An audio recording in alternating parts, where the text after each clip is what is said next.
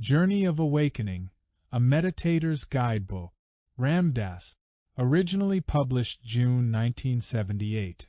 An integrity in my being. The inner experiences of these past years have changed the perception and meaning of the daily events of my life. Achievement, sexual desire, anger, boredom, pleasure, money, relationships, work, and play. I no longer feel that one part of me is fighting another. I experience any integrity in my being that includes the deepest as well as the most superficial. More of the time, the moment, no matter what I am doing, is permeated with space, peace, equanimity, joy, and lightness. In this book, as in my others, I have attempted to share what I have found. Introduction. When we make it in our society and then don't feel good inside, happy, at peace with ourselves, we are confused. As we strive for external security and success, we anticipate that the pot of gold at the end of the rainbow will not only look good, but make us feel good. If it doesn't, we conclude that there is something wrong with us, that we need to adjust. The assumption is that an adjusted being would be happy with success. But success usually turns out not to be enough to make us happy, and the therapeutic couch isn't necessarily appropriate for what ails us. Disillusioned by the hollowness of success, some of us have sought fulfillment in revolution, others in dropping out, and others in trying to milk more and more gratification from our environment, and some of us have sought a solution to our problems in other cultures, philosophies, or religions. For me, this search took me from being a psychology professor at Harvard University through experimentation with LSD and other psychedelics, and finally to the Himalayas in India. There I came to understand that I would have to approach my inner being directly to find a lasting answer. Meditation has been the best way to do this. There are innumerable meditative techniques deriving from many philosophies and religions. Over the past years, I have sought training in and practiced a variety of these, and have profited greatly from each. The inner experiences of these past years have changed the perception and meaning of the daily events of my life. Achievement, sexual desire, anger, boredom, pleasure, money, relationships, work, and play. I no longer feel that one part of me is fighting another.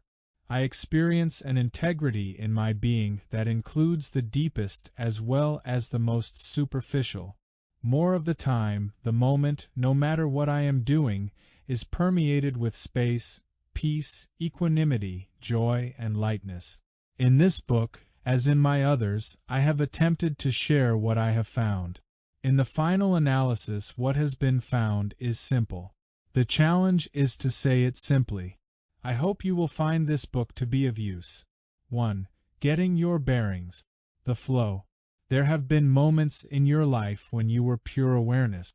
No concepts, no thoughts like, I am aware, or that is a tree, or now I am meditating. Just pure awareness, openness, a spacious quality in your existence. Perhaps it happened as you sat on a river bank and the sound of the river flowed through you. Or as you walked on the beach when the sound of the ocean washed away your thinking mind until all that remained was the walking, the feeling of your feet on the sand, the sound of the surf, the warmth of the sun on your head and shoulders, the breeze on your cheek, the sound of the seagull in the distance. For that moment your image of yourself was lost in the gestalt, in the totality of the moment. You were not clinging to anything. You were not holding on to the experience. It was flowing through you, around you, by you, in you. At that moment you were the experience. You were the flow. There was no demarcation between you, sun, ocean, sand. You had transcended the separation that thought creates. You were the moment in all its fullness. Everyone has had such experiences. These moments are ones in which we have lost ourselves, or been taken out of ourselves, or forgotten ourselves. They are moments in flow. It is in these moments of your life that there is no longer separation. There is peace, harmony, tranquility, the joy of being part of the process. In these moments the universe appears fresh. It is seen through innocent eyes. It all begins anew. The past has flown away. The coming month and year do not exist. Ours only is the present's tiny point. Shah Bistari. We try so hard to overcome the separateness. More intimacy, more rubbing of bodies, more exchanging of ideas. But always it's as if you are yelling out of your room and I am yelling out of mine. Even trying to get out of the room invests the room with a reality. Who am I? The room that the mind built. We spend so much effort to get out of something that didn't exist until we created it. Something that is gone in a moment. We've all had moments when there was no room, but we freaked, or explained it away, ignored it, or let it pass by. A moment, the moment of orgasm, the moment by the ocean when there is just the wave, the moment of being in love, the moment of crisis when we forget ourselves and do just what is needed. We each come out again and again. We turn and look and realize we're out and panic. We run back in the room, close the door, panting heavily. Now I know where I am. I'm back home, safe. No matter how squalid the room is, no matter how unmade the bed, no matter how many bugs are crawling around the kitchen, safe. These moments appear again and again in our lives. For many people it first comes as a glimpse into other states of consciousness brought about by emotional trauma, drugs, sex, nature, or a love affair. This glimpse reveals to the person that there is something more, that he or she isn't exactly who he or she thought. You may link these moments with the conditions out of which they arose. Perhaps it's the moment of sexual orgasm when you transcend self-consciousness. Perhaps it's a moment of trauma, of extreme danger when you forget yourself. Perhaps it's when you are out in the woods away from people and you let down your defenses, loosen the boundaries of your self-consciousness. Perhaps when you are lazing by a stream. Perhaps when you are sitting quietly with friends you trust and love. For surfers it is the moment when they come into equilibrium with the incredible force of the wave. For skiers it is when the balance is perfect. When our skills fit the demand perfectly, then there is no anxiety. Then we have proved ourselves. There is nothing left to do. In that moment our awareness expands. These moments bring a sense of rightness, of total perfection, of being at one meant, of clarity, of feeling intimately involved with everything around you, of being free of the tension self-conscious thought brings. But you mistakenly identify the moment with the vehicle. You cling to these situations. You keep going back to them to recreate those moments. But you needn't cling to the situations that have triggered them in the past. These moments of flow can happen anywhere, anytime. Throughout life, each of us has had many of these moments. They are ephemeral, but such moments are the essence of meditation. What concerns us in this book are the practices that increase these meditative moments in your life, until ultimately your entire life is meditation in action. Then all of your acts are part of the flow of the universe. Why meditate? To live in the moment, to dwell in the harmony of things, to awaken. If I had my life to live over, I'd like to make more mistakes next time. I'd relax. I would limber up. I would be sillier than I have been this trip. I would take fewer things seriously. I would take more chances. I would climb more mountains and swim more rivers. I would eat more ice cream and less beans. I would perhaps have more actual troubles, but I'd have fewer imaginary ones.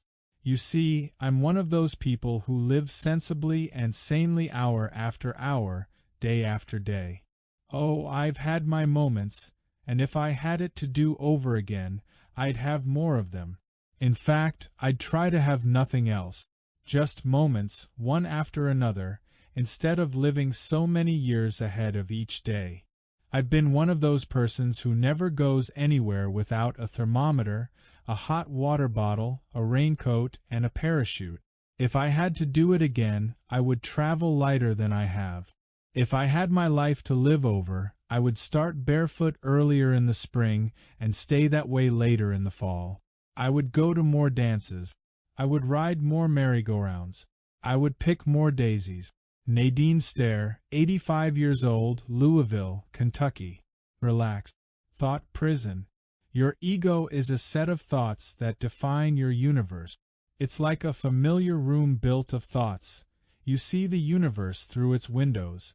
You are secure in it, but to the extent that you are afraid to venture outside, it has become a prison. Your ego has you conned. You believe you need its specific thoughts to survive. The ego controls you through your fear of loss of identity. To give up these thoughts, it seems, would annihilate you, and so you cling to them. There is an alternative. You needn't destroy the ego to escape its tyranny. You can keep this familiar room to use as you wish, and you can be free to come and go. First, you need to know that you are infinitely more than the ego room by which you define yourself. Once you know this, you have the power to change the ego from prison to home base. All that we are is a result of what we have thought.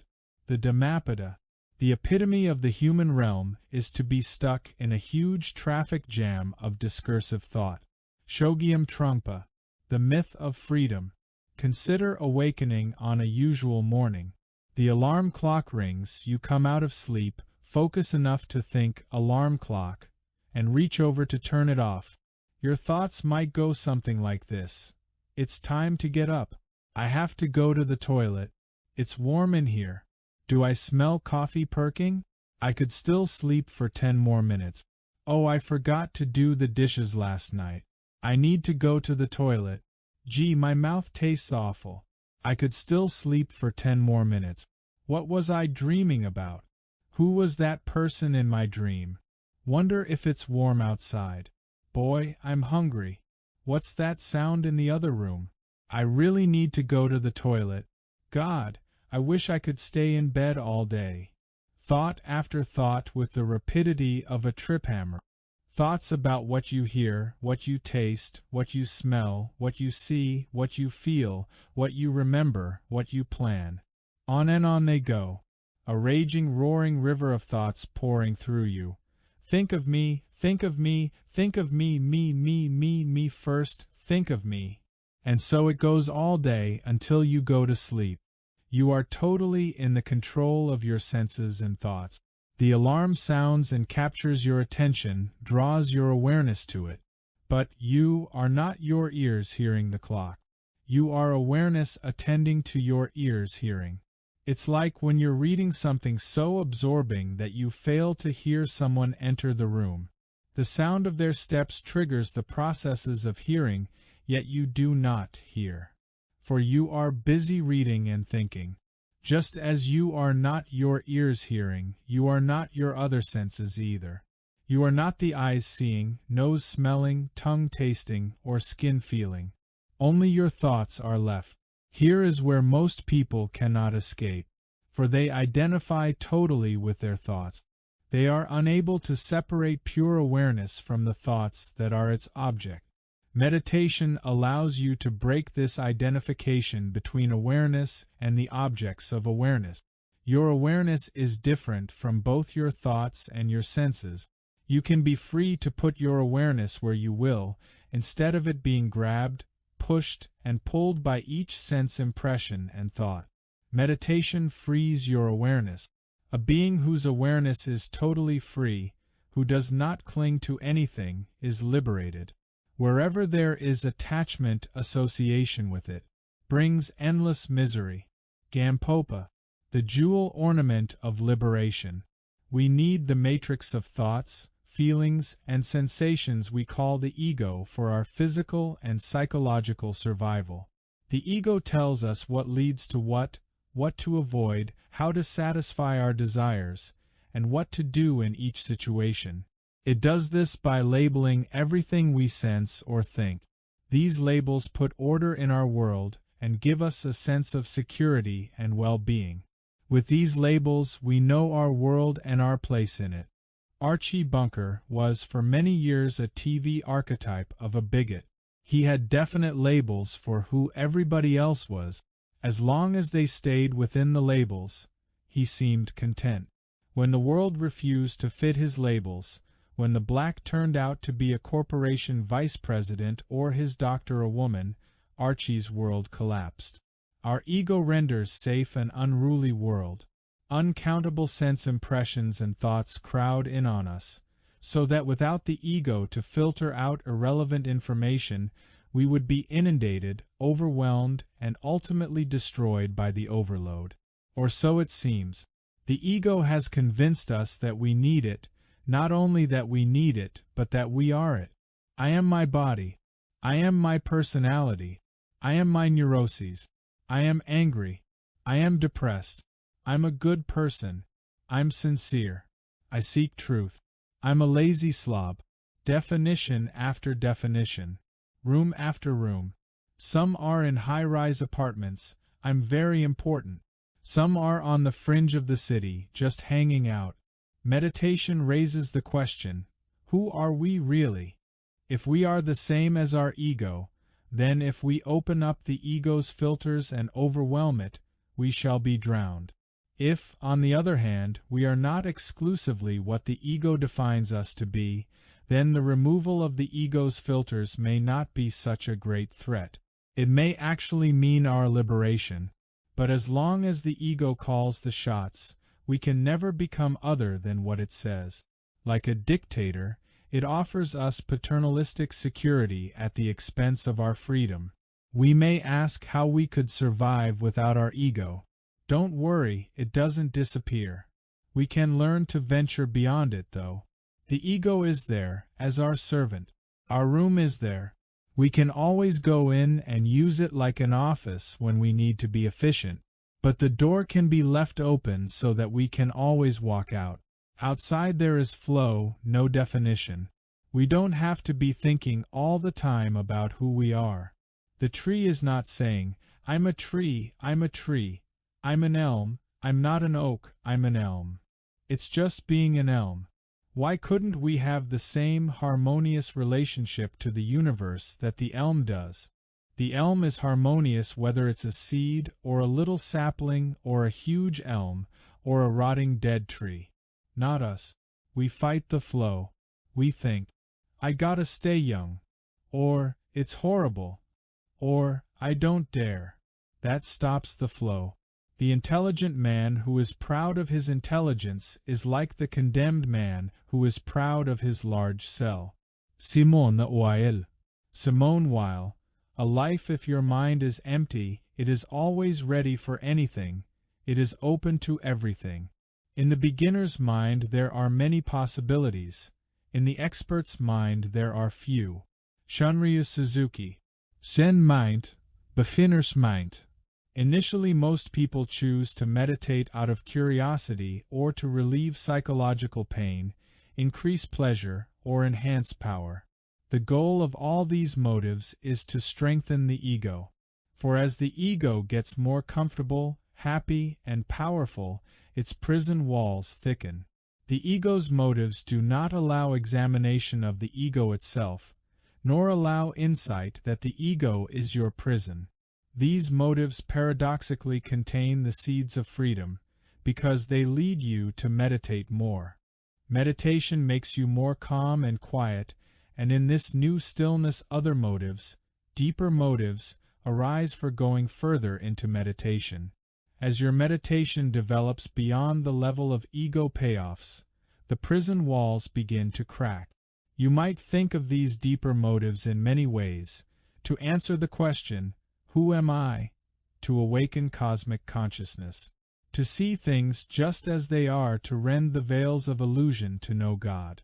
To tune to the harmony of the universe to gain more compassion. To reach a higher consciousness to become liberated. To be born again.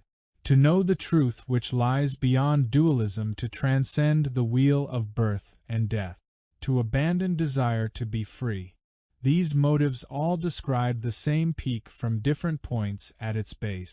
They all express a single desire, to escape the prison of ego. From the moment you came into the world of being, a ladder was placed before you that you might escape. Devani Shamsi Tabriz.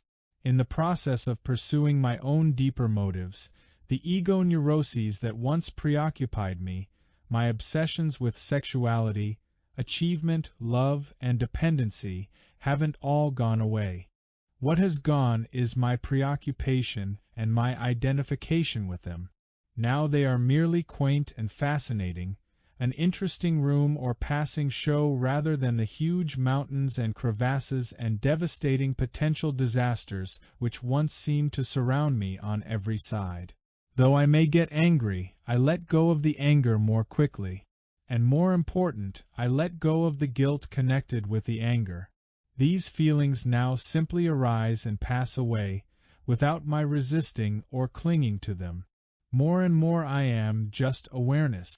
The explanation is involvement without clinging, not grabbing at anything. You may be attached to your lover, you say my woman or my man. There's the clinging. It can be part of the flow of the moment to be with a man or woman, but if he or she disappears tomorrow, that's a new moment. No clinging. Your life just lives itself. You're not sitting around saying, "How am I doing? Am I a failure in life? Am I a success?" You're not judging. Your life is just a process unfolding. I'm a Ram Dass. I do whatever it is I do. I see people, teach, and write my books. I eat, sleep, and travel, get tired and irritable, go to the bathroom, touch and taste and think. A continuous stream of events. A flow. I am involved with it all, yet I cling to none of it. It is what it is. No big deal. The man in whom Tao acts without impediment does not bother with his own interests, and does not despise others who do. He does not struggle to make money, and does not make a virtue of poverty. He goes his way without relying on others, and does not pride himself on walking alone. While he does not follow the crowd, he won't complain of those who do. Rank and reward make no appeal to him. Disgrace and shame do not deter him. He is not always looking for right and wrong, always deciding yes or no. Thomas Merton. The Way of Chuang Tzu. The mind of a yogi is under his control. He is not under the control of his mind. Sri Ramakrishna. The Gospel of Sri Ramakrishna. Your duty is to be, and not to be this or that. Sri Ramana Maharshi. The Game of Awakening. We have built up a set of ego habits for gaining satisfaction. For some it involves pleasure. For others, more neurotic, it involves pain. As you look at many people's lives, you see that their suffering is in a way gratifying, for they are comfortable in it. They make their lives a living hell, but a familiar one. This network of thoughts has been your home since you can remember. Your home is safe and familiar. It may be sad and painful sometimes, but it's home. And besides, you've never known any other. Because this structure has always been your home, you assume that it is what reality is, that your thoughts are reality with a capital R. If you start to use a method that makes gaps in this web of thoughts of who you are and what reality is, and if it lets the sunlight in and you peek out for a moment, might you not get frightened as the comforting walls of ego start to crumble? Might you not prefer the security of this familiar prison, grim though it sometimes may be, to the uncertainty of the unknown? You might at that point pull back toward the familiarity of your pain. That is the critical point. For here is your choice, whether you truly wish to escape from the prison or are just fooling yourself. For your ego includes both the suffering and the desire to be free of the suffering. Sometimes we use cures half-heartedly, with the secret hope that the cures will not work. Then we can hold on to our suffering while protesting we want to get free. But meditation does work. It gives you moments of sunlight, of clarity and detachment. Sooner or later you must either stop meditation, do it in a dishonest way, or confront your resistance to change. When you begin meditation, you may approach it as you would a new course in school, a new method to learn, a new goal to achieve. In the past, when you took a new course, you studied the rules of the game so you do well. You wanted to receive a high grade from the teacher, to get approval, or to be more powerful. As you advance in meditation, these external motives fall away. You begin to feel a spiritual pull from within. It is profound and it is scary. Most people start to meditate for psychological reasons. It's not that they feel a great yearning for God.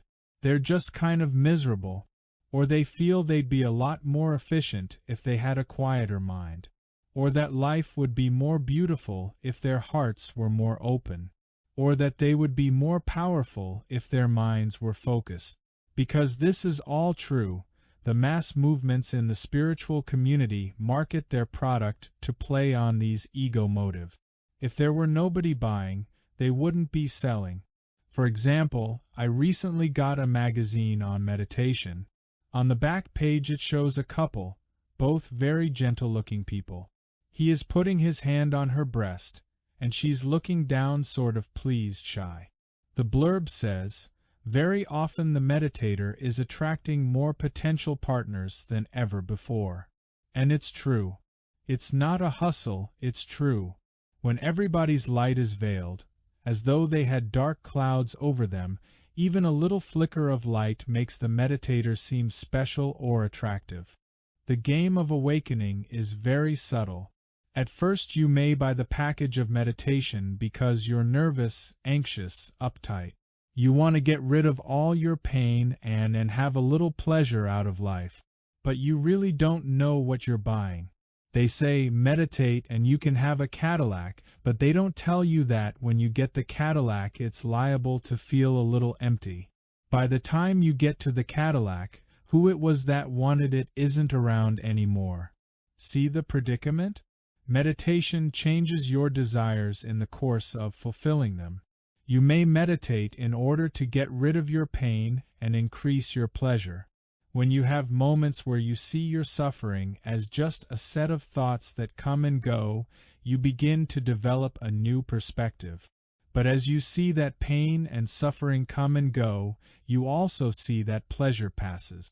If you use meditation to avoid pain and to have more pleasure, in the bargain you also come to see the transitory nature of pleasure. While at first you were motivated only to maximize your pleasure, you are now faced with what lies beyond pleasure and pain. Enlightened beings have always said that clinging to any experience or possession that is in time causes suffering, for everything changes. Both pleasure and pain are in time. To fully escape suffering, you must seek what lies beyond the polarities of pleasure and pain, beyond time. Time is the grim reaper of it all, of all forms. Form is always changing. Time, change, flow. Going to hold on? Where? Remember Shelley's poem about Ozymandias? He had been king of a long-forgotten desert empire. All that remained to tell his story was a broken statue half buried in sand. And on its pedestal it bore the inscription, "My name is Ozymandias, King of Kings. Look on my works, ye mighty, and despair." The great sages have warned again and again about things in time. Buddha said, "Cling not to that which changes," and Christ said, "Lay not up your treasures where moth and rust doth corrupt." Both are saying the same thing, though they use different images to talk to different people. The truth is one and the same.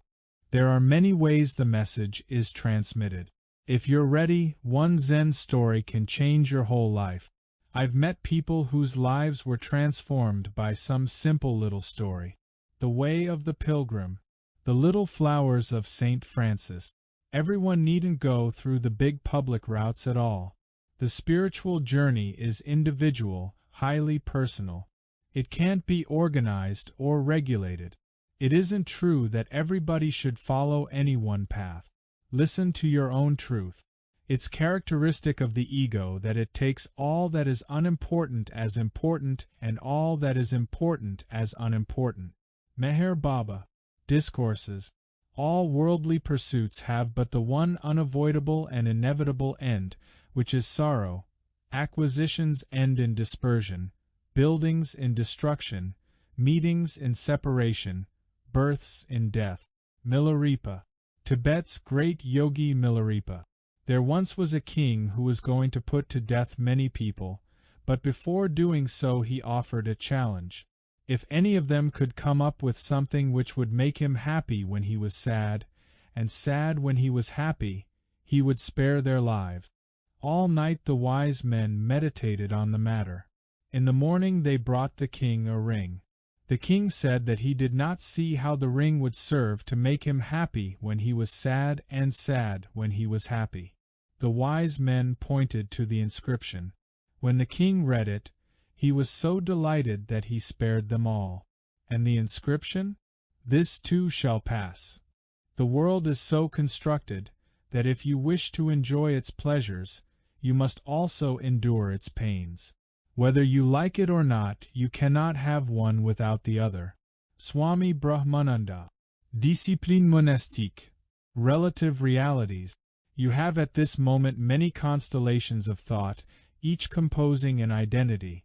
Sexual, social, cultural, educational, economic, intellectual, historical, philosophical, spiritual, among others. One or another of these identities takes over as the situation demands. Usually you are lost into that identity when it dominates your thoughts. At the moment of being a mother, a father, a student, or a lover, the rest are lost. If you go to a good movie, you are drawn into the storyline. When the house lights go up at the end of the film, you are slightly disoriented. Takes a while to find your way back to being the person sitting in the theater. But if the film is not very good and it does not capture you, then you notice the popcorn, the technical quality of the movie, and the people in the theater. Your mind pulls back from involvement with the movie. The quietness meditation brings your life is like pulling back from the movie. Your own life is the movie, its plot melodramatic. Will I learn to meditate? Will I become enlightened? Will I marry? Will I have children? Will I get a better job? Will I get a new car? These are the storylines. The autobiographical part of the book Be Here Now was initially called His Story. Each of us has his story. History. To see your life as his story or her story is to break the attachment to the melodrama of your storyline. But be careful. This doesn't mean to push it away, to reject or deny it or consider it trivial. It merely means to surround the events of your life with quiet, spacious awareness. It is not that you erase all of your individuality, for even an enlightened being has a personality marked by all sorts of idiosyncrasies. An enlightened being doesn't necessarily have beautiful hair, sparkling teeth, a young body, or a nice disposition. His or her body has its blemishes. It ages and dies. The difference is that such a being no longer identifies with that body and personality. Another way to understand the space you approach through meditation is to consider dreams. Perhaps you have never experienced awakening from a dream within a dream. But when you awaken every morning, you awaken from a dream into what? Reality? Or perhaps another dream? The word dream suggests unreality. A more sophisticated way of saying it is that you awaken from one relative reality into another. We grow up with one plane of existence we call real.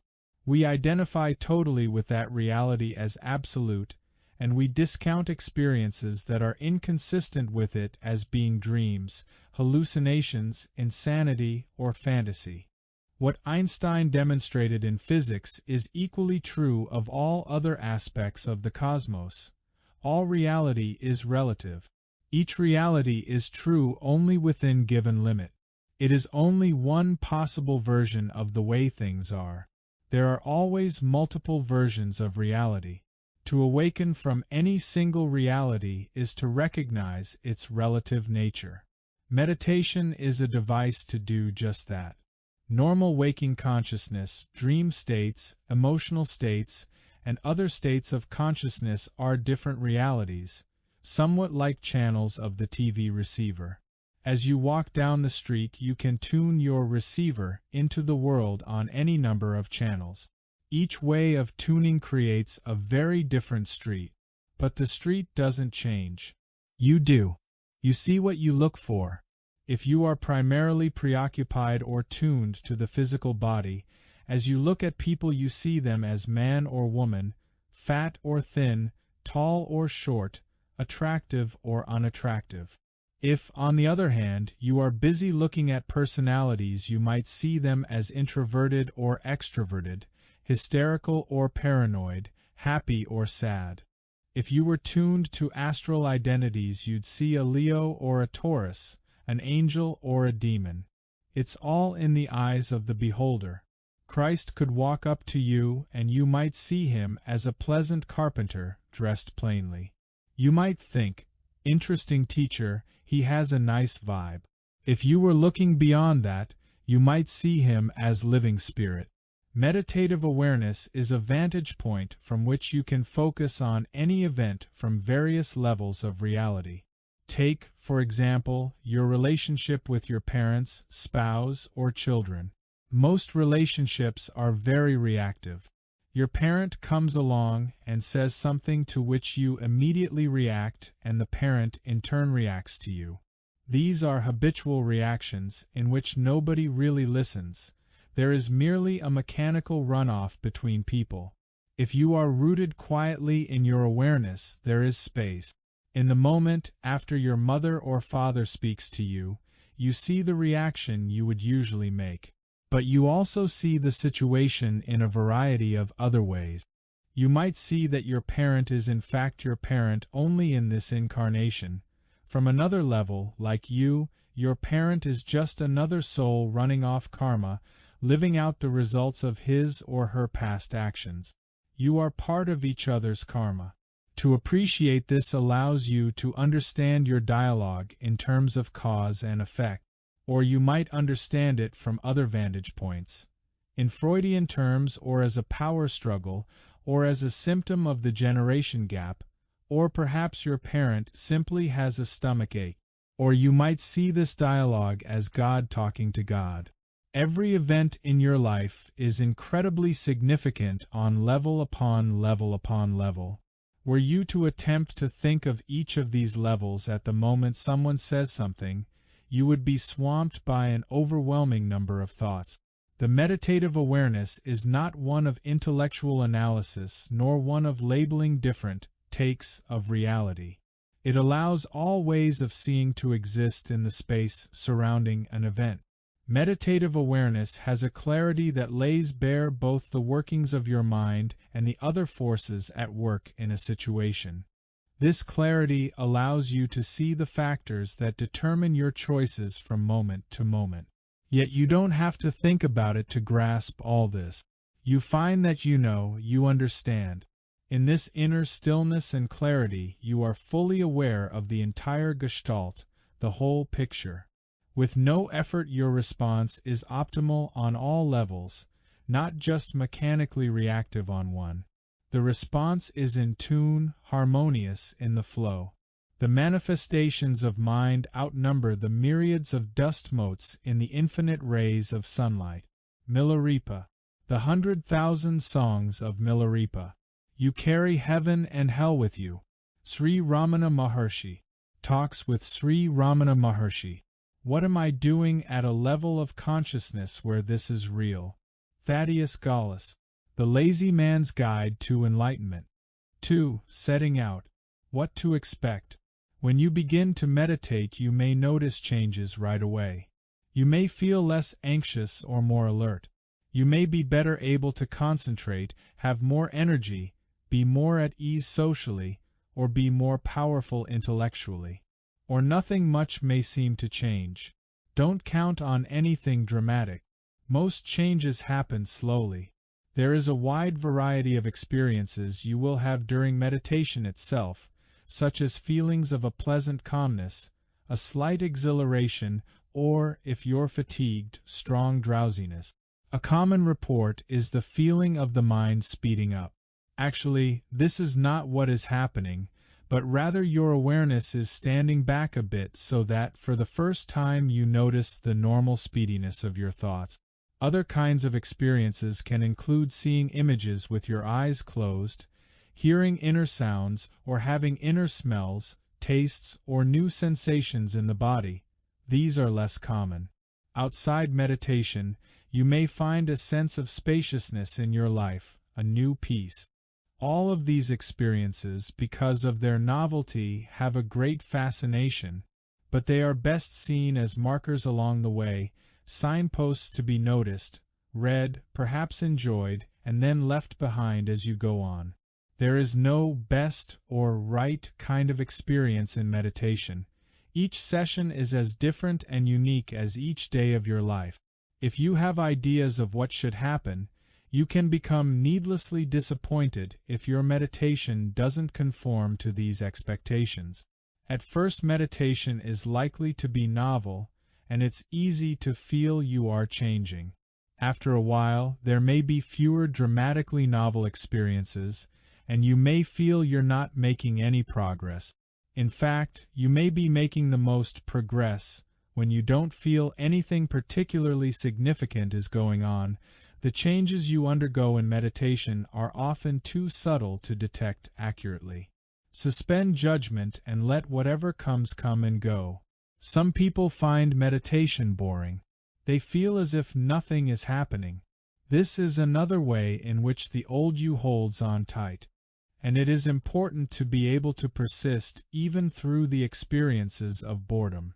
Set yourself a period of time to seriously try meditation, perhaps a period of 2 weeks or a month in which you say to yourself, "No matter what I experience in meditation, I will continue to do it regularly." This will give you a chance to get through discouraging experiences in meditation such as boredom. On the other hand, the initial reaction to meditation may be just the opposite of boredom, ecstasy. Many people find things happening after their first few meditative experiences that give them incredible enthusiasm and truly ecstatic state. This may lead them to proselytize, to want to tell others. I suggest that in the early stages you move gently and slowly. Don't overreact. Positive experiences may well be followed shortly after by indifference. If you don't keep your experiences to yourself, you may find yourself caught in a social situation in which you have created a monster of enthusiasm which you must pump up in a false way in order to be consistent. It is wise in all stages of meditation to be calm and not to make too much of any of your experiences, positive or negative. Merely notice them and keep on with your meditation. Some people overreact to their experiences and go around saying that they're enlightened, they're the Buddha, they're the Christ. This is a self-deception. Others go to the other extreme and say they are nothing, they are unworthy. Both these positive and negative attitudes have to go. Be open to whatever experiences come in your meditation. Don't get fixed on a model of what meditation is supposed to feel like. Set aside judging, being critical, having opinions. Meditation is giving up models and labels. The less you expect, the less you judge, the less you cling to this or that experience as significant, the further you will progress. For what you're seeking is a transformation of your being far beyond that which any specific experience can give you. It is important to expect nothing, to take every experience, including the negative ones, as merely steps on the path, and to proceed. When you practice Zazen, just practice Zazen. If enlightenment comes, it just comes. Shunryu Suzuki. Zen Mind, Beginners Mind. Your body, posture, and health determine, in part, the quality of meditation. Until your meditation becomes deep, it will be difficult, for example, to override physical pain. In a sitting meditation, your neck may hurt, your spine feel tense, you may be restless and unable to find a comfortable position. If so, you should work on your body. Hatha Yoga is designed to prepare your body to sit still. The series of stretching positions and movements, called asanas, help your body become straight, clear, and at rest for sitting. There is a sample of Hatha Yoga in the section on movement in the next chapter. When you first start to do a sitting meditation, find any comfortable position with your back straight. If you sit on the floor, raise your bottom with a pillow. A straight back keeps you alert. Sit so you can stay still for a long time without moving or having to think about your body. If you're not used to sitting on the ground with crossed legs, don't try it right away. A straight back chair is fine for beginners. Later, as your meditation gets stronger, you can gradually try sitting cross-legged, in a half lotus or full lotus. It doesn't really matter whether you sit on a straight-backed chair or cross-legged or lie flat on your back. It is important that your back and head be straight. If this is difficult, just be as alert as you can. When I sit in meditation, first I find a comfortable position. If my body bothers me because of discomfort or pain, meditation is more difficult. I sit either in the half lotus on a firm pillow or in a chair. To sit half lotus, cross-legged with one foot resting on the opposite thigh, you may need to do Hatha Yoga postures daily to loosen up your ankle, calf, knee, and thigh. The advantage in sitting half lotus is that it is a very stable position. This physical stability makes it easier for you to enter meditative state. Then your body becomes a meditation temple.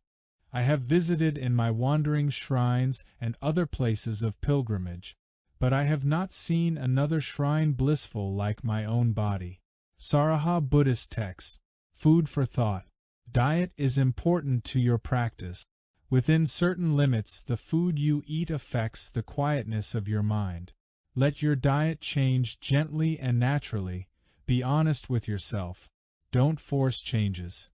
To try to give up a food too soon merely makes you focus on it all the more. If you think of nothing else but juicy steaks while eating your soya burger, you're going too fast. The point is to let go of the thoughts as well as the food. Your attachments are more important than whether you eat or abstain from certain foods. Some foods make you more agitated and stimulated, so it's hard for you to sit quietly. Your sensitivity to such foods will change. As you come to feel lighter, for example, red meats may seem too heavy for you. Slowly your diet may shift away from meat, toward chicken, fish, eggs, and finally perhaps just fruits, grains, and vegetables. In the same way, you may drift away from sugar, alcohol, and cigarette. Remember, there are no specific rules to this game. Beings have become enlightened eating anything and everything. Be sure to honor your dietary needs of the moment. Be careful as you shift your diet not to upset your protein balance. If you are moving toward a vegetarian diet, use protein supplements if necessary. Keep up your vitamin intake as well, particularly B and C, minerals, and perhaps E. Flagging energy and anemia are obstacles to deep meditation. Fasting is also useful to purify and cleanse your body. But be moderate. You should do extensive fasting only with the guidance of a teacher. Along with growing awareness about your food, it is well to become more sensitive to what you feed your mind. Some spiritual systems, like macrobiotics, are built around diet. Very often, however, people focus on food with little attention to what they put in their mind. To eat sprouts, grains, and fruit and then watch sadistic violence and greed-ridden games on television is hardly feeding your spirit in a balanced way. Be conscious of both kinds of food. As you progress, you become less excited about collecting the melodrama of the daily news. For as you delve within yourself, you want less and less to feed your mind unnecessary images and thoughts that agitate it. You simplify what you talk about, what you watch, and what you read. You find yourself drawn to new kinds of books, perhaps books written by those who speak from the quiet of meditation. They are invaluable in creating a space in which your mind can become quiet also. We stuff our minds with trivia just to fill the emptiness we feel. When I sit in a New York subway train and watch people read the daily news, I see how much unnecessary information they are collecting. I once spent 6 months in a temple in India. I had no communication with the rest of the world. It was during an election period, and I did not know who was the new president of the United States. This was ironic, for as a psychologist, one of the questions on tests I had given to mental patients was, "Who is the President of the United States?" When I returned from India, I found that in about 1 day of reading back issues of magazines, I caught up with the significant events of the last half year. At the same time, I escaped being preoccupied with the personalities, events, and drama of the news. One can be a responsible citizen without allowing one's mind to be captured by the media and their need to create news. There is a saying, when you sweep out the temple courtyard, don't stop to read the old newspapers. We act as if the human intellect were a runaway monster which must be fed continuously at all costs. I myself am becoming less of an information addict. Now I sit on the subway doing mantra or following my breath and end the trip tranquil and ready for the next moment. Meanwhile others, immersed in collecting information to feed their minds, end the trip more tense, fragmented, and speedy than when they started.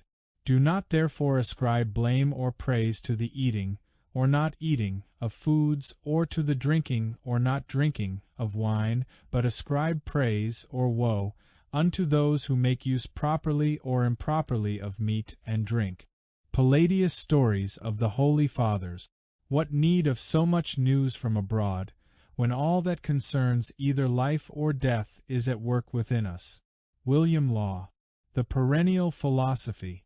The teaching which is written on paper is not the true teaching. Written teaching is a kind of food for your brain. Of course it is necessary to take some food for your brain, but it is more important to be yourself by practicing the right way of life. Shunryu Suzuki. Zen Mind, Beginners Mind. Where to meditate. Meditation is work. It helps to have a physical space to work in, a room or corner set aside for meditation.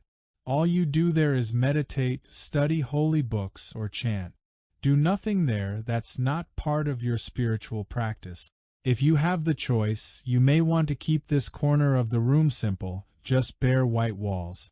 Or you may decorate it in keeping with its unique part in your daily routine. A candle or stick of incense may do.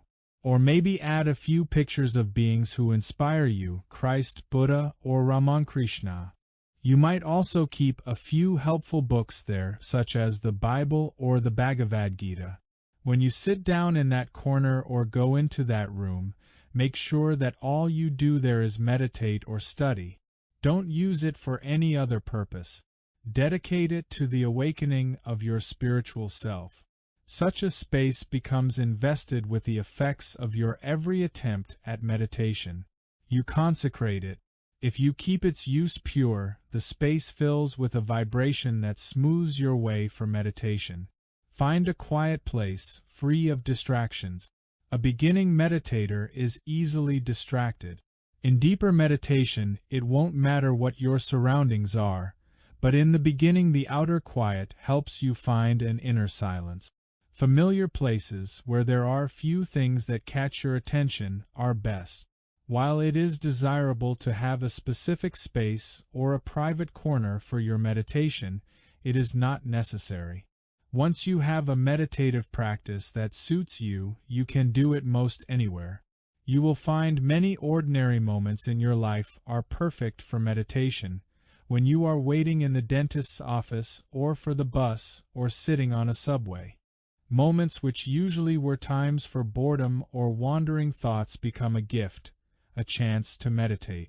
Often I have had my deepest meditations when I least expected them, not when I was sitting on my meditation cushion surrounded by other meditators, but while driving my car, or sitting in an airplane, or waiting in the Internal Revenue Service office, or standing in line in the New Delhi railway station.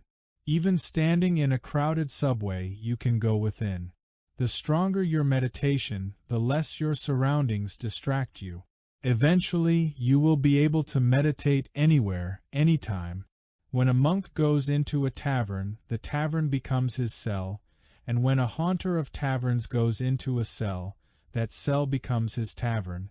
Hujwari. Kashf al-Majub. The happiness of solitude is not found in retreat. It may be had even in busy centers. Happiness is not to be sought in solitude or in busy centers. It is in the self. Sri Ramana Maharshi. When to meditate.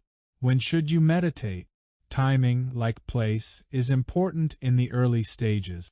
Just as you should find a comfortable place to sit, you should find a convenient time of day for your meditation. If you've just eaten a large meal, you may become drowsy. If you're hungry, that too may interfere with your meditation. Most serious meditators practice at least twice a day, in the morning after awakening, and sometime during the evening. The first sitting puts your mind in a relaxed state before your day begins. The second sitting refreshes you for the evening. It's best to meditate each day at the same time in your daily rhythm, for example, before leaving the house each morning and before dinner each evening. Find or make times when you can be free of concerns and responsibilities for a while. Let someone else answer the phone or mind the children. The habit of meditating daily provides an outer framework for the inner process of meditation. So be regular. In the beginning, 20 or 30 minutes is a good length for each meditation session. You can gradually extend the length of your sitting by increments of 5 minutes or so up to 45 minutes to an hour, as your schedule and inclinations allow. You can keep track of the time with a kitchen timer or with a watch, opening your eyes briefly to see if the time is up. These quick glimpses to check on time won't disrupt your meditation. As you continue practicing, your sense of when the session is through will become increasingly accurate. How long you should meditate varies.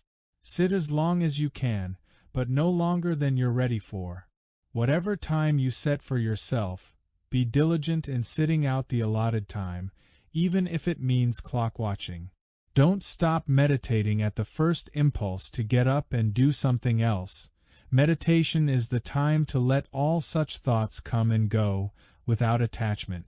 If you meditate regularly, even when you don't feel like it, you will make great gains, for it will allow you to see how your thoughts impose limits on you.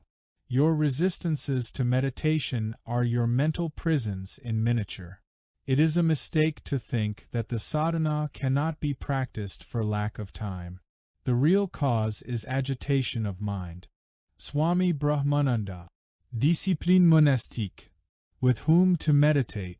Find other people with whom you can share your interest in meditation. They can become your support system. The 19th century Indian Saint Ramakrishna remarked that a beginner in spiritual life is like a young tree that needs to be circled with a fence for protection. This is the seeker's need for satsang, a group of fellow aspirants who strengthen one another's sometimes shaky faith on the journey.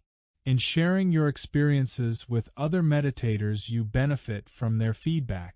You get a broader view of what's possible in meditation than you would have if you meditated alone. To meditate with a group will certainly strengthen your practice. Your mind will create ruses to disrupt your practice. At those moments when you feel bored or agitated, if you were alone you might be inclined to stop and get up. An agreement to meditate with another person for a set time keeps you in place. When you sit with others, the pretexts that arise in your mind for quitting meditation are more often simply observed, rather than acted upon. At a more profound level, meditating with satsang creates a group vibration that often intensifies your meditation.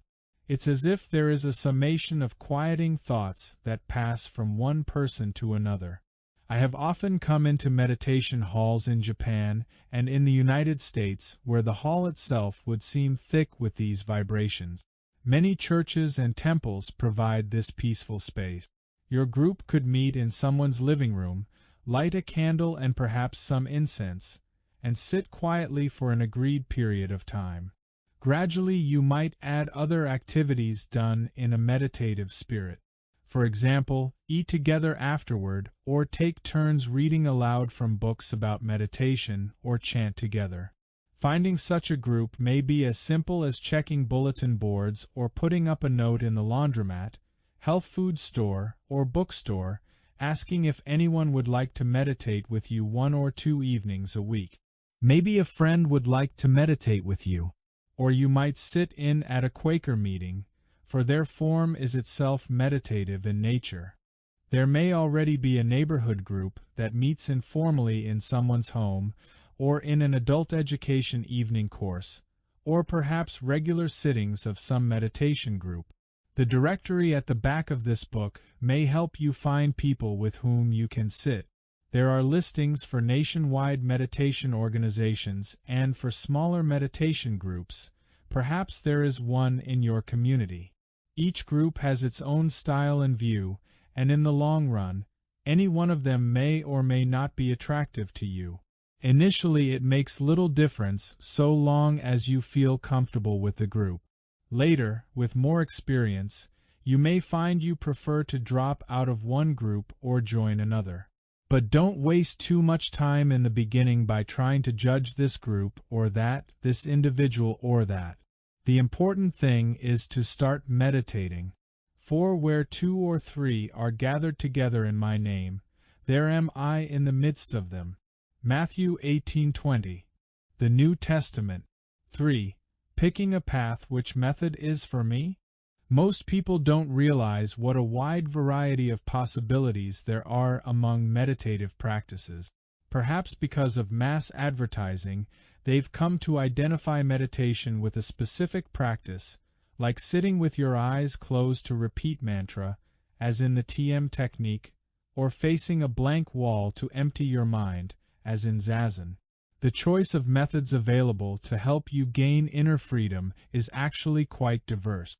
There are many methods and groups to choose from, besides the few well-known names. People sometimes are turned off by meditation when they begin with a method that is too hard for them. It helps to use a method which uses your natural tendencies, and so reinforces a positive attitude. At the outset, choose a method that harmonizes with what you are already good at, a method that interests you. Follow it until you feel a strengthened connection to a quietness of mind, to a meditative awareness to God. Look at your life and see what has really turned you on. Perhaps you are very athletic. To sit motionless for an hour would be to fight your body. Instead, you might begin with karate or kung fu and then go on to Tai Chi or some other moving meditation. If you are more sedentary or scholarly, you might start by reading Krishnamurti or Buddhist doctrine and practicing Vipassana meditation. An emotional person might find these practices too dry and be drawn instead to Sufi dancing or to singing or chanting. These are also forms of meditation. As your meditation develops, you may find yourself drawn back to the methods you avoided when you began. You may get frustrated because the fire is not hot enough and you want to move faster than easier methods permit. So you work with one method after the next until all aspects, heart, mind, and body, are balanced. If you begin with one of them, sooner or later you will probably want to integrate the others as well. It makes no difference which technique you start with. Try to sense what you're ready for and what you need. Above all, be honest with yourself. A useful tactic is to pick a method that feels right and do it for 2 weeks. During this trial run, agree with yourself. I will treat all my negative reactions to this form of meditation as merely thought forms prompted by my ego to keep me from taking it seriously. I will suspend judgment, criticism, and doubt. At the end of 2 weeks, you're free to evaluate the method. Or give yourself 3 months or 6 months. Plunge in. Eventually, you have to stop trying to figure out where you are if you want to get somewhere else. Imagine Lindbergh flying from New York to Paris with only his little periscope sticking out of the Spirit of St. Louis to guide him. He can calculate his position from the stars, but all he sees is that there's a lot of ocean below. He doesn't really know whether he's miscalculated or not until he arrives. He's going on the faith that he's getting there and that it will all work out. That's what the spiritual journey is like. You need discipline to persist when the going gets rough or uncertain, faith to stick it out to the end. Does one really have to fret about enlightenment? No matter what road I travel, I'm going home. Shinsho. A trial run. If you've never done any meditation before, you can try one right now.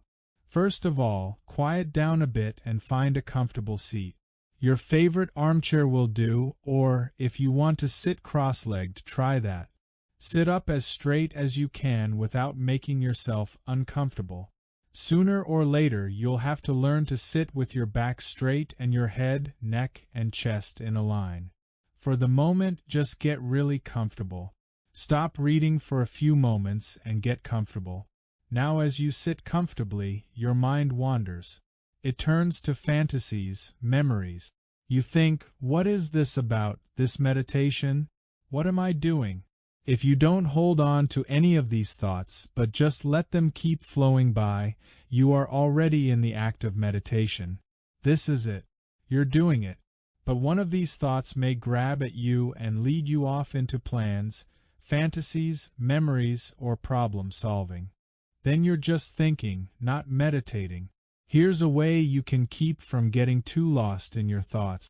See your thoughts go by as if they were autumn leaves floating down a stream. But focus on the stream. The leaves drift by, being moved this way and that by the eddying water.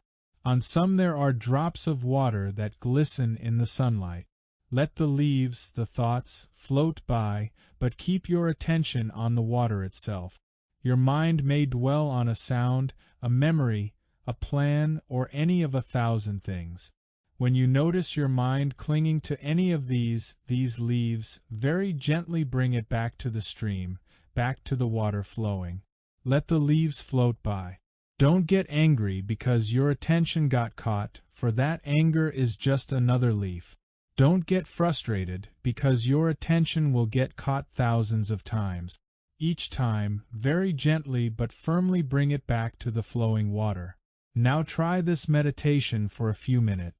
This is the beginning of the quiet mind. Many paths. Sitting quietly with eyes closed is only one of many ways to meditate. People can meditate while dancing and chanting the names of God, while making a cup of tea, or during practically any activity. And for those who meditate with eyes closed, there is a wide variety of inner practices. It is not what you do with your body, but what you do with your mind that counts in meditation. Sampling the variety of meditative practices in the sections that follow, you will come to appreciate that there is a wide range of possibilities. While all of the practices described here lead ultimately to the same result, each emphasizes different qualities of the meditative state. Thus, for example, one type of meditation will emphasize quietness of mind, another tuning to the forces of the universe, another compassion. I think of this difference as merely a matter of timing, for although each of these practices starts with one quality or another, ultimately all the qualities come into play in the course of the seeker's path. To pursue any method brings you to more subtle considerations and more advanced levels of practice. What initially may have been irrelevant takes on significance later. For example, take mantra. When you begin to work with mantra, anyone will do. Later, however, you become aware of nuances, such as the subtle differences between mantras and the states to which they bring you. Each method reveals subtleties as you advance in it.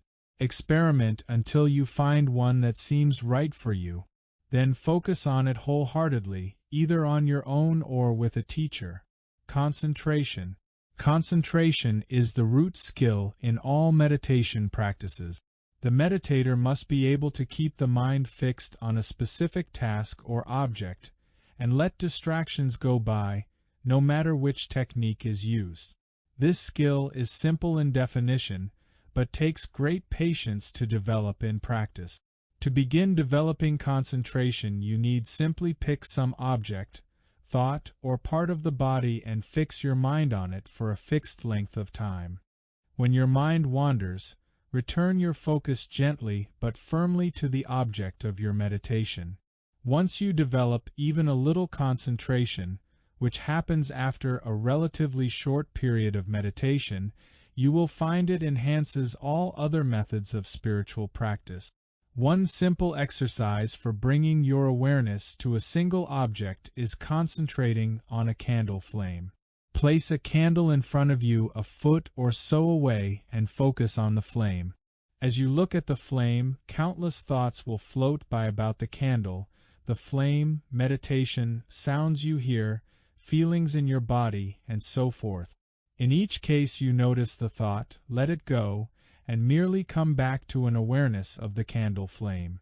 By gently but firmly trying to keep your attention focused on the candle flame, you begin to see your thoughts and senses grabbing at your awareness. You become aware of the process of attachment. This training in one-pointedness of mind is the first step in learning not to cling. The goal of meditation is to free your awareness from its identification with your senses and thoughts. So freed, your awareness permeates everything but clings to nothing. The attainment of the one-pointedness of the mind and the senses is the best of austerities. Sri Sankaracharya, 1,000 Teachings. The very essence of meditation is one-pointedness and the exclusion of all other considerations, even when these considerations happen to be enticing. Meher Baba, Discourses. Try these directions for mindfulness of breathing, a basic concentration practice. When you're ready to meditate, close your eyes and bring your attention to the motion of your breath as it enters and leaves your nostrils. Keep your focus at the nostrils, noting the full passage of each in-breath and out-breath, from beginning to end. Don't follow the breath into your lungs or out into the air. Just watch its flow in and out of the nostrils. If you can, notice the subtle sensations of the breath as it comes and goes. Be aware of each in-breath and out-breath as it passes by the nostrils, just as a doorman watches each person who comes and goes through a door. Attend to the feeling of the breath. Don't try to imagine it or visualize it. Note the sensation of the breath just as it is, exactly as you feel it. You may feel the breath at the rim of the nostrils, or just inside the nose, or on the upper lip beneath the nose. The sensations you feel will change.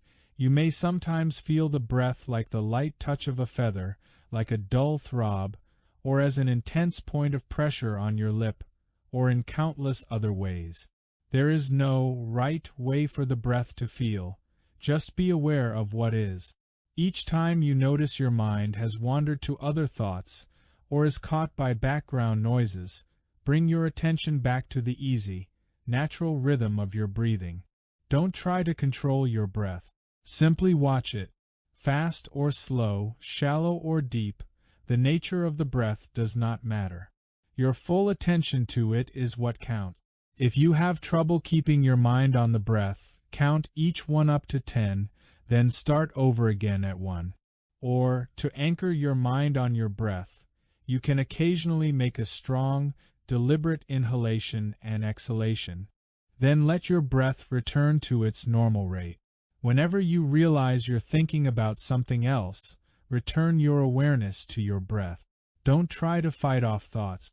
Just let them go. If sounds distract you, do the same. Let them be and simply start watching your breath again. If aches or itches bother you, slowly move or shift to ease them if you must. But keep your mind on breathing while you do it.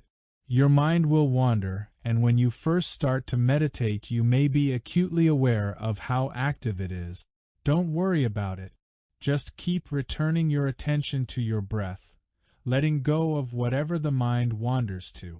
This is the essence of meditation, letting go of your thoughts. Mantra, a word, a name of God, or a spiritual phrase that is repeated over and over again, is known as a mantra. The practice of mantra is an effective way to concentrate your mind. But as important as concentrating your mind is what you concentrate on. Although the mind can focus on anything, only certain words can qualify as mantra. A mantra must connect you with the sacred. Most of them focus you on God through repetition of a divine name. A mantra provides a boat with which you can float through your thoughts unattached, entering subtler and subtler realms. It is a boat that steers itself to the threshold of God. The use of mantra sets up one thought, one wave that repeats over and over again, dislodging your attachment to all other thoughts, until they are like birds gliding by. For example, you can quietly or silently repeat the Sanskrit mantra Ram, a name of God. Just repeat Ram, Ram, Ram, Ram. A billboard goes by and disappears into Ram, Ram, Ram. If a passenger in your car asked what you were doing, you might tell him, I'm saying Ram, Ram, Ram instead of, I'm taking my foot off the accelerator. All you're thinking of consciously is the mantra, while the driving is taken care of automatically. In the same way, you begin to see your life from the detached vantage point of the mantra. Although groups like TM recommend that beginners not meditate more than 20 minutes twice daily, I have found it useful to sit quietly and do nothing else but practice mantra for longer period. You can work concentratedly with mantra for an extended time, 3 or 4 hours, or even longer. In this way you will become intimate with the sound of the mantra and you will begin to surrender into it, to merge. Offer all your thoughts as a sacrifice to the mantra. If you think, this isn't going to work, take that thought and imagine yourself offering it to the mantra on a golden tray with a silk handkerchief, incense, and a candle. Offer it as you continue to repeat the mantra undisturbed. Keep offering your thoughts, your doubts, discomforts, boredom, even your sore throat. Later, when you have gotten up to go about the business of the day, keep remembering the mantra. Invite it to stay with you. You can coordinate the mantra with your steps as you walk or with any rhythmic activity. No matter what else you do, keep doing the mantra. If you are typing, each time you hit the shift key, Ram. If you are talking, each time there is a pause, Ram. One very effective and widely used method of remembering a mantra is the counting of beads with a rosary or mala. Any easily handled beads will do. You pass the beads across your fingers, bead by bead, with each repetition of the mantra. If your mind wanders, the activity of the hand or the touch of a bead will remind you of the mantra. The rhythm becomes more compelling, the experience more total as your body works in harmony with the mind. Also, you can use the beads to keep track of how many times you have repeated the mantra as part of your daily meditation routine. As you practice, you will notice that when your mind is calm, the mantra will be delicate and subtle. When your mind is agitated, the mantra will be as strong and gross as is needed. Just keep bringing your mind back to the mantra and let it make you more and more still. Some examples of mantra besides Ram are Om, the one basic sound or totality of all sound. Om Mani Padme Hum, the Tibetan mantra meaning, the all is a precious jewel in the lotus flower which blooms in my heart, and the Buddhist mantra Gari Gari Para Gari Parasam Gari Bodhi Swaha, which means beyond, beyond, the great beyond, beyond that beyond, to thee homage. As far as you can think, as far in as you can go, these mantras keep going beyond, drawing you on until finally you go beyond any need of the mantra into the source of all thought. There are various stages as your practice of a mantra deepens. An exquisite description of this process is found in The Way of a Pilgrim, written by an unknown Russian whose practice was to repeat the Jesus prayer. After no great lapse of time, I had the feeling that the prayer had, so to speak, by its own action passed from my lips to my heart. Further, there came into my heart a precious warmth. None of these things made me feel at all cast down. It was as though they were happening to someone else, and I merely watched them. The prayer brought sweetness into my heart and made me unaware of everything else. How fast this takes place depends on how wide open and ready you are. But before too long, if practiced continually, a mantra becomes somewhat autonomous, like a top spinning inside which every now and then needs just a flick to keep it going. Eventually, it will go on with no need of encouragement, as in the case of the Saint Kabir who said, "Ram practices my japa, a repetition of God's name, while I sit relaxed." It's a blissful moment when you notice that happening. Instead of doing mantra, the mantra is doing you. If your spirit is ripe for it, you might only have to hear a mantra or see it in a book to sense that it is the right vehicle for you. Or you might try a particular mantra and find, when you begin to use it, that nothing happens. It may feel foreign and irrelevant as you repeat it. Don't worry about your pronunciation. In the course of time it will take care of itself. Give a mantra a chance. Then, if it still feels strange and uncomfortable, perhaps it is not the right mantra for you. No harm done. Just try another. Mantras can range from a simple word or phrase which you might want to work with, to the Sanskrit and Tibetan mantras designed so that each syllable activates a particular chakra or a particular type of consciousness. A powerful English mantra comes from Herman Rednick. I am a point of sacrificial fire held within the fiery will of God. Do this mantra while keeping your attention focused on the point between the eyebrows. As you bring your energy to this point with mantra, day after day after day, you gradually become a channel of God's will. When the sun is kept in the heart, all evil vanishes from life. If you wish to practice this mantra, as you repeat it, visualize the sun. Consider how the sun sends light and warmth on everything, good and evil alike. It doesn't say, "I won't shine on you because you aren't playing the game." It just keeps sending out light and warmth. Do this in the morning. Contemplate the sun, a differ, and bring it slowly down into your heart. Feel its warmth and radiance in your heart. To send this warmth and love out, you don't have to do anything. The sun is the emission of light. Let it shine. As you repeat this mantra and follow the visualization, you are tuning to the self residing in your spiritual heart, or hridayam. When the sun is kept in your heart, all evil vanishes from your life. In the Bible is a natural mantra as simple as its name, the Jesus Prayer or Prayer of the Heart. In Luke 18:13 it says, "But the publican standing afar off would not so much as lift up his eyes to heaven, but kept striking his breast, saying, O God, be merciful to me the sinner." This mantra has come to read, Lord Jesus Christ, Son of God, have mercy on me a sinner. It may be reduced to as few as 3 words depending on the one who prays. Lord Jesus Christ, Son of God, have mercy on me, a sinner. Lord Jesus Christ, have mercy on me, a sinner. Jesus Christ, have mercy on me, a sinner. Jesus Christ, have mercy on me. Christ have mercy.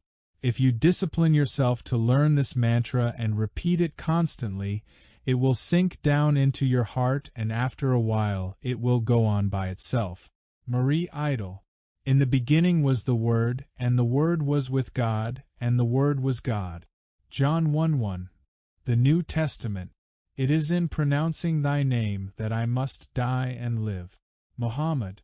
Thus abide constantly with the name of our Lord Jesus Christ, so that the heart swallows the Lord and the Lord the heart, and the two become one. St. John Chrysostom. Writings from the Philokalia on Prayer of the Heart. Blessed is the person who utterly surrenders his soul for the name of Yahweh to dwell therein and to establish therein its throne of glory. Zohar. Major trends in Jewish mysticism. I am a happy man indeed. I visit the Pure Land as often as I like. I'm there and I'm back, I'm there and I'm back, I'm there and I'm back. Namuamida Butsu. Namuamida Butsu. Saichi. Mysticism, Christian and Buddhist. Contemplation. Reading scripture, praying, and communing with nature are all forms of contemplation. You should read enough of the thought underlying your spiritual practices to understand fully what you are doing. Use this study as seeds for contemplation. Collect a series of books written or spoken by beings who are liberated or attuned to higher states of consciousness. Quotations from some of these books are sprinkled throughout this one. Each day in the morning or evening open a book at random or read until you find a paragraph or a sentence with which to work. Reflect on it throughout the day. See your own life through the lens of the passage.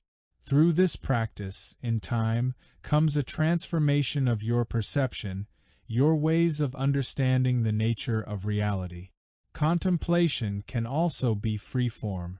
Thoreau wrote, "Sometimes I sat in my sunny doorway from sunrise till noon, wrapped in a reverie, amidst the pines and hickories and sumacs, in undisturbed solitude and stillness, while the birds sang around or flitted noiseless through the house, until by the sun falling in at my west window, or the noise of some traveler's wagon on the distant highway, I was reminded of the pass of time. I grew in those seasons like corn in the night, and they were far better than any work of the hands would have been. They were not time subtracted from my life, but so much over and above my usual allowance. I realized what the Orientals mean by contemplation and the forsaking of work. To some extent, and at rare intervals, even I am a yogi. The reverie of which Thoreau speaks just happens to us. To let your mind float around an idea or image in a relaxed but focused way is the most familiar kind of contemplation. It is not so different from the almost formless prayer described by St. John of the Cross. Prayer can range from a simple silent openness to a very personal dialogue with God. When you go apart to be alone for prayer, put from your mind everything you have been doing or plan to do. Reject all thoughts, be they good or be they evil. Do not pray with words unless you are really drawn to this, or if you do pray with words, pay no attention to whether they are many or few. Do not weigh them or their meaning. Do not be concerned about what kind of prayers you use, or whether you formulate them interiorly, by thoughts, or express them aloud, in words. See that nothing remains in your conscious mind save a naked intent stretching out toward God. Leave it stripped of every particular idea about God, what He is like in Himself or in His works, and keep only the simple awareness that He is as He is. Let Him be thus, I pray you, and force Him not to be otherwise. Search into Him no further, but rest in this faith as on solid ground. This awareness, stripped of ideas and deliberately bound and anchored in faith, shall leave your thought and affection in emptiness except for a naked thought and blind feeling of your own being. It will feel as if your whole desire cried out to God and said, "That which I am I offer to you, O Lord," without looking to any quality of your being but only to the fact that you are as you are, this and nothing more. Let that quiet darkness be your whole mind and like a mirror to you. For I want your thought of self to be as naked and as simple as your thought of God, so that you may be spiritually united to Him without any fragmentation and scattering of your mind. He is your being, and in Him you are what you are, not only because He is the cause and being of all that exists, but because he is your cause and the deep center of your being. Therefore, in this contemplative work think of yourself and of him in the same way. This is, with the simple awareness that he is as he is, and that you are as you are. In this way your thought will not be fragmented or scattered, but unified in him who is all. Leave your thought quite naked, your affection uninvolved, and yourself simply as you are, so that grace may touch and nourish you with the experimental knowledge of God as he really is. Look up joyfully, and say to your Lord, in words or desire, "That which I am, I offer to you, O Lord, for you are it entirely."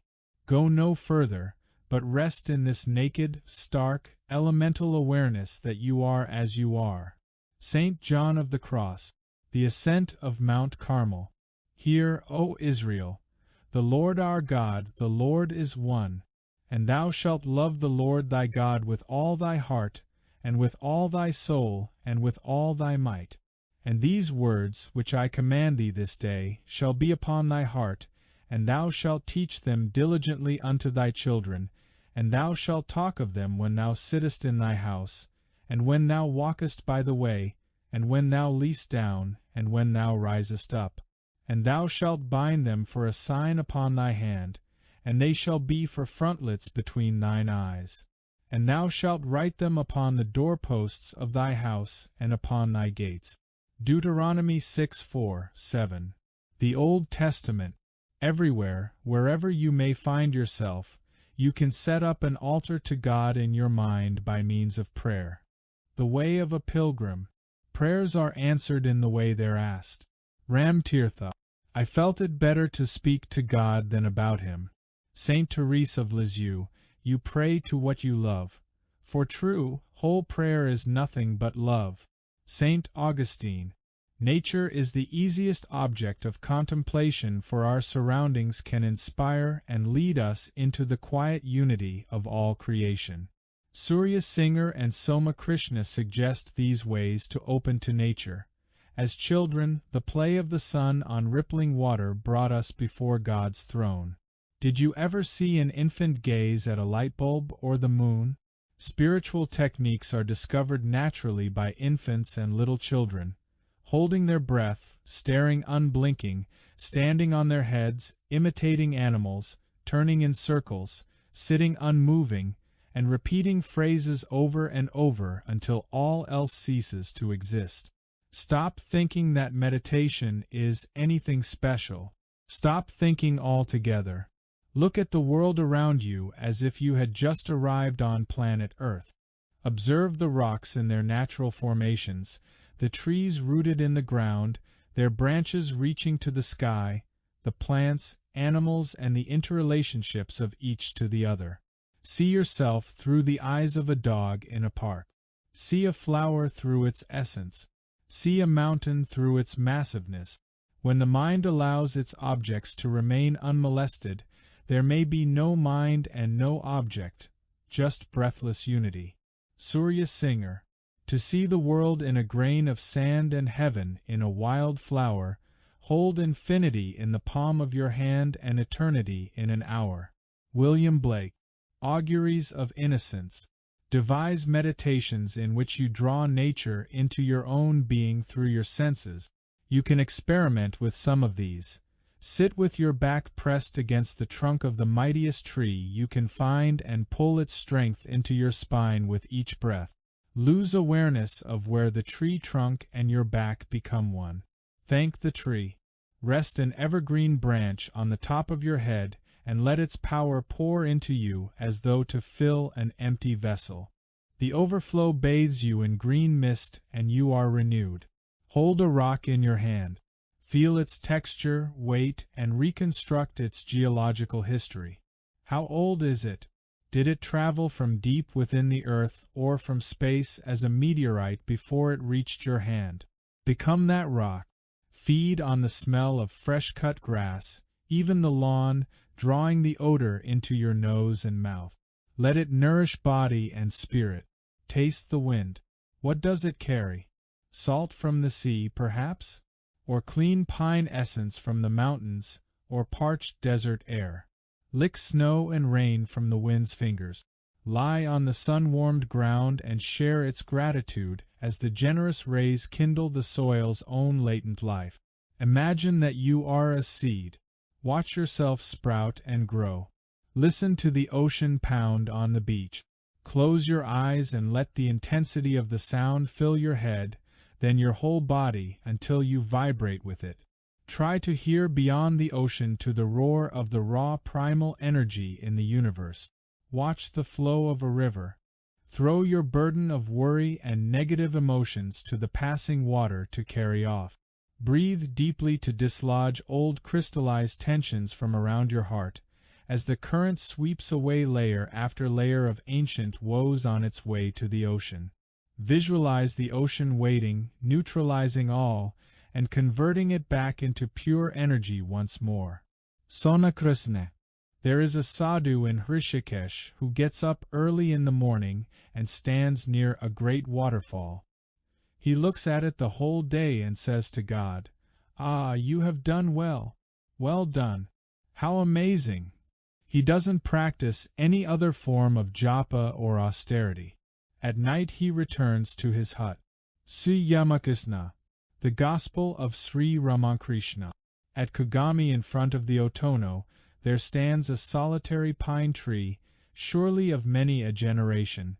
How divinely dignified it stands there. In the morning I pass by it. In the evening I stand underneath it, and standing I gaze, never tired of this solitary pine.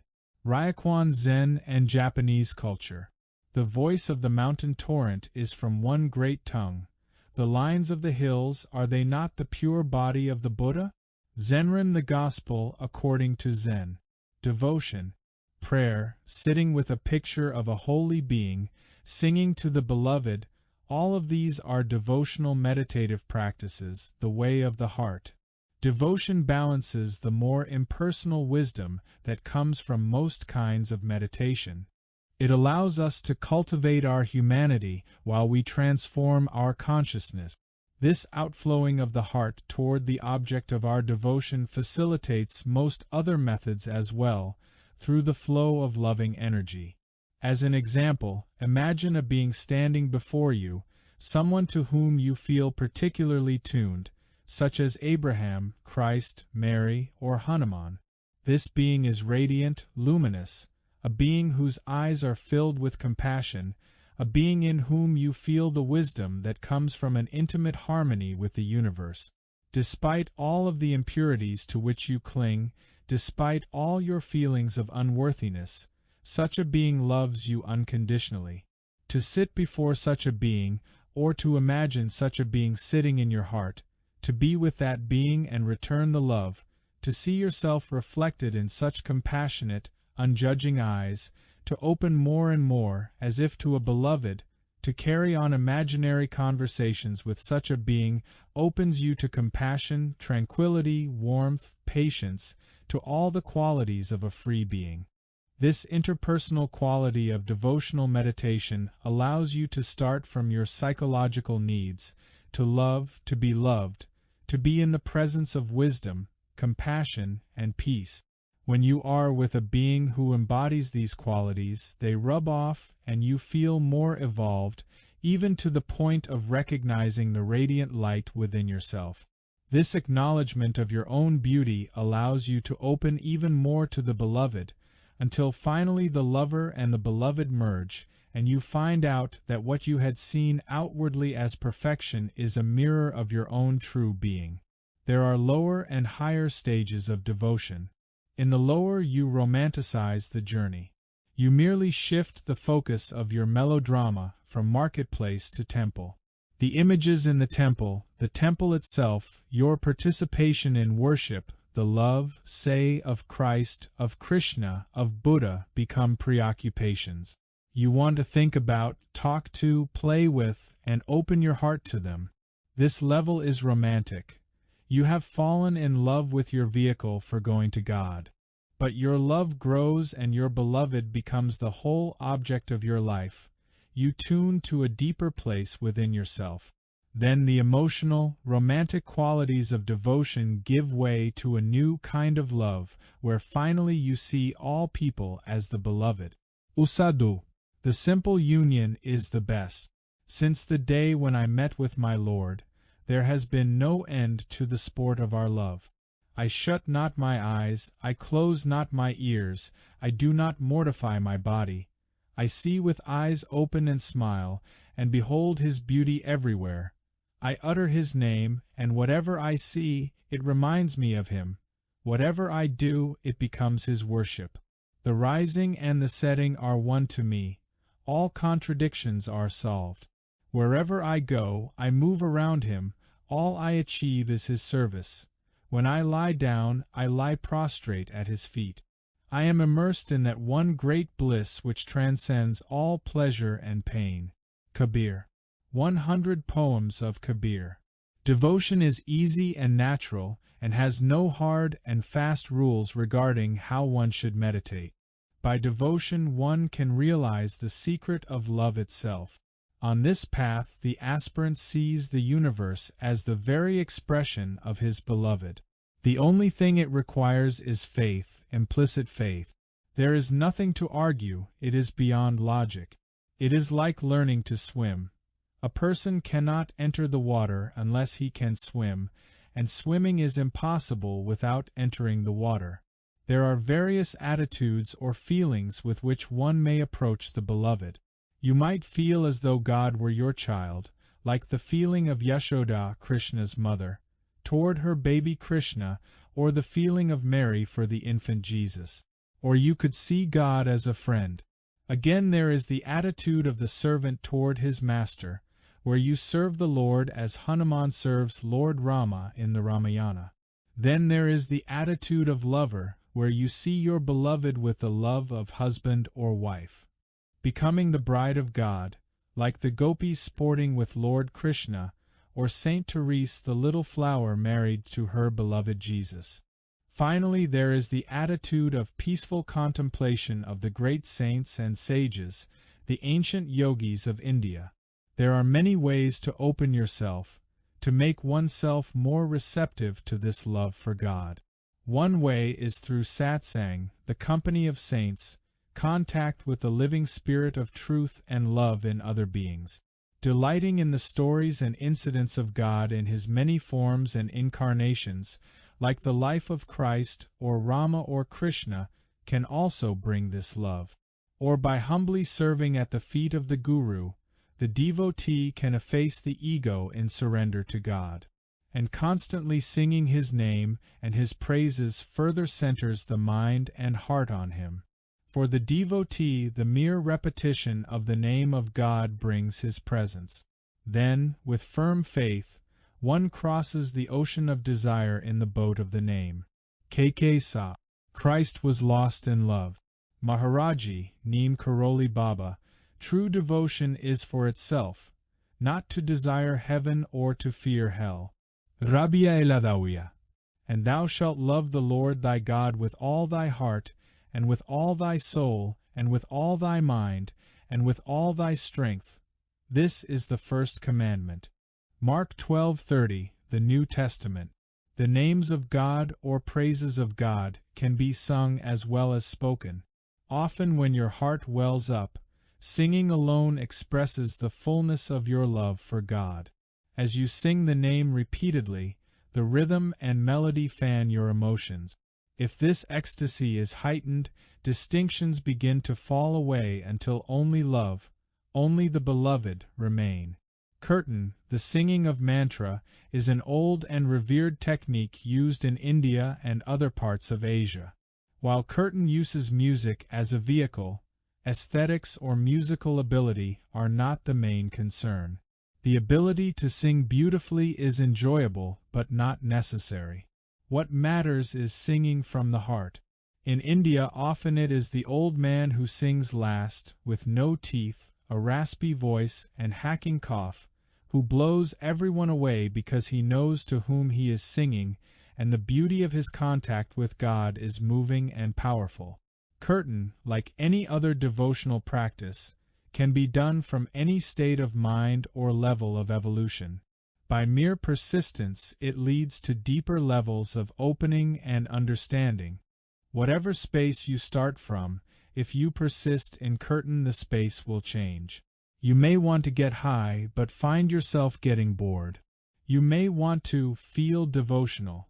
If you allow each experience to arise and pass, making space for new experiences to come from within, you will open to the power that comes from singing the names of God. If you are blissful, be blissful and sing. If you are bored, be bored and sing. Just keep offering your experiences into the fire of the name, and it will guide you through them all. When you are in love with God, the very sound of the name brings great joy. It is said that, in its highest aspect, divine love is nothing less than the immortal bliss of liberation. To open fully to curtain, to the singing of the divine name, is to know this sweetest form of bliss. What follows is the musical scoring for 2 mantras. The first of them, Shri Ram Jai Jai Ram, is a mantra often sung at the request of my Guru. The second is a beautiful and simple prayer. Any devotional verse or song can be repeated as a meditation. Thou art my mother and my father. Thou art my friend and my companion. Thou art my learning, my wealth. Thou art my all in all, my Lord of Lords. The more pure, true, and penetrating is the song or chant, the nearer and clearer it is to his ears. This permeates the atmosphere of the gathering with purity, peace, love, and bliss, and all feel the great joy of that essence. As one becomes absorbed and submerged in it, the chanting itself becomes the meditation. Sa. Visualization. In directed visualizations you bring to mind a mental image on which you meditate. Visualization resembles our familiar habits of fantasies, daydreams, and imaginings, but brings discipline to them. Unlike ordinary daydreams, spiritual visualization exercises focus your mind on a holy image. The power of this method is that it enables you to find the qualities of the imaged beings within yourself. You can try the following visualizations. Either read them through and then do them, or have a friend read them to you. Sit with a straight back, eyes closed. As if it had a nose, breathe deeply in and out of your heart center, located in the middle of your chest, for a few minutes until this area of your body feels warm and expanded. Rise up to your throat center and breathe in and out of this chakra until it feels alive. Come up to your third eye area and breathe in and out.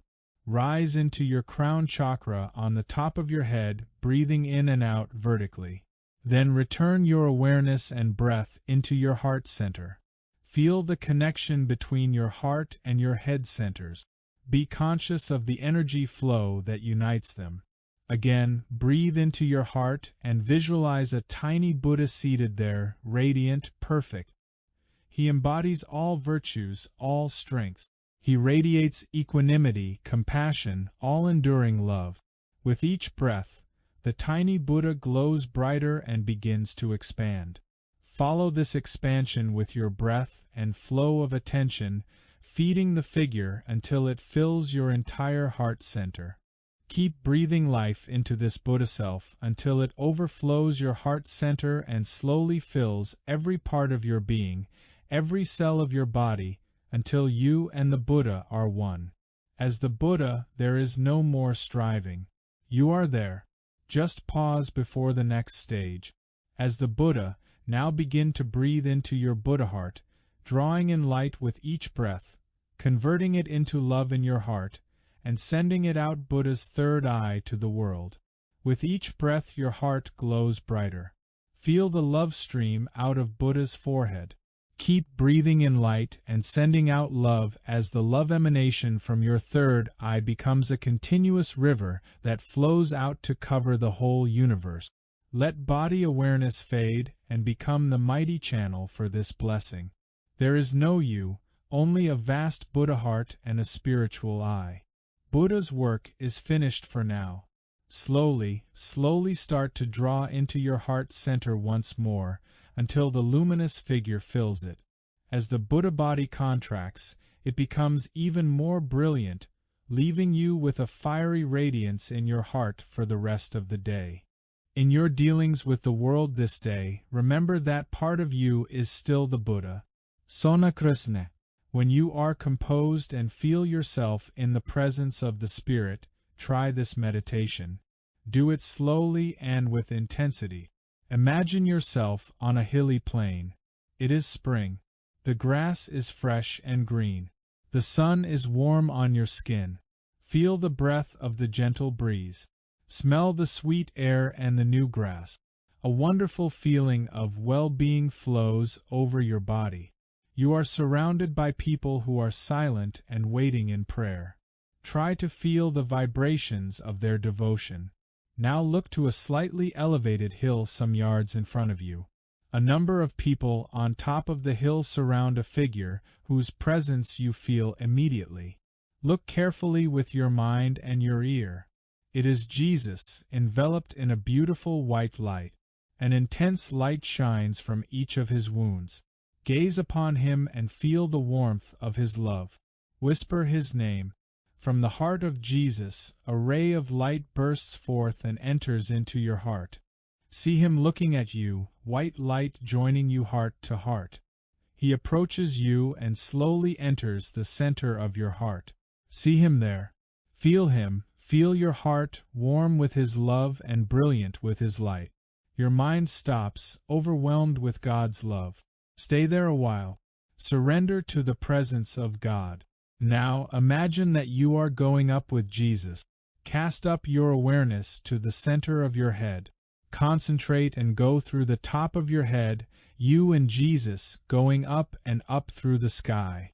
Above you is a vast ball of pulsating intense light. Go into this light with Jesus. Let it penetrate each cell of your body. Again, surrender yourself. Open to your true being. Rest in the heart of God.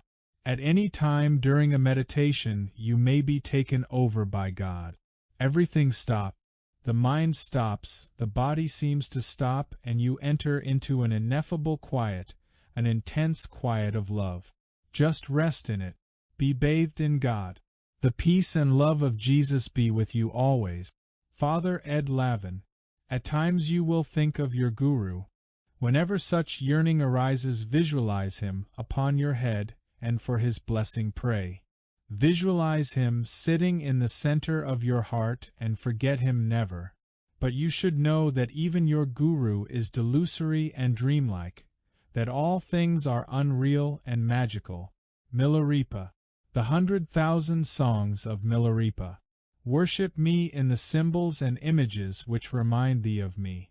Srimad Bhagavatam. The wisdom of God. Movement. Every move is a prayer. Akwesasne notes. Though most meditation is done sitting still, you can also meditate as you move. The flow of energy in your body, its stance and positions, the way you walk, all can be meditation. In Hatha Yoga, for example, there is a set of postures, called asanas, each of which embodies a specific attitude and relationship to the universe. It's as if you're changing the receiving channel of your body by changing positions. If at this moment you put your hands together in prayer, you can feel as you hold them there the quality of a prayerful attitude. Or on the other hand, if you make a fist and hold it out menacingly, you can feel the way the fist accentuates a threatening attitude.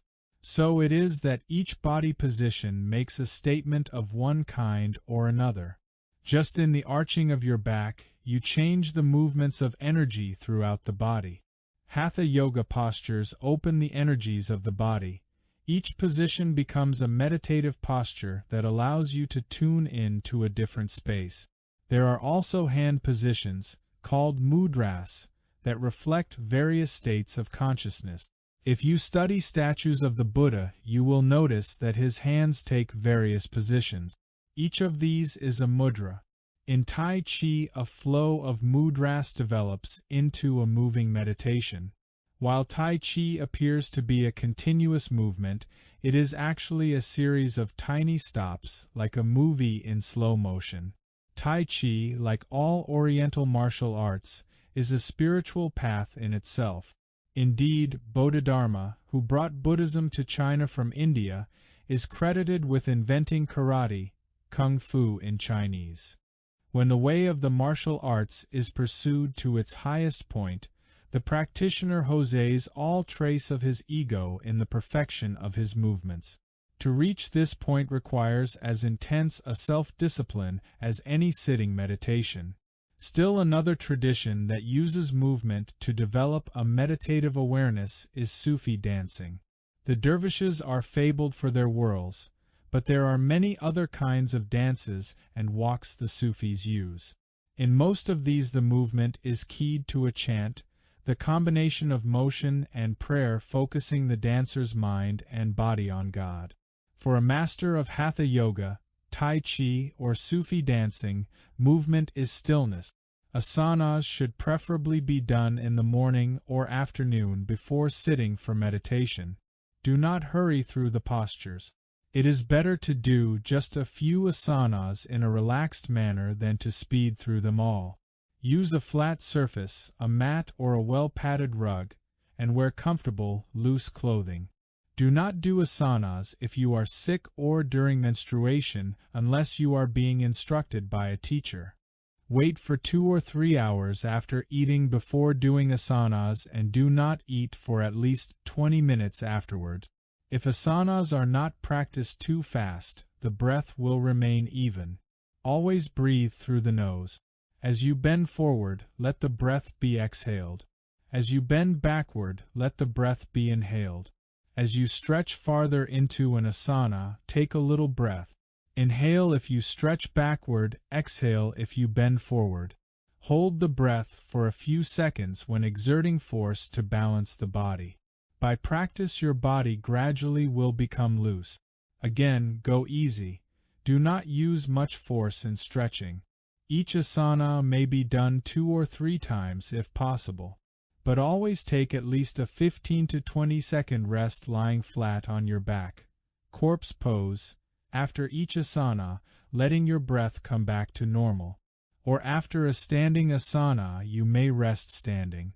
The following asana, Surya Namaskar, the salute to the sun, integrates several yoga positions into a flow of movement that balances and tones the body.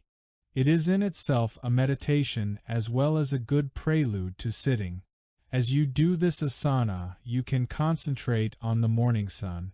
Let yourself become one with it. Begin by doing this exercise 3 times and gradually build up to 6 or so. 1. Stand relaxed, feet together, hands held palms together, fingers upward at the middle of the chest. Exhale. 2. Lock thumbs and raise arms overhead. Keep arms close to ears. Bend backward looking up at hands, inhaling. 3. Bend forward, head between arms, and place palms on the floor on either side of feet. Keep knees straight and try to touch head to knees, exhaling. 4. Stretch left leg back, knee to floor. Keep right foot between hands, knee to chest. Arch back, looking up, inhaling. 5. Throw right leg back to meet left foot. Raise buttocks to form a triangle with the feet, heels to floor, and the hands on floor, arms extended, head between arms. Exhaling. 6. Bring knees, chest, and chin to floor in that order. Keep pelvis raised and palms beneath shoulders. Inhale and hold. 7. Bring pelvis to floor and stretch head, neck, and chest up, looking toward the ceiling, elbows alongside body, slightly bent. Hold breath. 8. Push up and raise the body back into the triangle in one movement, exhaling. 9. Thrust left leg up between hands, knee to chest. Leave right leg extended, knee to floor. Arch back, looking up, inhaling. 10. Bring right leg up, back into position number 3, exhaling. 11. Stretch up and back into position number 2, inhaling. 12. Return to beginning position, exhaling. Adapted from inside out. Learn to experience the qi or breath energy flowing through and moving your body. On the beach, accompanied by the crash of the surf and the call of the seagull, in your own yard lit with the symphony of the rising sun, glistening dew and chirping birds, or in your room where you have the privacy and peace of familiarity, experience the qi for yourself. Try just standing quietly, arms at sides and feet at shoulder width. Let your knees be flexed. Just stand there, relaxing your mind of all thoughts. Let yourself flow into the rhythm of your surroundings. Your breath will become deep and regular as you relax. Sense the energy flowing up from the ground into your feet and through your body. Sink into that energy.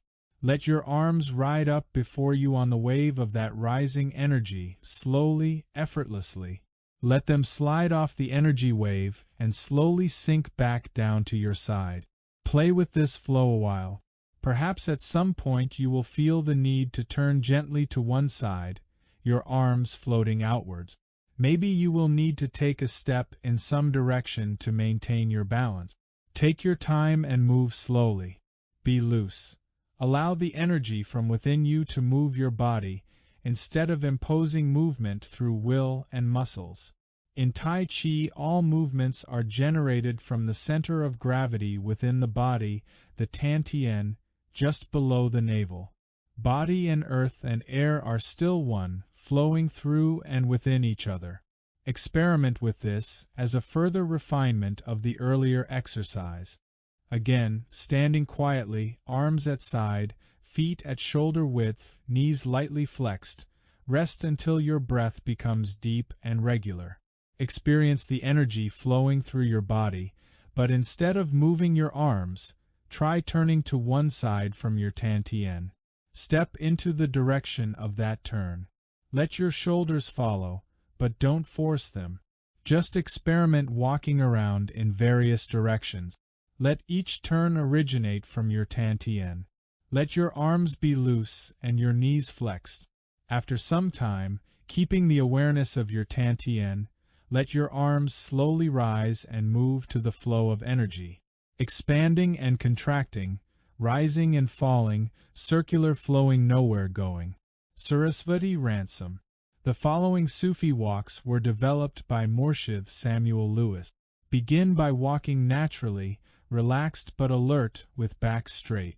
Concentrate on your breath. Let your walking and breathing coordinate naturally. Count rhythmically with each 2 steps. 1, 2.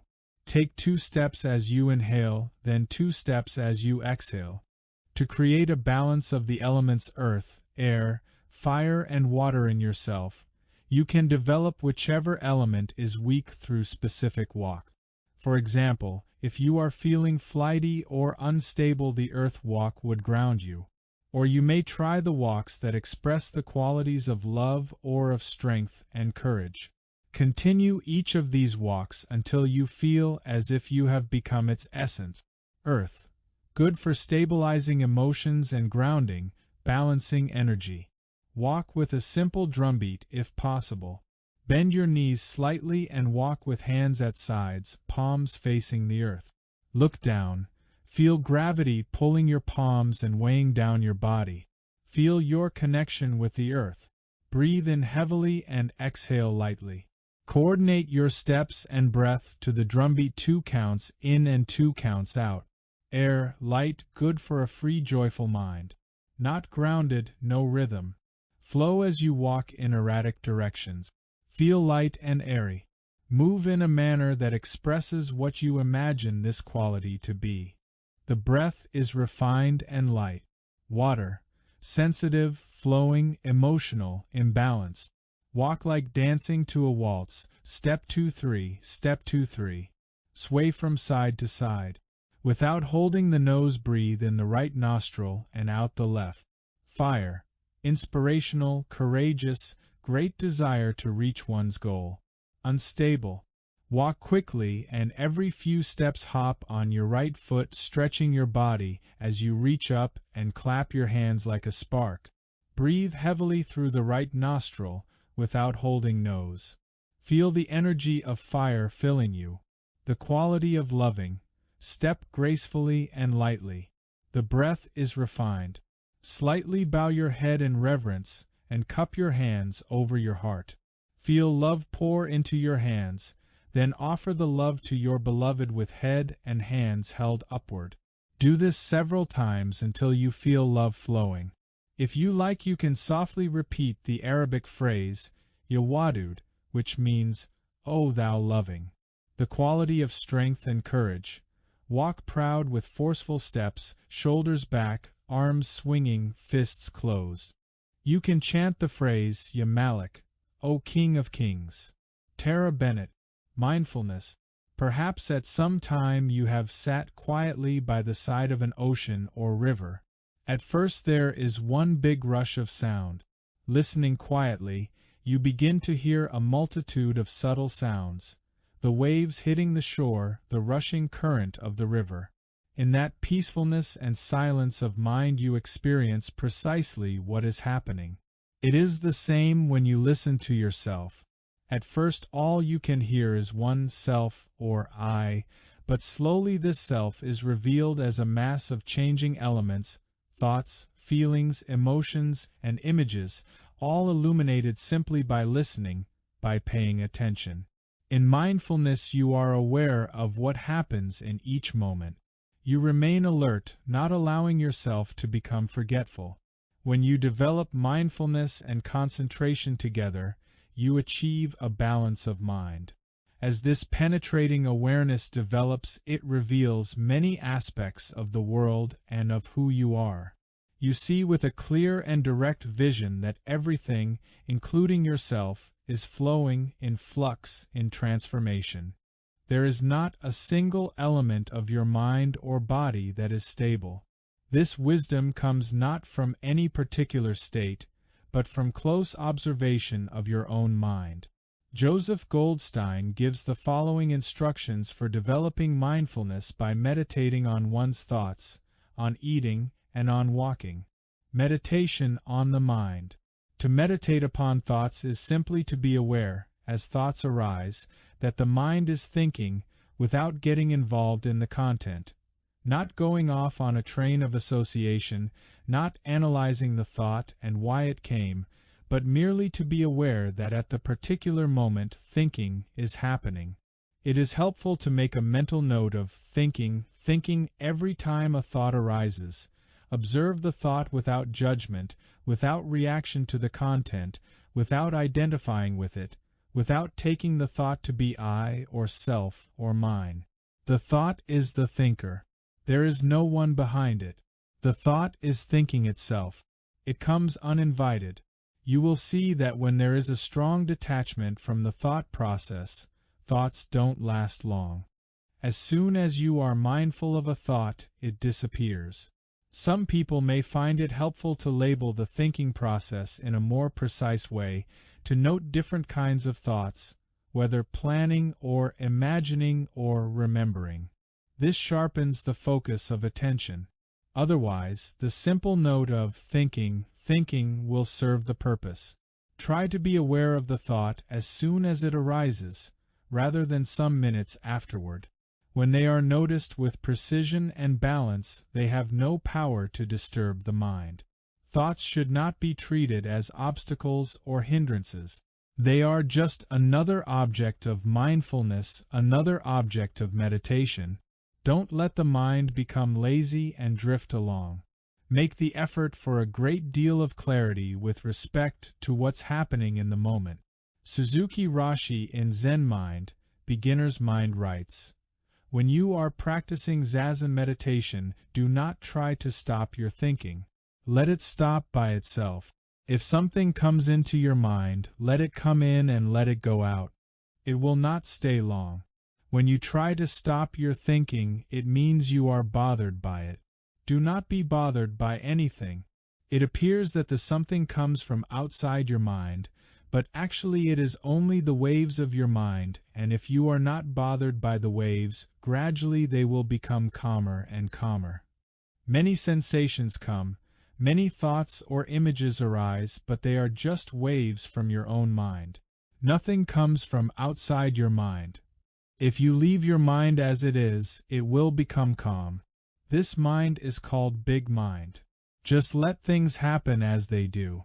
Let all images and thoughts and sensations arise and pass away without being bothered, without reacting, without judging, without clinging, without identifying with them. Become one with the big mind, observing carefully, microscopically, all the waves coming and going. This attitude will quickly bring about a state of balance and calm. Don't let the mind get out of focus. Keep the mind sharply aware, moment to moment, of what is happening, whether the in-out breath, sensations, or thoughts. In each instant be focused on the object with a balanced and relaxed mind. Mindful eating. There are many different processes of mind and body which go on while we eat. It is important to become mindful of the sequence of the processes. Otherwise, there is a great likelihood of greed and desire arising with regard to food. And when we are not aware, we do not fully enjoy the experience. We take a bite or two and our thoughts wander. The first process involved when you have your food is that you see it. Notice, seeing. Then there is an intention to take the food, a mental process. That intention should be noticed. Intending. The mental intention becomes the cause of the arm moving. Moving. When the hand or spoon touches the food, there is the sensation of touch, contact. Feel the sensations, then the intention to lift the arm and the lifting.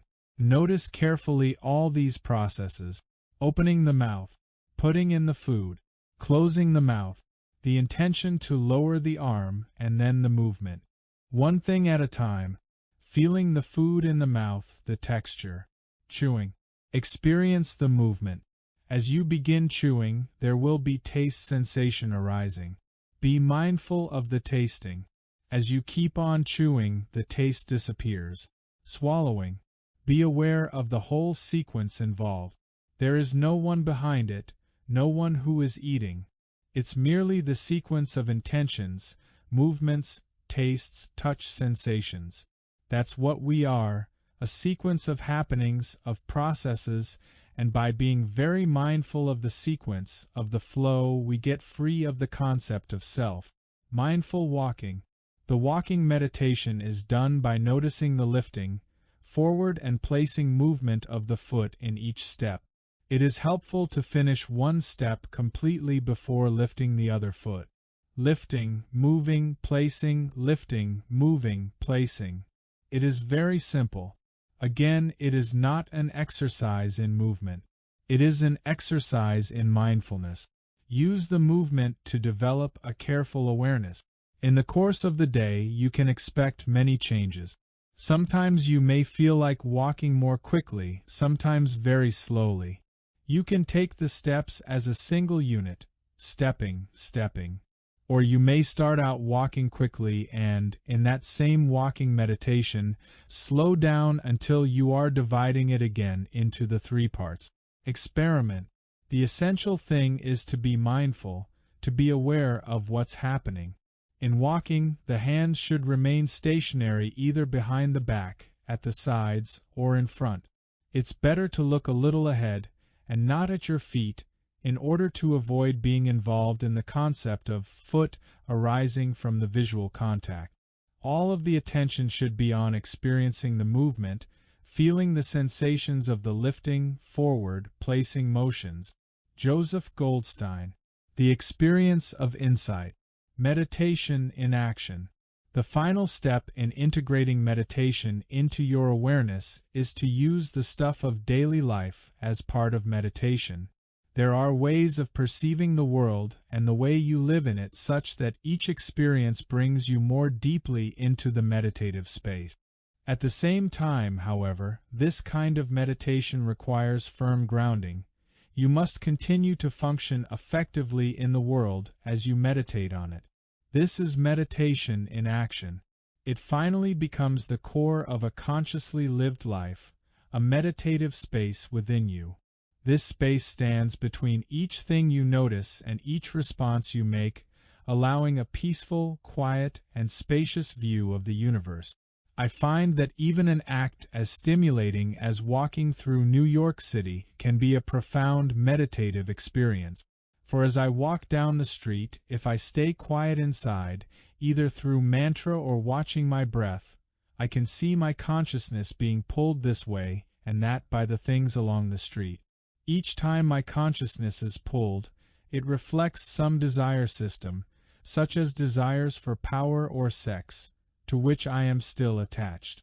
Each time I notice this, I let it be, let it stay or leave as it chooses. As I do, I remain in the meditative space, not getting lost in the desire. In this way I can walk through the city, staying quiet inside, despite the incredible panoply of stimuli that impinges upon my every sense. There are techniques that help you see moment-to-moment experiences in such a way that everything serves to awaken you. The Bhagavad Gita describes karma yoga as the path of awakening through ordinary activities. You see every action, be it eating, sleeping, marrying, or earning a living, as an act offered to God. Your every act becomes a meditation on your relation to God. If your path is through the Guru, then you see each daily life experience as part of a dialogue in which the Guru keeps facing you with experience after experience, each one designed for your awakening.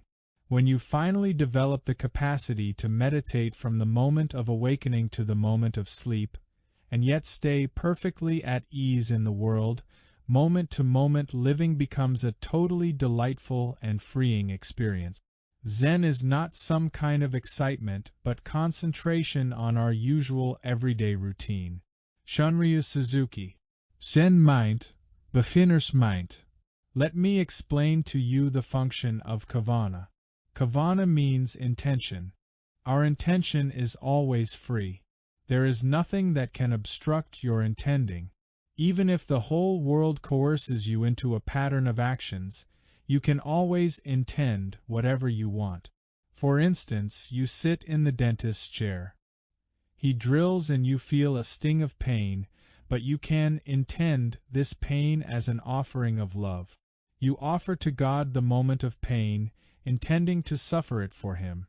You might put it somewhat in this way: Ribbono shel olam, you are good and your universe is good. The all is filled with your mercy and goodness, as is the pain I feel. I cannot bring you any other sacrifice. Please accept this moment of pain as a love offering from me. Or you work in your day-by-day endeavor. You do whatever you must do, and you intend. God of law and order, you have ordained work for man. In doing, I intend to do your will. I wish to cleave to you in this action. Or you travel and time is taken up by it. You lean back and wink at him in your mind as if to say, "Sweet Father, I enjoy your presence. The rhythm of the wheels, the fleeting scenery, are all nothing but you. You contain me and my vehicle. I will be careful in travel, for this is your will. Guard my going out and my coming back. I am secure in you." You see, these arrows of awareness are rather simple to practice.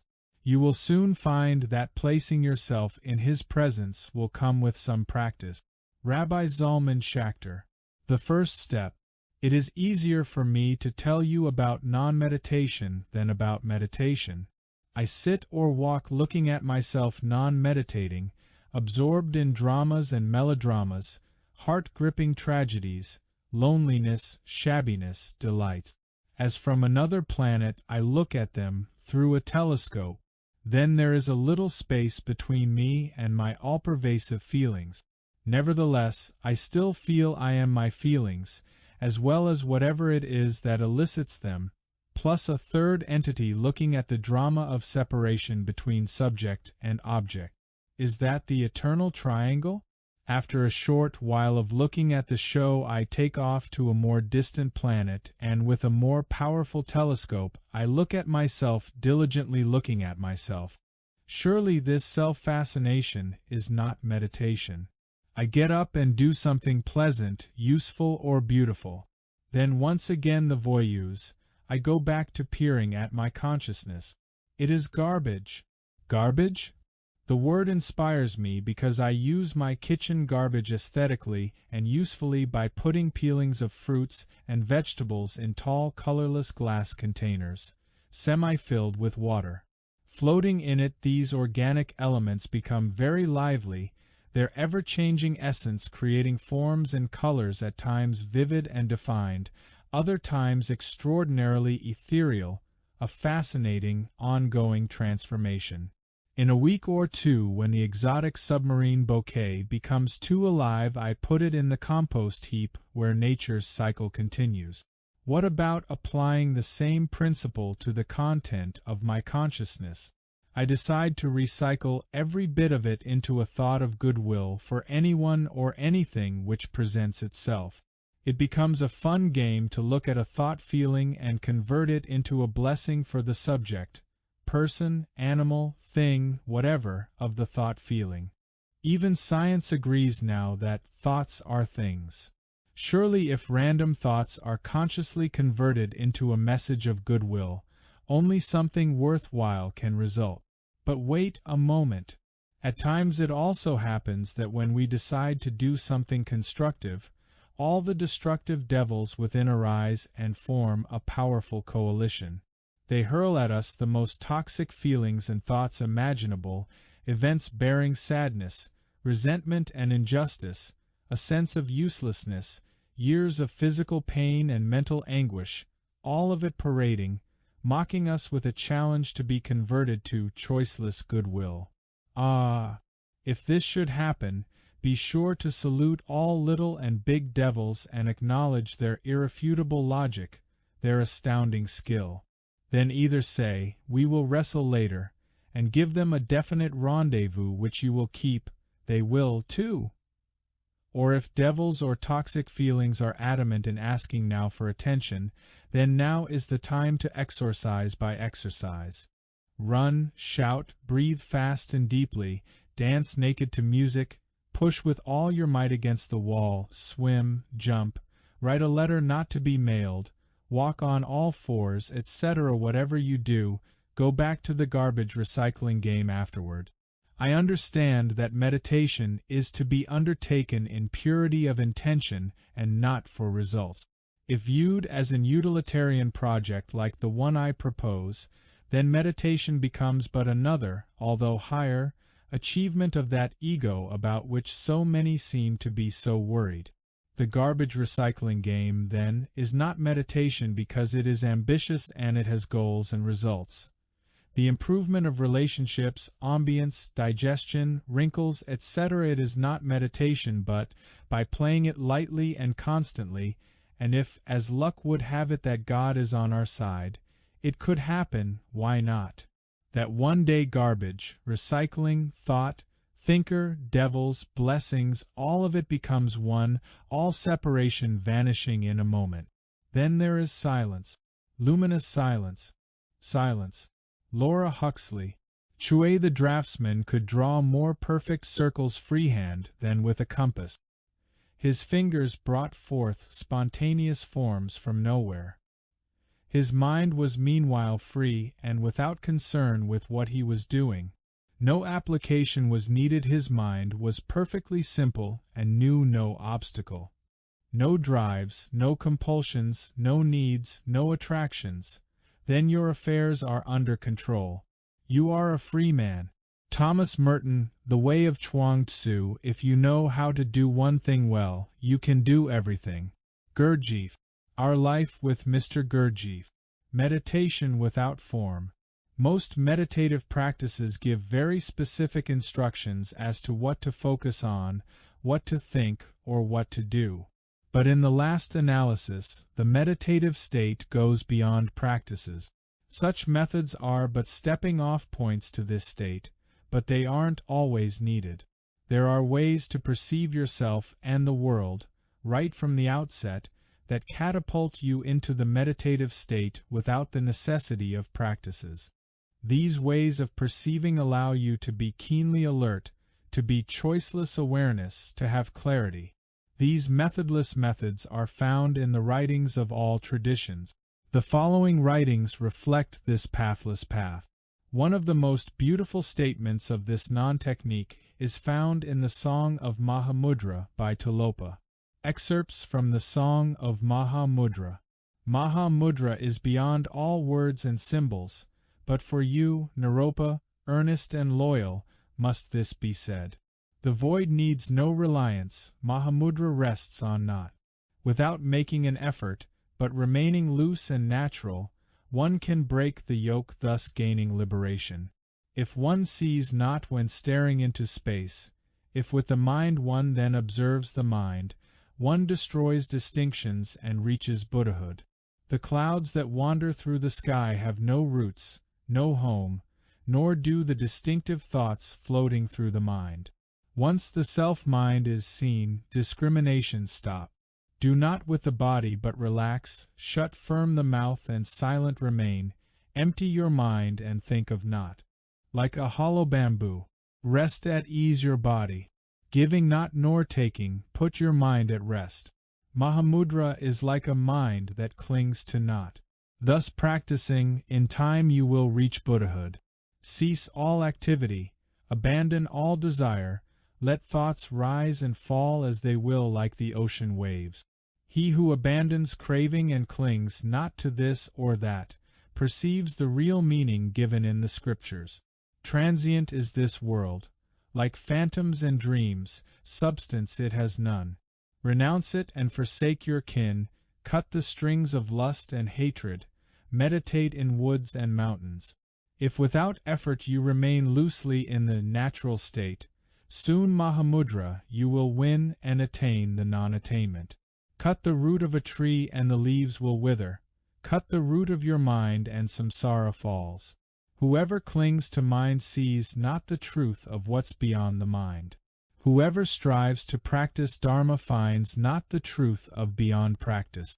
To know what is beyond both mind and practice, one should cut cleanly through the root of mind and stare naked.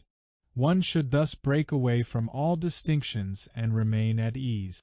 One should not give or take but remain natural, for Mahamudra is beyond all acceptance and rejection. The supreme understanding transcends all this and that. The supreme action embraces great resourcefulness without attachment. The supreme accomplishment is to realize immanence without hope. At first a yogi feels his mind is tumbling like a waterfall. In mid-course, like the Ganges, it flows on slow and gentle. In the end, it is a great vast ocean, where the lights of sun and mother merge in one. Tilopa. Teachings of Tibetan Yoga. Meditation is a never-ending movement. You can never say that you are meditating or set aside a period for meditation. It isn't at your command. Its benediction doesn't come to you because you lead a systematized life or follow a particular routine or morality. It comes only when your heart is really open, not opened by the key of thought, not made safe by the intellect, but when it is as open as the skies without a cloud. Then it comes without your knowing, without your invitation. But you can never guard it, keep it, worship it. If you try, it will never come again. Do what you will, it will avoid you. In meditation, you are not important, you have no place in it. The beauty of it is not you, but in itself, and to this you can add nothing. Don't look out of the window hoping to catch it unawares, or sit in a darkened room waiting for it. It comes only when you are not there at all, and its bliss has no continuity. Krishnamurti. The second penguin Krishnamurti reader. And look that nothing remain in thy working mind but a naked intent stretching unto God, not clothed in any special thought of God in himself or any of his works, but only that he is as he is. The cloud of unknowing. In its true state, mind is naked, immaculate, not made of anything, being of the voidness, clear, vacuous, without duality, transparent, timeless, uncompounded, unimpeded, colorless, not realizable as a separate thing, but as the unity of all things, yet not composed of them, of one taste, and transcendent over differentiation. Padmasambhava. The Tibetan Book of the Great Liberation. There is no place to seek the mind. It is like the footprints of the birds in the sky. Zenran. The Gospel according to Zen. All is calm. How can we describe the indescribable? Can we say like this, like that? Things are or are not. There is an unreality, an emptiness, a maya of everything that is, like the sky that covers all. Past, present, and future are the same, beyond thought. How can we explain? Is or is not. Not like this nor like anything else. Away even from transcendency. Emptiness and the Dharma nature are not different. Beyond all signs whatsoever. Beyond communication. Different. Nameless. Sudden like lightning. With a meaning beyond thought. Therefore there is no meaning. Now it's all finished. Words are liars. The 15th Jayalwa. Karmapa. Words. The way is beyond language, for in it there is no yesterday, no tomorrow, no today. Sing Stan Sin Sin Ming. 4. Finding your way. Let it change. Though you can start meditation any time, it's harder if your life is chaotic, if you're feeling paranoid, if you're overwhelmed with responsibilities, or if you're sick. But even starting under these conditions, meditation will help you to clear things up a bit. Slowly you reorganize your life to support your spiritual journey. At each stage there will be something you can do to create a supportive space. It may mean changing your diet, who you're with, how you spend your time, what's on your walls, what books you read, what you fill your consciousness with, how you care for your body, or where and how you sit to meditate.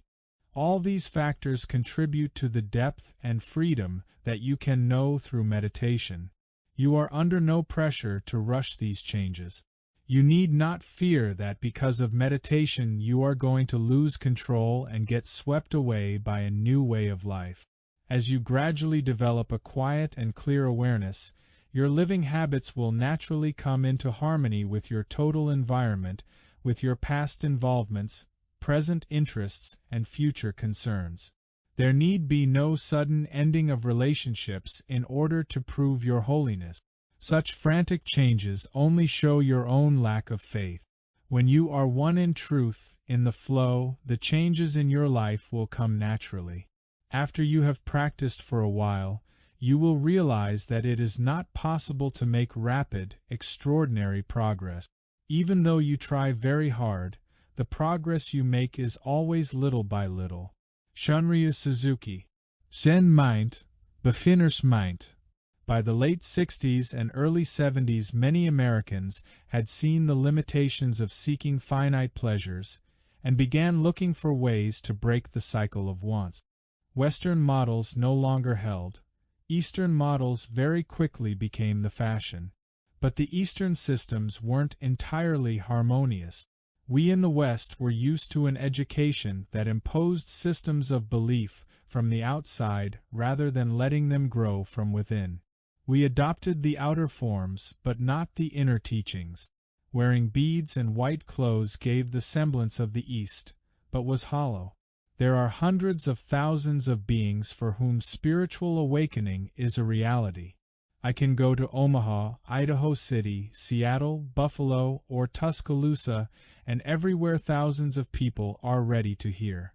They are growing spiritually in their own daily lives, without putting on far-out clothes and wearing beads around their neck.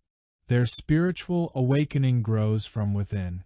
Mention is made of two classes of yogis, the hidden and the known. Those who have renounced the world are known yogis. All recognize them. But the hidden yogis live in the world. They are not known. Sri Ramakrishna. The Gospel of Sri Ramakrishna. It would be a mistake to think that any Tibetan would see any incongruity or harm in going from a service in Lhasa temple to the nearest house where there was a Chang drinking party being given. Nor would it be unusual to see a pleasure seeker in a boat full of revelers, quietly counting the beads on his rosary. Religious activity is as much a part of our life as any other activity, and religious belief and thought is as much a part of our thinking as is our concern for where our next meal is coming from. Thubten Jigme Norbu. It is not to be learned by world flight, running away from things, turning solitary and going apart from the world. Rather, one must learn in inner solitude, wherever or with whomsoever he may be. Eckhart. Meister Eckhart. A modern translation: you start cleaning up your life when you feel that you can't go on until you do. Cleaning up your life means extricating yourself from those things which are obstacles to your liberation. But keep in mind that nothing in and of itself is an obstacle. It's your attachment to it or your motive for doing it that is the obstacle. It's not an issue of eating meat or not eating meat. It's who's eating it and why.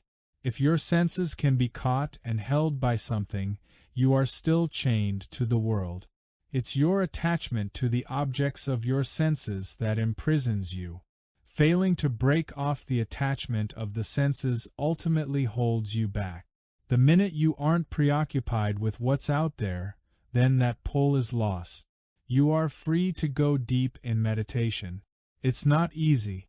It's a stinker to get to that level of purity. You start out with things like what you eat, who you sleep with, what you watch on TV, what you do with your time. Many people fool themselves and imitate someone else's purity. They do it in an imitative way, one of fear of being unholy. Abstaining from something for the wrong reasons is no better than doing it. You can't pretend to be pure. You can only go at your own speed. As changes occur through meditation, you find yourself attracted to things that are inconsistent with your old model of who you are. Usually, for example, after having meditated in a rigorous and somewhat righteous fashion, I have then taken time off to wallow in television, go to movies, take baths and relax. Then, to my surprise, I found myself not being attracted as much as before to these diversions, but being pulled toward just sitting quietly. This new way of being didn't fit with my model of who I was. It was as if I were living with somebody I didn't know very well. My models of myself hadn't changed fast enough to keep up with who I was becoming. Inside yourself or outside, you never have to change what you see, only the way you see it.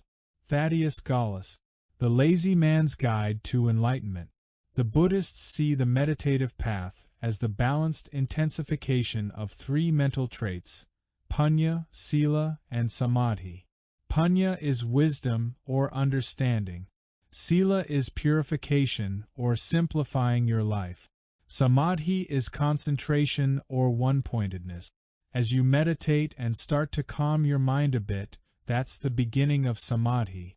This taste of clarity shows you how agitated your mind and body are, and how complicated your life is. So you start to simplify your life, clean up your game, the beginning of Sila. The more you simplify your life, the better your meditations become. More Samadhi. Stronger Samadhi tunes you into more profound wisdom, more Sila. More Sila, more Samadhi. More Samadhi, more Punya. More Punya, more Sila. Each feeds and balances the others. Make it simple. Meditation helps other parts of your life become more simple. As you enter quieter spaces, you will see how clinging to desires has made your life complicated. Your clinging drags you from desire to desire, whim to whim, creating more and more complex entanglements. Meditation helps you cut through this clinging. If, for example, you run around filling your mind with this and that, you will discover that your entire meditation is spent in letting go of the stuff you just finished collecting in the past few hours. You also notice that your meditations are clearer when you come into them from a simpler space. This encourages you to simplify your life. As you observe the patterns of your thoughts during meditation, notice which areas of your life keep cropping up as distracting thoughts and pulling on you. You will easily see what you must clean out of your closet in order to proceed more smoothly. For example, if you have heavy debts and thoughts about these debts intrude when you meditate, rather than accrue more and more debts as our society urges, you will find yourself wanting to lessen them. As you simplify things like your finances, you see more clearly the way the laws of cause and effect work in your life. You will want to get your life lighter and clearer, so that there are fewer expectations upon you from all quarters. Later, when your meditative center is strong, you can carry many responsibilities without clinging to thoughts about them. Each time you lighten your life, you are less at the whim of thought forms, both your own and others. It's as if you have built a world based on the thoughts of who you seem to be. As you meditate, you become aware that these models are merely thoughts, not really who you are at all. Each time you give up an attachment to a thought form, your world becomes that much lighter and clearer. Meditation affects your life, and your life shapes your meditation. It goes both ways. Less busyness in life brings greater richness in meditation. This richness makes you content with less of the trimmings of outer life. As this process continues, less is more. Silence is the garden of meditation. Ali. Maxims of Ali. I recall that as a Harvard professor I had FM in my car and stereo in my office and home. I was constantly surrounded by music, even with a speaker in my bathroom. In addition, there were paintings on all the walls and decorations in my car. Slowly, as meditation changed my perception of the universe, I started to crave simplicity. I placed objects on the walls that reminded me of higher possibilities, pictures of beings who were in higher consciousness, symbols of this consciousness, and art that represented it. I found that I was beginning to appreciate the silence and was content to enjoy a few pieces of music or art thoroughly rather than fill every space with sound and with imagery. At times, I even felt the total contentment that comes from sitting in silence in a purely white room. He who with little is well content is rich indeed as a king, and a king in his greatness is poor as the peddler, when his kingdom sufficeth him not. Shekel Hakadesh, the holy shekel. He who knows that enough is enough will always have enough. Lao Tzu. Tao Te Ching. When my Guru Maharaji instructed Hari Das Baba to train me, Hari Das had been silent for many years. He communicated with a chalkboard on which he wrote simple phrases. He instructed me to be silent also and prepared a chalkboard for me. At first it seemed like a game, but its depth and beauty became apparent in time. First of all, I got tired writing long answers, so I started to find simpler ways of saying things, which in turn simplified my thoughts. A dialogue via chalkboards slows down communication sufficiently to see individual thought forms and the space that surrounds them. This space between statement and reaction considerably deepened the quietness within me. There is a great loss of energy in our normal chatter. Silence brought me great energy and clarity. As Hari Das wrote, nothing is better than something. Unless a man is simple, he cannot recognize God, the simple one. Bendelesan, the Gospel of Sri Ramakrishna. Stop talking, stop thinking, and there is nothing you will not understand. Return to the root and you will find the meaning. Pursue the light and you will lose its source. There is no need to seek truth. Only stop having views. Singstan Buddhist text. To everything there is a season. The transformation that comes through meditation is not a straight line progression. It's a spiral, a cycle. My own life is very much a series of spirals in which at times I am pulled toward some particular form of sadhana or lifestyle and make a commitment to it for maybe 6 months or a year. After this time I assess its effect. At times I work with external methods such as service. At other times the pull is inward, and I retreat from society to spend more time alone. The timing for these phases in the spiral must be in tune with your inner voice and your outer life. Don't get too rigidly attached to any one method. Turn to others when their time comes, when you are ripe for them. I first became involved in the journey through study, intellectual analysis, and service. I found it difficult to work with methods of the heart. I would try to open my heart, but the methods seemed absurd. I recall going to the Avalon Ballroom in the early 1960s to hear Allen Ginsberg introduce Swami Bhaktivedanta, who led a Hare Krishna chant. This chant seemed weird to me. It left me cold and cynical. I recall thinking, it's too bad Allen's really gone over the edge. This chant just doesn't make it. In the years since, I've had moments of ecstasy with the Hare Krishna chant. My heart has opened wide to the beauty of the blue Krishna and the radiant Ram, and I've laughed at my own changes and growth. A student once came to me and told me that he felt turned off by devotional practices. His practice was Buddhist. His meditation was on the Dharma, the laws of the universe. Yet he felt troubled that his heart was closed. So I started him on the practice of the mantra, I love you Dharma, breathing in and out of the heart saying, I love you Dharma. He loved it. It's not an all-or-nothing game. You're not totally out of one phase before you start the next. There's a gradual shift.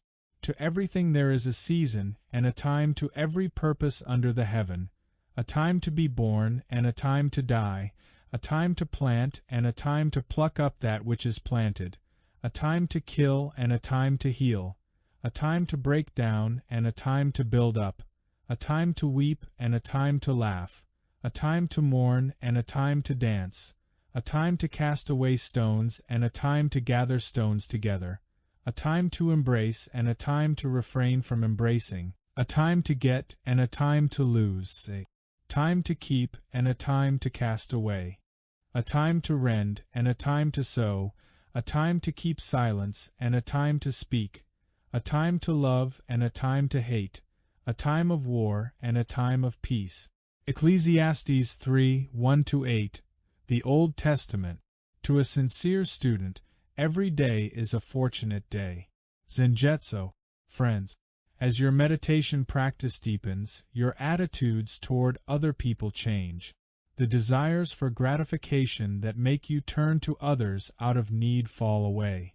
You may increasingly prefer to be alone, or with only a few people who share your interest in meditation. Let these changes happen gently. As you grow, your friends change. Unlike your family, to whom you stay connected despite changing interests, you no longer need continue a friendship when the reasons for it no longer exist. At first it may bother you if close friends do not share your pull toward meditation. But leave judgment aside, for people develop in different ways and at their own rate. Your old friends cannot convince you meditation is wrong, nor can you convince them it is right. Simply respect the different paths that you are taking. Above all, do not proselytize. Your own quiet changes are the most convincing statement. Minimize the drama that you attach to spiritual practices. When your faith is weak, you reinforce the weakness by trying to convince your friends to meditate also. Such efforts are only an attempt to reassure yourself. The fanaticism of large, popular movements often springs from this lack of faith on the part of its followers. The need to proselytize, the need to cling to and talk about your experiences, the need to dramatize them by turning simple acts of meditation into spiritual melodrama, all will fall away in time, leaving meditation a normal daily affair, nothing special. The melodrama of fanaticism is a form of spiritual materialism. You make spiritual life into something else to acquire, like a new car or television set. Just do your practices. Don't make a big deal of them. The less you dramatize, the fewer obstacles you create. Romanticism on the spiritual path is just another attachment that will have to go sooner or later. If you meditate alone and maintain your old social relationships, you often find yourself among people who don't understand what's happening to you. If so, be discreet. Keep your thoughts about meditation and its effect on your life to yourself unless others ask. Other people's doubts weaken your faith before it has had the opportunity to mature. This is one reason a mantra is often given secretly. It is not that a mantra requires secrecy to be effective, but rather it is important to concentrate single-mindedly on a mantra without entertaining the doubts or ridicule of others. As meditation affects your life more completely, your desire for satsang, other beings who share similar spiritual interests, may lead you to seek out other spiritual aspirants to live with, either in a community or in a communal arrangement in a single house. Just because a community or commune is spiritual does not guarantee any less of the intense psychological melodramas usually found in group living situations. The fact that you meditate together, have a more or less shared outlook, and perhaps have the same teacher will all help you cut through some of the drama. But given human propensities, these factors will not likely cut through all of it. Living in satsang does not change the attachments with which you must work, but it changes your perspective on them. This new perspective brings a newfound sense of joy to daily activities that before seemed tedious and repetitive. The point of satsang is not to become a meditation freak or cultist, but rather to let a new sense of things permeate your life. The more advanced your meditative practice becomes, the less it matters whether you meditate with others or alone, you need fewer support. Satsang finally takes you beyond the need for satsang. When your life is fully inner-directed, you need nobody's reassurance or help. Then you can help others. Until that day, it's useful to have people around to point or share the way. Who are these by whom you wish to be admired? Are not these the men whom you generally describe as mad? What do you want then?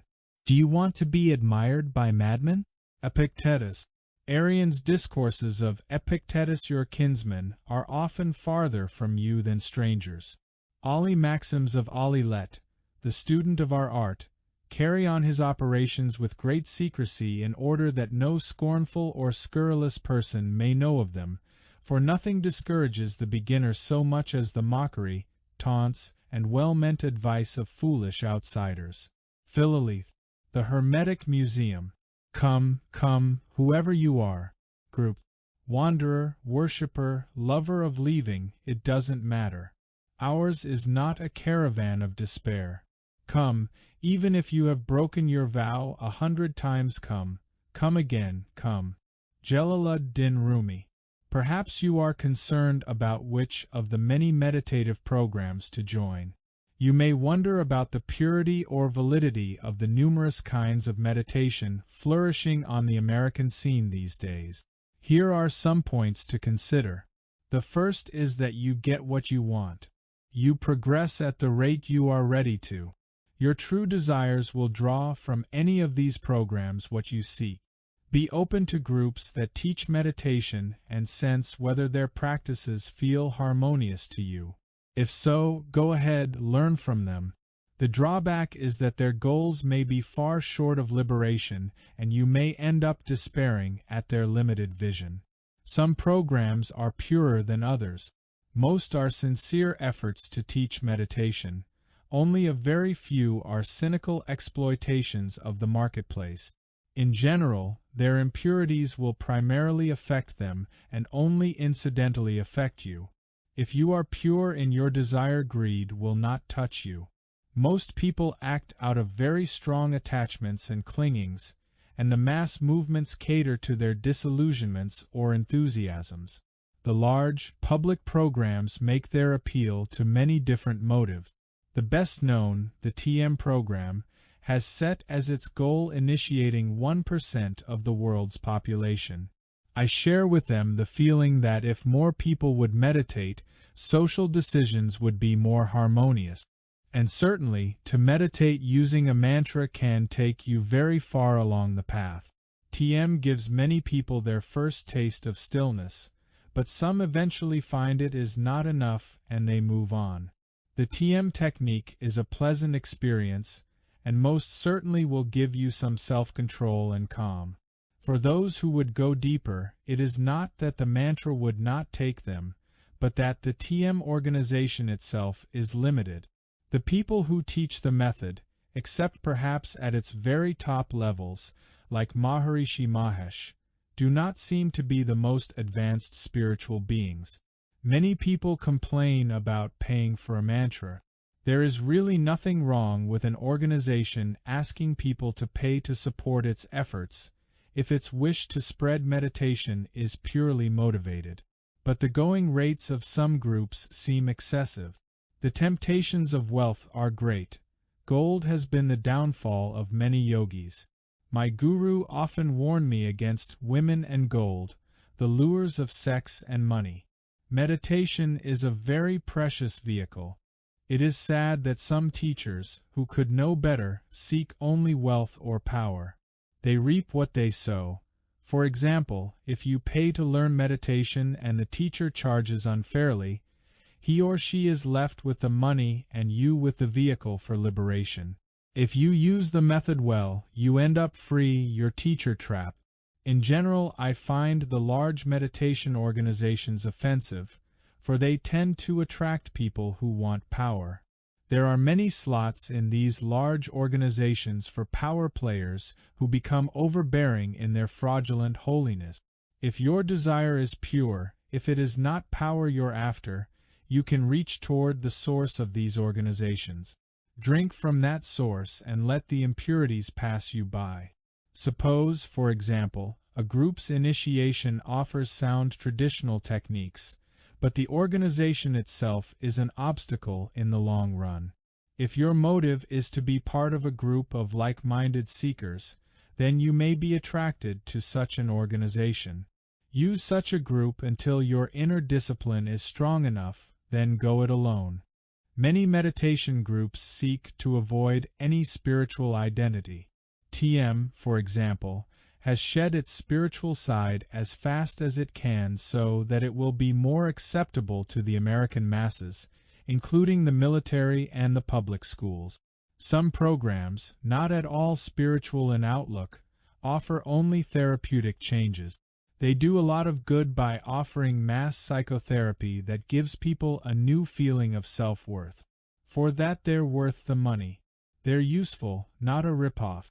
Their limit is that they touch on methods that offer people much more than psychological betterment, but define their goals only in psychological terms, and thereby mislead people about the greater possibilities.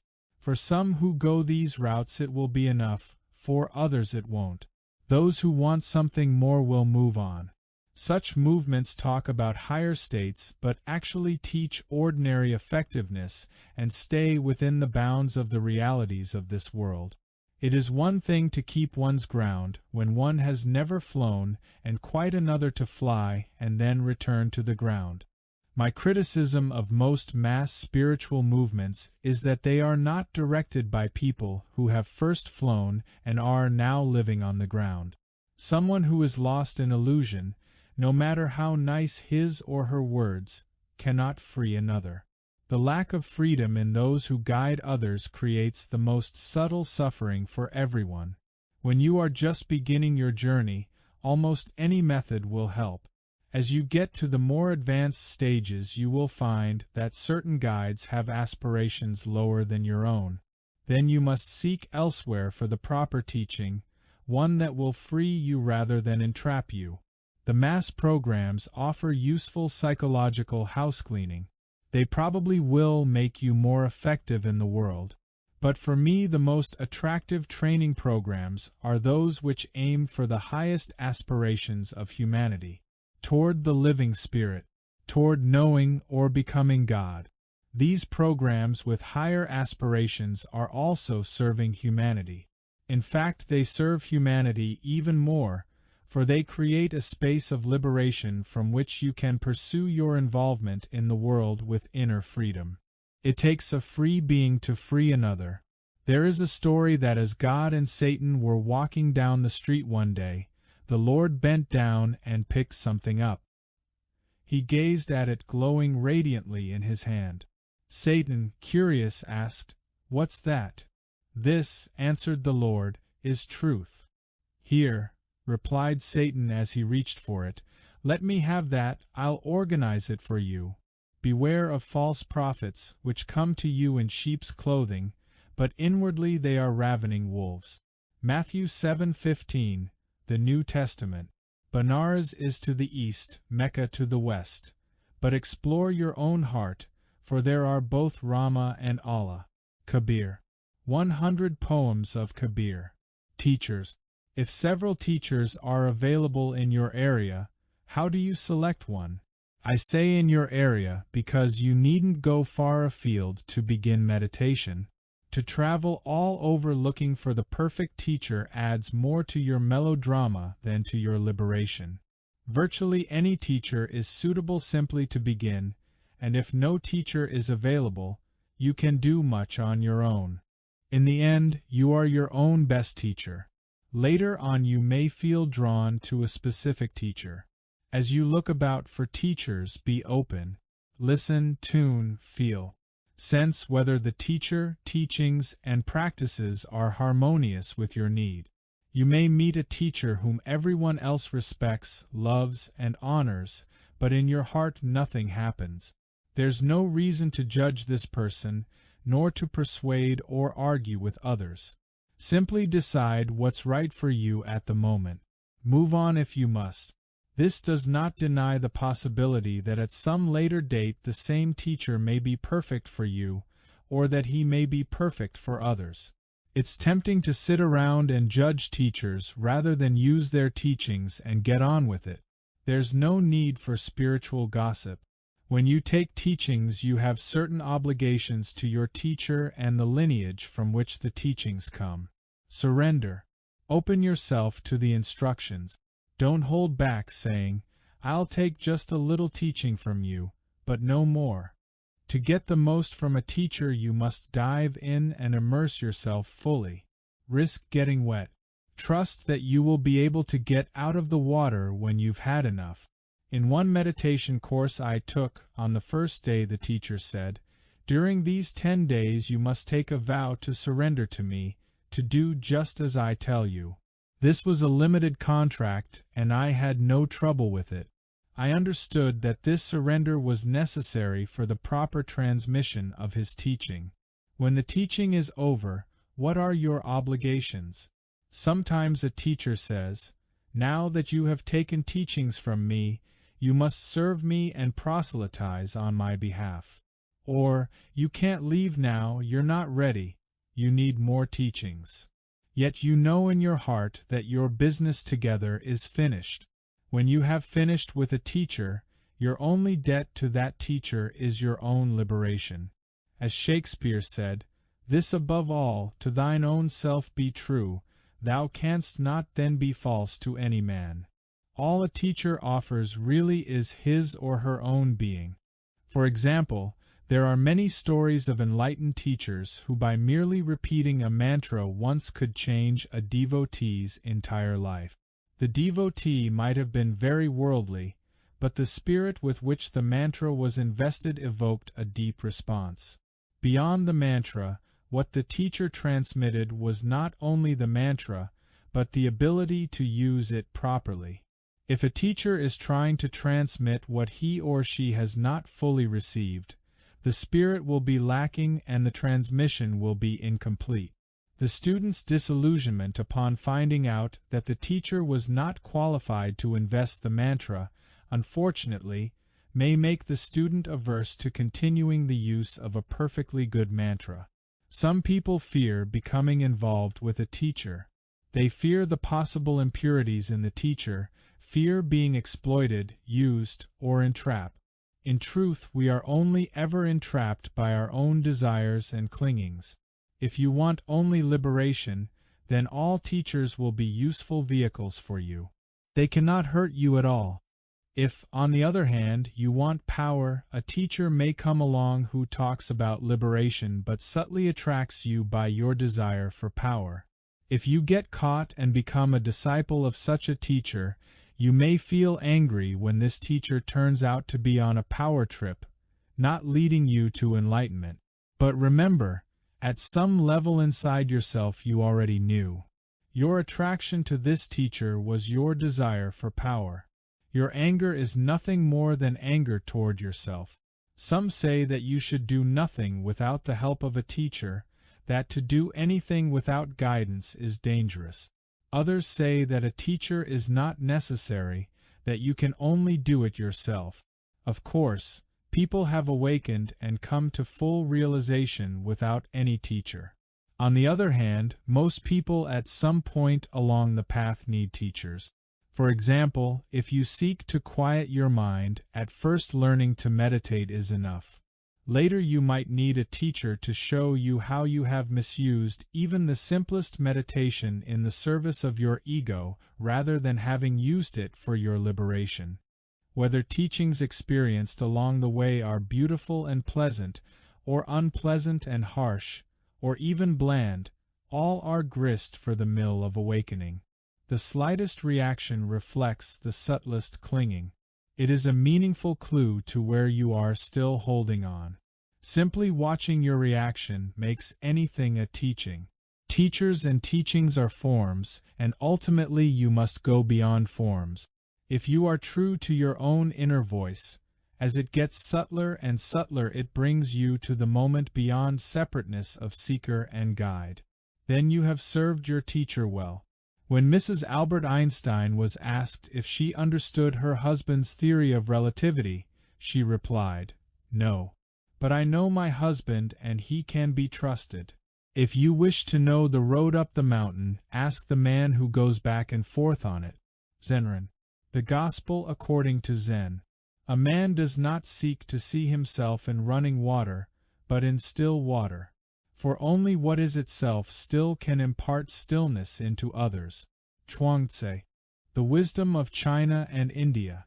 When you forget all your dualistic ideas, everything becomes your teacher, and everything can be the object of worship. Shunryu Suzuki. Zen meint, beginners meint. Retreat. There is an ancient and unbroken tradition of people who withdraw from the marketplace for meditation. This withdrawal can range from a day of solitude to the dedication of one's entire life as a recluse or a member of a religious order. You will benefit by devoting at least a few days or weeks to intense inner work. You needn't become a monk, but an occasional retreat accelerates your progress. I often tell my students to take one day a month or set aside a weekend for solitude. Should you try it, the directions are simple. Go into an empty room, if you have one, or a large closet, if it gets enough fresh air. Don't see or speak to anyone. Don't read or study. Simply sit quietly, aware of yourself and the world around you. Do some formal meditation practices if you wish. Solitude shows you the way your mind creates your universe. For longer retreats, you can go to one of the centers listed in the back of this book, or go out in a tent or a cabin. Go anywhere you can be completely alone for a week, a few weeks, a month or more. During this time, follow your own schedule of methods, such as formal meditation, hatha yoga, chanting and mantra. But also spend time just sitting quietly. Sit near a tree, a brook, a rock. Set aside your intellect. Let the natural flow of the universe course through your being and harmonize your soul. Let it draw you into an eternal sense of time, of flow. While sitting quietly, you may get depressed from rerunning the old movies of your life. Your fantasies and plans may plague you, but eventually a deep quietness will pervade your being, connecting you with profound aspects of yourself and of the universe. It will open you to deeper guidance from within, guidance that brings you closer to God. There is a pleasure in the pathless woods, there is a rapture on the lonely shore, there is society, where none intrudes, by the deep sea and music in its roar. Lord Byron. Childe Harold's Pilgrimage. The homes of householders who have well-governed minds and have banished their sense of egoism are as good as solitary forests, cool caves or peaceful woods. Yoga Vasishtha. The world within the mind. The mind is all. If the mind is active, even solitude becomes like a marketplace. Sri Ramana Maharshi. Talks with Sri Ramana Maharshi. I've spent time every year or so in many types of retreat facilities, Buddhist, Hindu, Christian, and have received much sustenance from doing so. A few years ago I stayed in a Benedictine monastery in New York State. I was given a cell, attended the daily offices and services, and joined in the monks' silent round of meditation, study, and work. I vividly recall a moment that affected me profoundly. We dwelt in silence. We had taken our modest meal on our tin-plated plates and cups, and we stood in line to wash our dishes. There was a large tub for soaping and another one for rinsing. The soaping dish had a sponge in it on a stick. It was the rare moment when some kind of social relationship was acceptable. As we stood in line, we were allowed to whisper to one another. I was standing behind a healthy, powerful man in his 40s, very radiant. I was watching the sponge go around on the plate he was washing as I asked, "How long have you been at this monastery?" His answer came back, 16 years. The image of that sponge going around on that plate and the words 16 years were imprinted in my mind. For the way in which he said 16 years had neither pride nor pity nor any other noticeable emotional quality to it. It was merely a statement of fact. That moment captured for me the equanimity, patience, and depth of meditative life. At a lecture one of the brothers said, "Here at the monastery, we take away all freedom of choice about matters such as clothing, food, and what to do with time. This frees us to go within. There's a critical difference between external and internal freedom.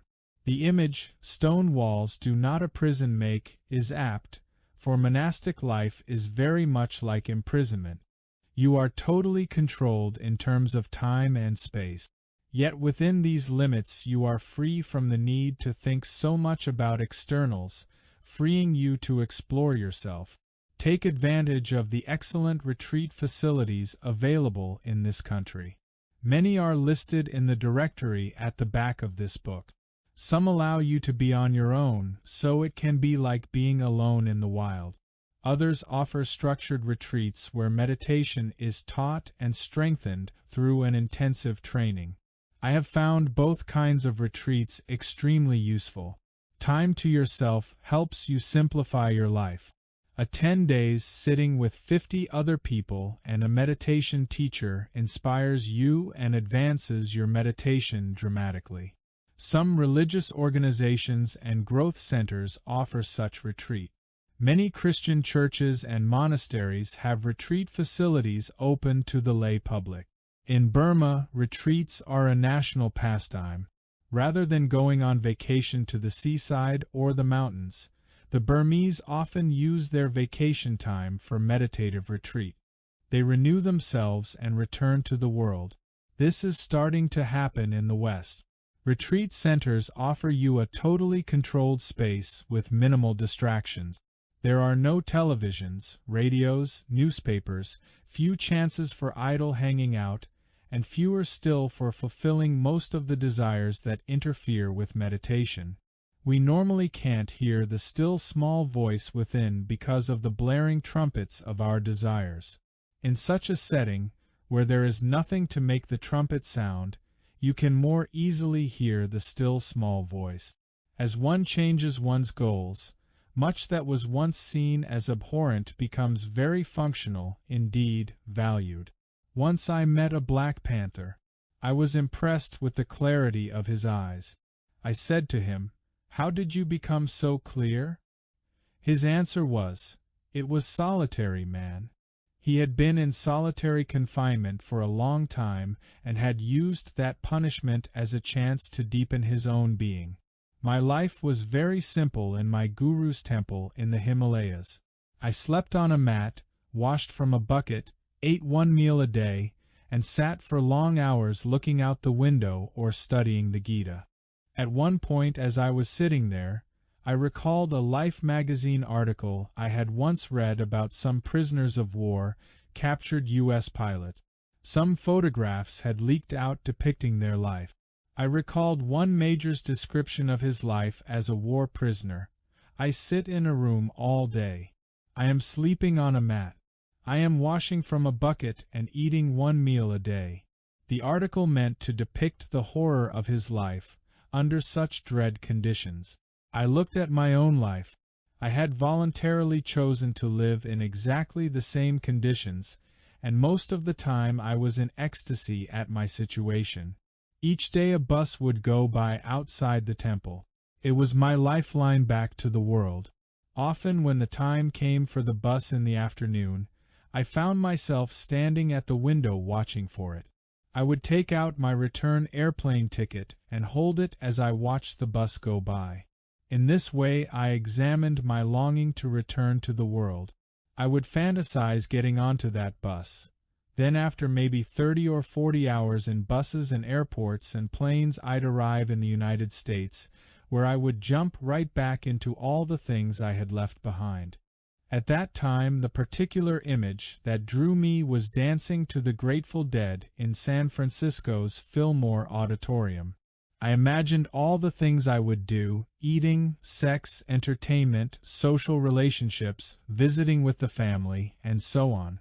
I could cast myself into any of these roles, run them through in detail, and finally get to the point of imagining myself saying, "You know what I would really like? To be living in a temple in India where I could just sit all day." At that point I would put away my ticket and resume my practices. Sitting quietly, doing nothing, spring comes and the grass grows by itself. Zenran. The Gospel according to Zen. Is meditation a cop-out? Better to be temporarily selfish than never just. Gurdjieff. In Search of the Miraculous, P. D. Ouspensky. Some people do use meditation as a cop-out. For them, meditation is a defense against facing the problems of life. They devote themselves wholeheartedly to meditation as an escape from responsibility. But they defeat their purpose, for you have to be somebody to become nobody. And if you're not somebody enough, you'd better become somebody first. The spiritual path is not a cop-out from life. You need to clean up your life before you attempt to give it up. The popular image is of the meditator sitting with eyes closed, immersed in himself. Many in the West see meditation as a withdrawal from the world, an avoidance of social responsibility. Such withdrawal may occur temporarily, as when the meditator has periods of retreat. But it is not necessary, nor does it reflect the essence of the meditative state. Rather than make him withdraw from the world, meditation naturally leads the seeker to a deeper appreciation of the interrelatedness of things, of his relation to his family, friends, nation, and the world. The meditator also comes to honor the individual differences that make up the fabric of society. Within the harmonious flow of the universe, each person's part plays its role. For example, because I live in a country that allows me the freedom to meditate, I feel a duty to reciprocate by paying taxes and voting, so as to maintain the whole that allows me that freedom. At the same time, I don't have to go to Washington to protest. That isn't my particular role to play, but I don't object to anyone else doing it. Social action, if done compassionately, also betters society. Consider compassion and protest. Each of us is predisposed to fill different social roles. One person feels harmony as a mother who keeps a loving home for her family. Another feels that same harmony only when actively protesting social injustice. No role in itself is more conscious than another. A person's consciousness is reflected in the way the role is played. If someone who has a heightened meditative awareness feels drawn to protest against social injustice, such protest would come from a more compassionate sense of the rightness of the action. His meditative awareness allows greater clarity, so he can view the social predicament from all sides. This lets the protester act more effectively, since he is not so attached to his own view of how things should be. Gandhi brought together spiritual life and social action in this way. He tried to meditate and always remembered God, even in the thick of a crisis. When he was assassinated, his last words were the name of God. Meditation changes how you do whatever you do. Look at competitive sports. Two tennis players, for example, may compete fiercely, each preoccupied with winning. Yet if at the same time they appreciate the beauty of the moment, including the fact that they are two human beings collaborating to compete, it changes the nature of the game. Their expanded awareness may also let them appreciate the beauty of the day and their good fortune in being able to play. This added appreciation enhances the sense of playful competition and frees them of attachment to winning at all costs, an attitude we call poor sportsmanship. They can simply enjoy the moment.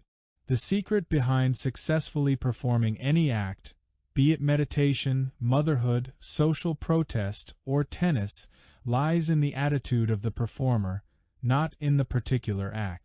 Saint Abdorotheus, a 6th-century monk, said, "Over whatever you have to do, even if it be very urgent and demands great care, I would not have you argue or be agitated.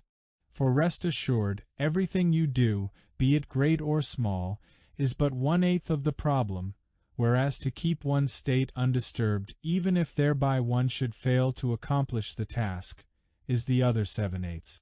So if you are busy at some task and wish to do it perfectly, try to accomplish it, which, as I said, would be 1/8 of the problem, and at the same time to preserve your state unharmed, which constitutes 7/8. If, however, in order to accomplish your task you would inevitably be carried away and harm yourself or another by arguing with him, you should not lose 7 for the sake of preserving 1/8. Early Fathers from the Philokalia. In 1967 I spent many months in my guru's temple in India. I recall receiving a letter from Allen Ginsberg describing the Chicago Convention and the revolutionary protest of many people whom I knew. For a moment I felt as if I were escaping from the world by sitting in this temple in India, leading a simple, quiet life. I thought I was copping out. It was as though I were at a rest camp far from the action, and my friends were out on the front lines truly helping mankind find a better world. At the time I was studying the Bhagavad Gita, which is the story of Krishna's injunction to Arjuna to fight in a battle. As I reflected more deeply, the Bhagavad Gita helped me realize that it is often easier to fight an external enemy than to confront one's inner demons, and that my own inner work did as much for my fellow man as for myself. Indeed, this was one of the front lines of the battle, deepening my own inner being to feed others. Perhaps, I thought, I was the one on the front line while they were holding back from ultimate confrontation. Later I realized that one needn't judge who was better or worse. We simply have different parts to play in the drama. Calmness of mind does not mean you should stop your activity. Real calmness should be found in activity itself. Shunryu Suzuki. Zen mind, beginner's mind. Many stages, many paths. There are countless paths, each with its own landmarks, its own route. Meditation unfolds in a sequence, but the specific experiences and their order vary from person to person and from method to method. In devotional meditation or prayer you may be filled with intense love, or with the great pain of separation, or with the presence of the living Spirit. If on the other hand you meditate using a one-pointedness technique, such as concentration on the breath, you may first experience agitation, then quietness, a deepening silence, more immediate awareness of smaller units of thought, and finally the silent space and emptiness that exists beyond form. In still another approach to meditation, say a movement method like Tai Chi, your first experiences might be of balance, harmony, or flow with the earth, the air, and the surroundings. It is not possible to chart a single path. or to say that every individual will have the same experience. The paths of the heart, the mind, and the body each traverse different terrain to the same goal. Don't get attached to your way of meditation.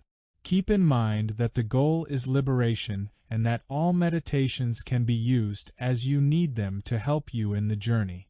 You can sit and follow your breath to bring your mind to quiet one-pointedness, which loosens the hold of all your worldly thoughts. Once the basic tool of one-pointedness is forged, you can use it for any of a number of ends. If you use it to gain insight into the workings of your mind, you ultimately enter the state of nirvana. Or you might use your one-pointedness to contemplate beings who embody spiritual qualities and develop these qualities in yourself. Or it might work another way. You can begin with prayer, and through the love of Jesus simplify your life to the point that you create no new karma. What may draw you on then is the need for silence, so you seek a simpler meditation, such as following your breath. I've found that each meditation technique I've ever pursued seriously has helped me by touching another space in my being. Somehow I've danced through them without getting caught in a value system that would say that a single meditative technique is the only way. You cannot, however, keep collecting methods all the way to enlightenment. Sooner or later you will be drawn to one path or another which is for you the eye of the needle, the doorway to the inner temple. The journey passes from eclectic sampling to a single path. Finally, you recognize the unity of your own way and that of other seekers who followed other paths. At the peak, all the paths come together. The Indian saints Kabir and Tulsi Das, as well as Saint Teresa, showed an incredibly intense yearning and love for God. Ramana Maharshi, on the other hand, showed the path in which the discriminative mind, through the method of self-inquiry, extricates one from clinging even to the concept of I. Others, such as the Tibetan sages Padmasambhava and Milarepa, embodied the skillful use of tremendous powers in the service of humanity. Jesus reflected the purest love, compassion, and sacrifice. Buddha showed the path of insight. All these are different routes to a single goal, liberation. Many, many paths to the mountaintop. Each has its own sights, experiences, hazards. Don't get stranded along the way. In any way that men love me, in that same way they find my love. For many are the paths of men, but they all in the end come to me. Bhagavad Gita 4:11. Water is for fish and air for men. Natures differ and needs with them. Hence the wise men of old did not lay down one measure for all. Thomas Merton. The Way of Chuang Tzu. There is no particular way in true practice. Shunryu Suzuki. Zen meint, beginners meint. When you start you most likely won't know which method will be your final one. In the beginning your view of the path is hazy, for you are still caught in your own expectations and models of reality. As your meditation advances you become attuned to your own particular route through. Then as you finish the journey you open to the universality of all lineages. The best description of that ultimate openness is the life of the Indian saint Ramakrishna. After having followed his own lineage, which honored, worshipped, and loved Mother Kali, he transcended it and went through Muslim, Christian, and a variety of other traditions. Today in the West, some people are drawn to fundamental Christianity because of an intense emotional relationship with Jesus. Others are drawn to the simple austerity of Zen Buddhism, and some to the intermingling of energy and love in Sufi dancing. When you work with a particular lineage, commit yourself totally to it. Hear it, see it, smell it, taste it, totally surrender into it. Don't worry about your final path. Let the inner guru call you. Through meditation you learn to listen quietly until the call comes, clear and unmistakable. From of old there were not two paths. Those who have arrived all walked the same road. Zenran. The Gospel according to Zen. 5. Losing your way.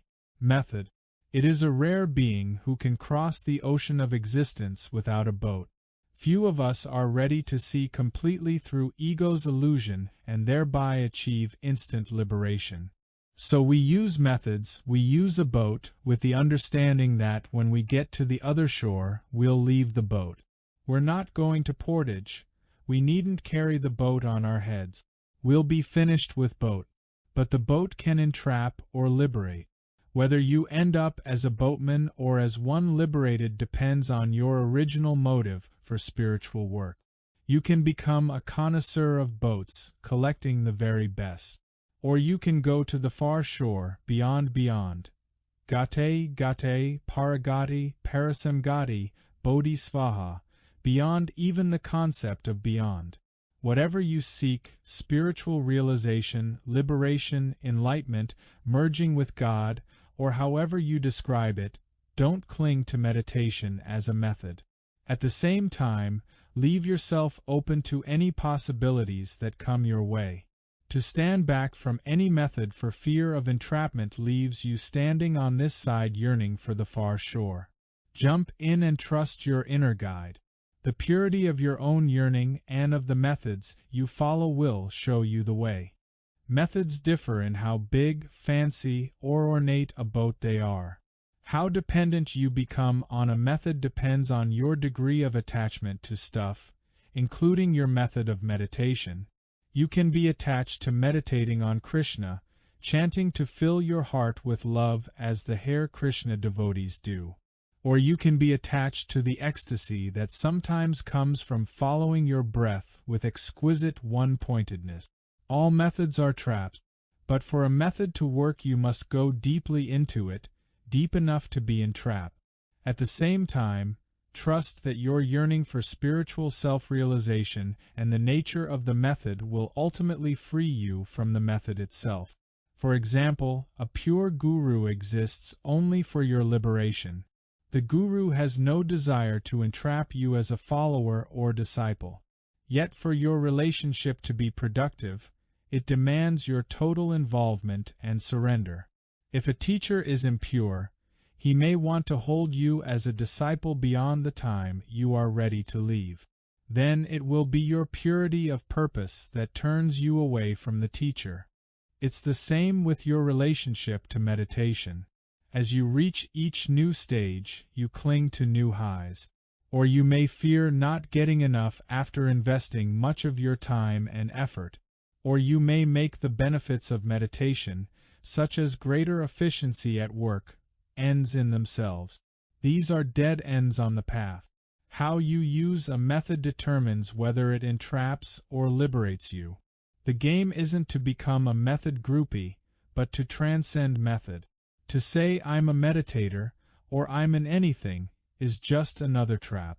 Some, such as Krishnamurti, question whether meditation actually does lead to liberation. They point out that all methods are just more ways of entrapping awareness. Rather than springing us from the traps of ego, they add yet another bar to our freedom. Proponents, such as Patanjali and the Buddha, say these are tools to be used until there is no longer any need for them. My feeling is that it would be best to bypass methods, but there are few of us capable of such a leap of consciousness. The rest of us need methods. These are traps through which we set ourselves free. A good traveler leaves no track. Lao Tzu, Tao Te Ching. Experience. As your mind quiets more and more in meditation, your consciousness may shift radically. With quietness can come waves of bliss and rapture. You may feel the presence of astral beings. You may feel yourself leaving your body and rising into realms above your head. You may feel energy pouring up your spine. You may have visions, burning sensations, a sharp pain in your heart, deep stillness, stiffening of your body.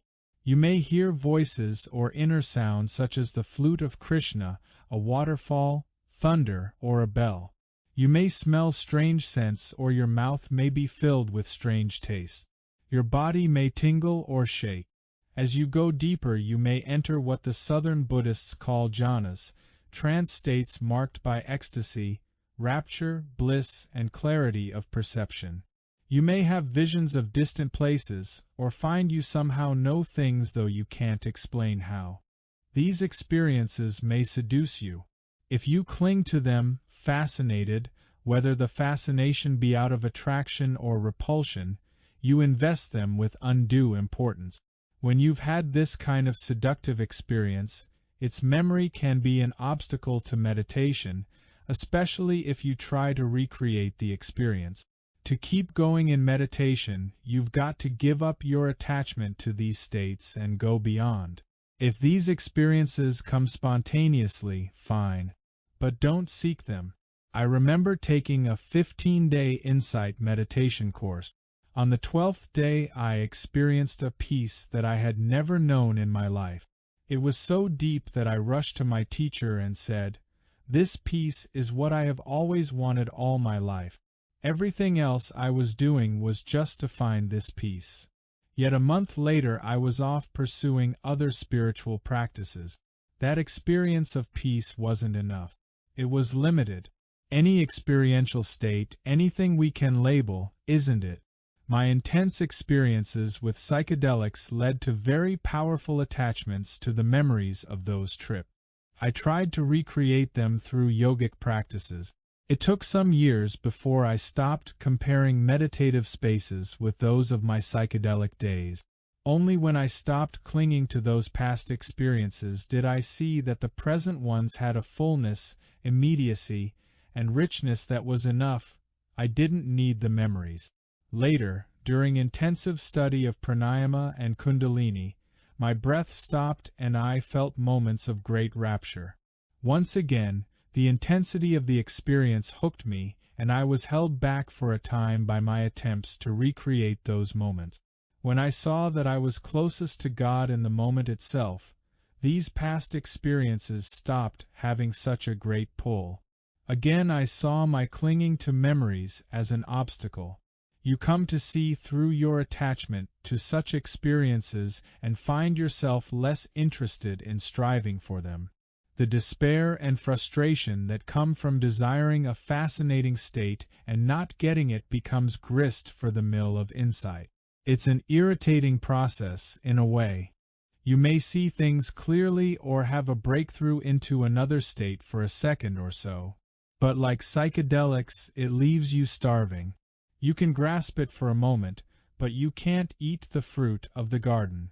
Meditation is not a matter of trying to achieve ecstasy, spiritual bliss or tranquility, nor is it attempting to become a better person.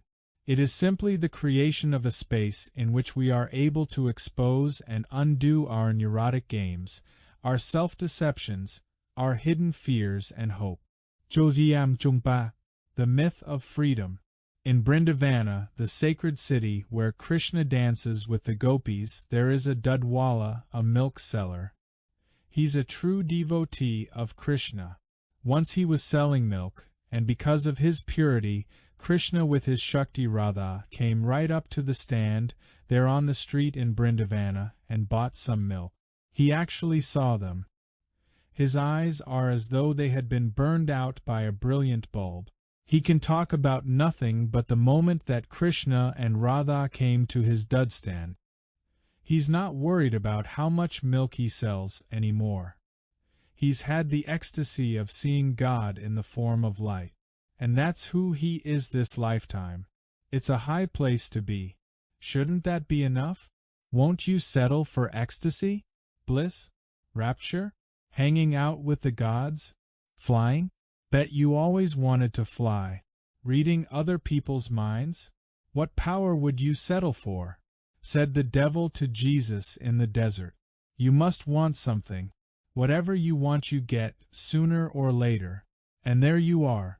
As long as you are not finished with that desire, you are entrapped. When you are attracted to powers and seduced by pleasures, what had been a vertical path turns horizontal. As long as your goal falls short of full liberation, you will be trapped by these experiences. If you know you want the long-range goal, that knowledge will help you give up the desires for the states along the way. As each desire arises, there will be a struggle with your ego. Part of you wants to enjoy the seductive pleasures, part wants to give them up and push on. One way to handle extraordinary experiences is to be neither horrified nor intrigued by them. The Tibetan Book of the Dead refers to the 10,000 horrible and the 10,000 beautiful visions. In the course of meditation you may meet them all: powers, great beauty, deaths, grotesqueries, angels, demons, all of it. These are just forms, the stuff of the universe. You confront them on the path, just as you meet all manner of people when you walk a busy street. Notice them, acknowledge them, don't deny them, and then let them go. To cling to these heavens and hells, no matter how beautiful, slows your progress. Not to acknowledge them, or to push them away, is just a more subtle form of clinging. Follow the middle way. As stuff arises in your mind, let it arise, notice it, let it go. No clinging. Many sensations come, many thoughts or images arise, but they are just waves of your own mind. Nothing comes from outside your mind. To realize pure mind in your delusion is practice. If you try to expel the delusion, it will only persist the more. Just say, "Oh, this is just delusion," and do not be bothered by it. Shunryu Suzuki. Sen meint, befinners meint. That thou mayest have pleasure in everything, seek pleasure in nothing. That thou mayest know everything, seek to know nothing. That thou mayest possess all things, seek to possess nothing. That thou mayest be everything, seek to be nothing. St. John of the Cross. The Ascent of Mount Carmel. Plains. Our senses and thinking mind keep our awareness aligned with the physical plane. But there are planes where beings exist other than the physical.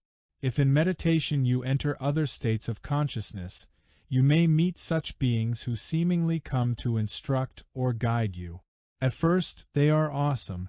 They seem to exist either in disembodied states or with luminous or transparent bodies that appear and disappear at will. They do not exist for normal vision. Because of the uniqueness of these beings, you might put more value on their teachings than is merited. Beings on other planes are not necessarily wiser than those on this plane. They may be well-meaning, but they may not know any more than you.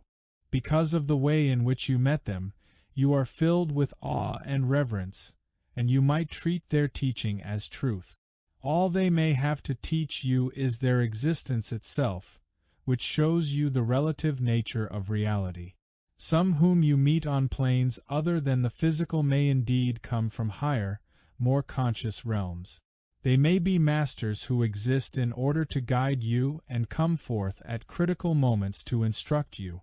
You needn't meet such masters to become liberated. They come to you only if your particular path requires their manifestation. Just as with teachers on the physical planes, be open. Experience each being you meet and sense in your heart. Do we have work to do together or not? If that teacher feels relevant to your spiritual journey, work with him or her until you have fully grasped the teaching. Then thank the teacher and proceed. This is true on every plane of existence. Power. Even the beginnings of an inner quiet and calm allow you to see much more. You get a new sense of how you create and control your universe. You stop reacting to events simply with blind patterns and habits of thought. Your life becomes more creative. Other powers follow this new creativity as your meditation deepens. They become more and more dramatic and can include psychic powers, astral travel, and even powers on other planes. These are traps. They are seductive, especially for people who have felt impotent, inadequate, or weak. Because of their attractiveness, these powers tend to make you slow down in your journey in order to enjoy them. This is especially likely when they offer more sensual gratification. For example, if you use the powers to attract new lovers for sexual conquest. Power entraps even when it is used to do good. Even if you couch the exercise of power in righteous terms, it still involves you more deeply in ego, since you as a separate entity are trying to manipulate your environment. So it is that powers, just like any of the other seductions along the path, are best noted and let go of, rather than acted upon. It's better to go for broke than to take a small profit and run with it.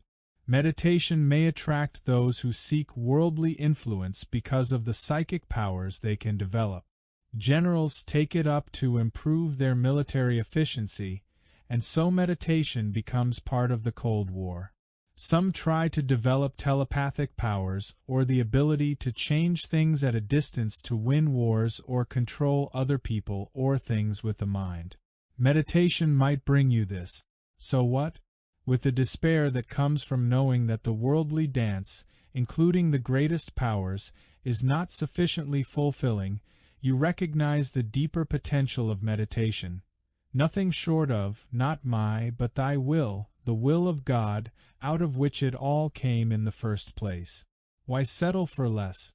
If you continue this simple practice every day, you will obtain a wonderful power. Before you attain it, it is something wonderful, but after you obtain it, it is nothing special. Shunryu Suzuki. Zen meint, beginners meint. Spiritual pride.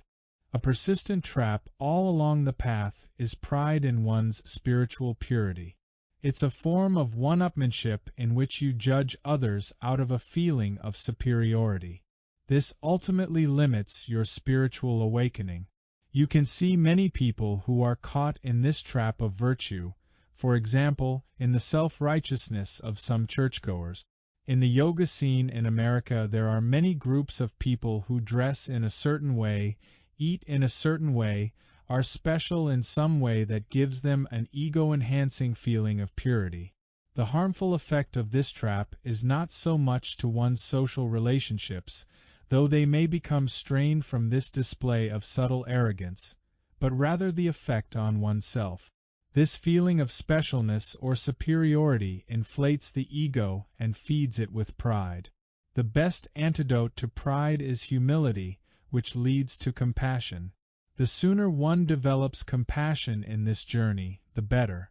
Compassion lets us appreciate that each individual is doing what he or she must do, and that there is no reason to judge another person or oneself. Merely to do what you can to further your own awakening. With joy, life and death dance to the rhythm of this music. The hills and the sea and the earth dance. The world of man dances in laughter and tears. Why put on the robe of the monk, and live aloof from the world in lonely pride? Kabir. 100 Poems of Kabir. The worst man is the one who sees himself as the best. Ali. Maxims of Ali. Whoever has in his heart even so much as a rice grain of pride cannot enter into paradise. Muhammad. Perspective spirituelle et fait humain. We are to practice virtue, not possess it. Eckhart. Meister Eckhart. A modern translation. Eyes. For many of us who have come into meditation through psychedelics, the model we have had for changing consciousness has been of getting high. We pushed away our normal waking state in order to embrace a state of euphoria, harmony, bliss, peace, or ecstasy. Many of us spent long periods of time getting high and coming down. It was like the biblical story of the wedding guest who came to the wedding but was not wearing the proper wedding garments, so he got thrown out. My guru, in speaking about psychedelics, said, "These medicines will allow you to come and visit Christ, but you can only stay 2 hours. Then you have to leave again. This is not the true samadhi. It's better to become Christ than to visit him, but even the visit of a saint for a moment is useful." Then he added, "But love is the most powerful medicine. For love slowly transforms you into what the psychedelics only let you glimpse." In view of his words, when I reflected on my trips with LSD and other psychedelics, I saw that after a glimpse of the possibility of transcendence, I continued tripping only to reassure myself that the possibility was still there. Seeing the possibility is indeed different from being the possibility. Sooner or later you must purify and alter your mind, heart, and body so that the things which bring you down from your experiences lose their power over you. Psychedelics could chemically override the thought patterns in your brain so that you are open to the moment, but once the chemical loses its power, the old habit patterns take over again. With them comes a subtle despair that without chemicals you are a prisoner of your thoughts. I recall vividly a very powerful experience in 1962 in the meditation room of our house in Newton. For several hours I sat quiescent in a state of ecstatic transcendence, merging into the universe. As the chemical began to wear off, I saw a blood-red wave rolling down the room toward me. In it were thousands of images of me, all of my social and psychological definitions of self. Me on a tricycle, giving a lecture, making love, and so forth. It was as if this wave was about to overrun me and carry me back into myself. I recall putting up my hands, trying to push away the oncoming wave and desperately searching my mind for some mantra or technique that would hold off this incredible force bearing down upon me. But I had no such charm or spell. The wave poured back over me, and I came back into my old familiar self. In recent years I have learned how, when the thoughts arise that were contained within that wave, to use a meditative stance to witness them. This gently loosens their hold and brings me back into the moment. Then I see there's nothing special about the high, nothing dreadful about the thoughts in the wave. Just stuff. The trap of high experiences, however they occur, is that you become attached to their memory, and so you try to recreate them. These memories compel you to try to reproduce the high. Ultimately, they trap you because they interfere with your experience of the present moment. In meditation, you must be in the moment, letting go of comparisons and memories. If the high was too powerful in comparison to the rest of your life, it overrides the present and keeps you focused on the past. The paradox, of course, is that were you to let go of the past, you would find in the present moment the same quality that you once had. But because you're trying to repeat the past, you lose the moment.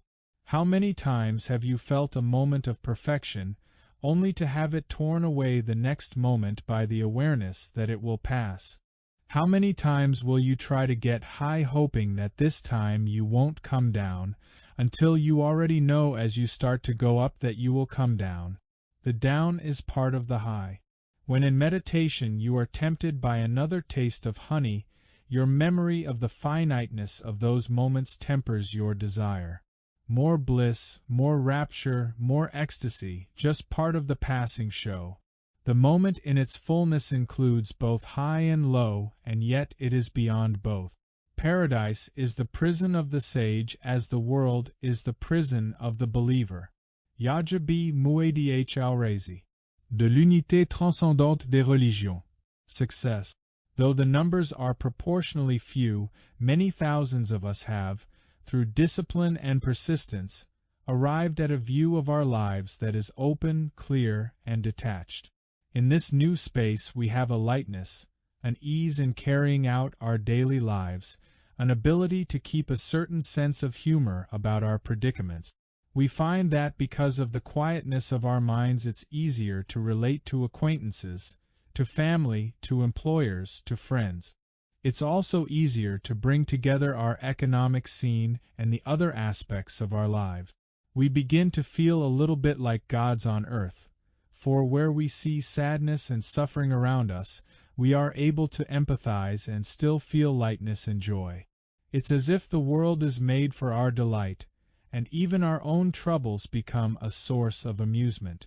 When we look one another in the eye, there is clarity and honesty. We have a certain degree of inner peace.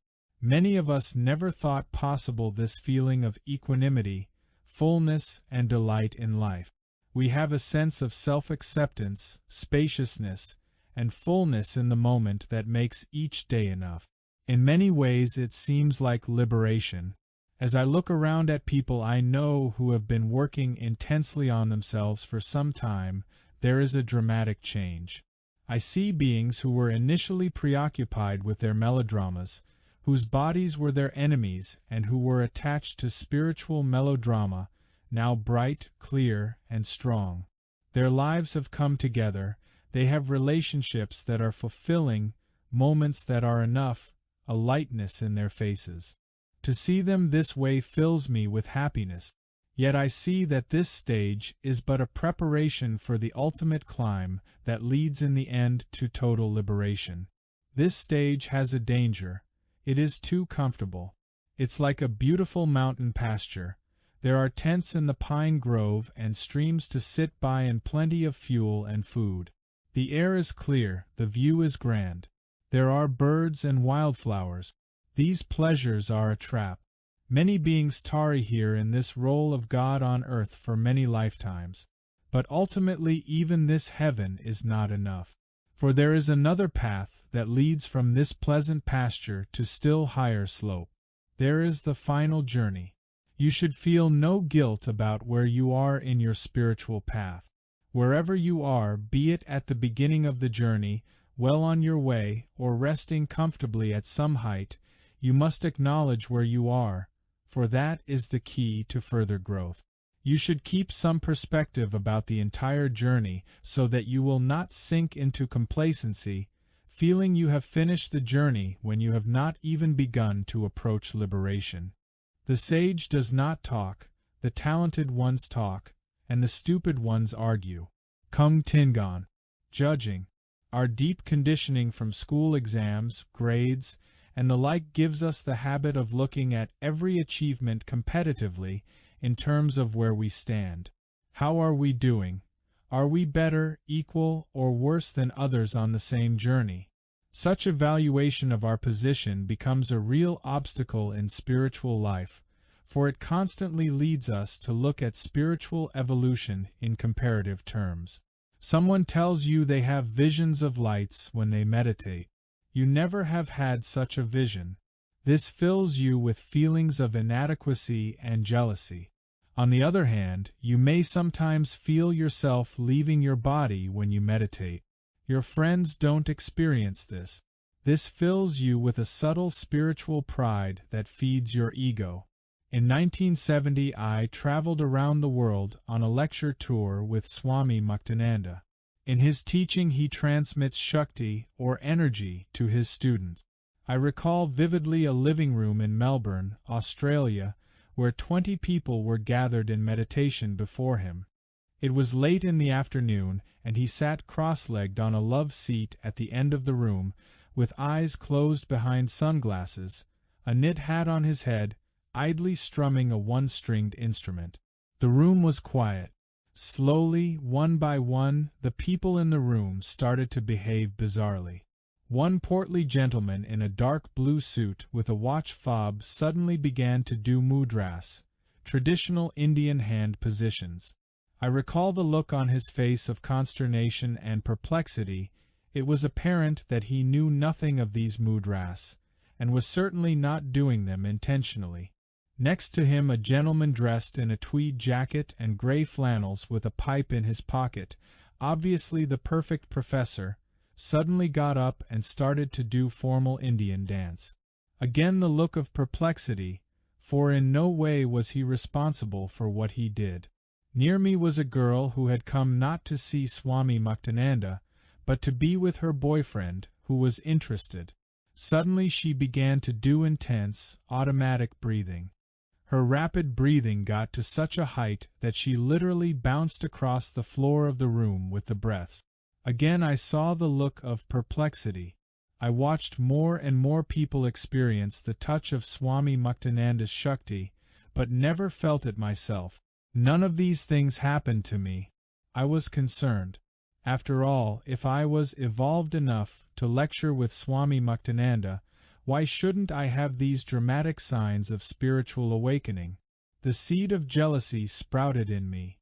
Though I didn't admit it, I did my best to induce these symptoms of awakening. Later I learned that these sometimes bizarre manifestations of Shakti were the result of various blockages in people and were in no way necessary on the spiritual path. As time has gone on, I have learned that there is no experience, no symptom, no sign of spiritual growth that is absolutely necessary. Each of us has a unique predicament that stretches back over many lifetimes. Each person is drawn to a different set of practices and responds in his or her own way. Individual differences are not better or worse, merely different. If we forego judging, we come to understand that each of us has a unique predicament that requires a unique journey. While we share the overall journey, everyone's particular experiences are his or her own.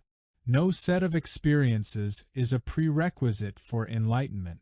People have become enlightened in all ways. Just be what you are. The experiences along the way are not enlightenment. So if you don't see lights or meet remarkable beings on other planes, or if your body doesn't shake, or if you don't feel the greatest peace, or even if nothing seems to happen in meditation, don't compare or judge. Just keep going. To compare yourself with others is to forget the uniqueness of your own journey. Always repenting of wrongs done will never bring my heart to rest. Qi Kong. 170 Chinese poems. He who realizes the Lord God, the Atman, the one existence, the self of the universe, neither praises nor dispraises any man. Like the sun shining impartially upon all things, he looks with an equal eye upon all beings. He moves about in the world a free soul, released from all attachment. Srimad Bhagavatam. The Wisdom of God. Love it the way it is. Thaddeus Gallus. The Lazy Man's Guide to Enlightenment. 6. Getting stuck. The body reacts. The minute that even the most gentle attempt is made to quiet the mind, to go within, to loosen the hold of one's overlearned way of thinking and being, new experiences occur. Many people, after their first hours of meditation, feel unusual patterns or rushes of energy. There is no cause to fear. Merely watch and open to these changing energy patterns. Don't resist them. Where there is fear, there are blocks in the body and energy cannot flow. Each person has his or her own special weak spot where tension first manifests. For some it is stomach upset, for others pain in the neck or in the small of the back, for others headache. Just sitting quietly for 20 minutes often creates tensions in a body that is used to being constantly on the move. Sleep habits may also change. You may need more sleep or less sleep. Even the tiniest quieting of the mind releases energy. If it is able to flow through you freely, you will probably feel energized and sleep less. On the other hand, if your old habits hold on strongly and you struggle against the energy, you get fatigued. Don't get lost in overreacting to the pains or tiredness. Just make yourself as comfortable as possible and proceed with the meditation. For the most part, they are only distractions, not symptoms of a real illness. In each case, gently adapt in whatever way is required. Don't be afraid or exaggerate these things into a melodrama. Don't obsess. These physical symptoms come and go during meditation. If you treat each such manifestation as real, you'll spend thousands on doctor bills. Once when I was meditating intensely for several months, I began to feel very ill. I went to a doctor who kept making me come back for more tests. He charged me outrageous fees, until I had run up a $600 bill on tests alone, none of which showed anything. I got so frustrated that I just decided to get better. I stopped worrying about my symptoms, and they went away. This is not to say that you should not treat illness. Remember, your body is your temple, you must take care of it properly. Just give up your melodrama about being sick. If you're ill, get whatever treatment you need. But do so matter-of-factly, and don't use illness as a cop-out to stop meditating. The body constantly tries to draw attention to itself by its shiverings, its breathlessness, its palpitations, its shudders and sweats and cramps, but it reacts quickly to any scorn and indifference in its master. Once it senses that he is not taken in by its jeremiads, once it understands that it will inspire no pity that way, then it comes into line and obediently accomplishes its task. René Daumal, Mount Analog. Do not try to drive pain away by pretending that it is not real. Pain, if you seek serenity in oneness, will vanish of its own accord. Singstan Buddhist text. The way that will relieve your woes on the physical plane will also take you to the highest spiritual realizations. And the way is simple. No resistance. Thaddeus Gallus. The Lazy Man's Guide to Enlightenment. The mind reacts. Over the years we develop strong habits of perceiving the universe, and we come to be very secure within these habits. We selectively perceive our environment in ways that reinforce them. This collection of habits is what we call ego. But meditation breaks the ego down. As we begin to see through it, we can become confused as to what reality is. What once seemed absolute now begins to seem relative. When this happens, some people get confused. Others fear they may be going insane. You must expect that growth requires change. A child's structure of reality alters as his or her endocrine system starts to change in puberty, leading sometimes to confusion and emotional upset. So it is with meditation that as you grow into a more conscious being, your old realities crumble and there will be moments of disorientation. The best strategy for dealing with this disorientation is to note it and let it be. Don't try to push it away and retreat into familiar habit. Most people need not fear this disruption. Although you may feel some anxiety, the ego's defense mechanisms usually give way no faster than you can handle it. But if you find these reactions too disturbing, you can cut back on the amount of meditation you do, or even stop altogether for a while. When you feel more calm and relaxed, ease back into meditation. The path to freedom is through detachment from your old habits of ego. Slowly you will arrive at a new and more profound integration of your experiences in a more evolved structure of the universe. That is, you will flow beyond the boundaries of your ego until ultimately you merge into the universe. At that point you have gone beyond ego. Until then you must break through old structures, develop broader structures, break through those, and develop still broader structures. In fact, a person always finds when he begins to practice meditation that all sorts of problems are brought out. Any hidden aspects of your personality are brought out into the open, for the simple reason that for the first time you are allowing yourself to see your state of mind as it is. The myth of freedom. Recently a woman came to see me who considered herself very close to having a nervous breakdown. One of her symptoms was unpredictable amounts of energy, so great at times that though she would ride her bicycle for 3 or 4 hours, afterward she would have more energy than when she began. She also cried unpredictably, for no apparent reason. She would sometimes look at some of her clients, she was a therapist, and feel such love for them that she wanted to kiss their feet or worship them. She would wake up at night with visions of beings talking to her, and feel presences in the room. Her vision would keep shifting so that what seemed a reality at one moment would be a dream a moment later.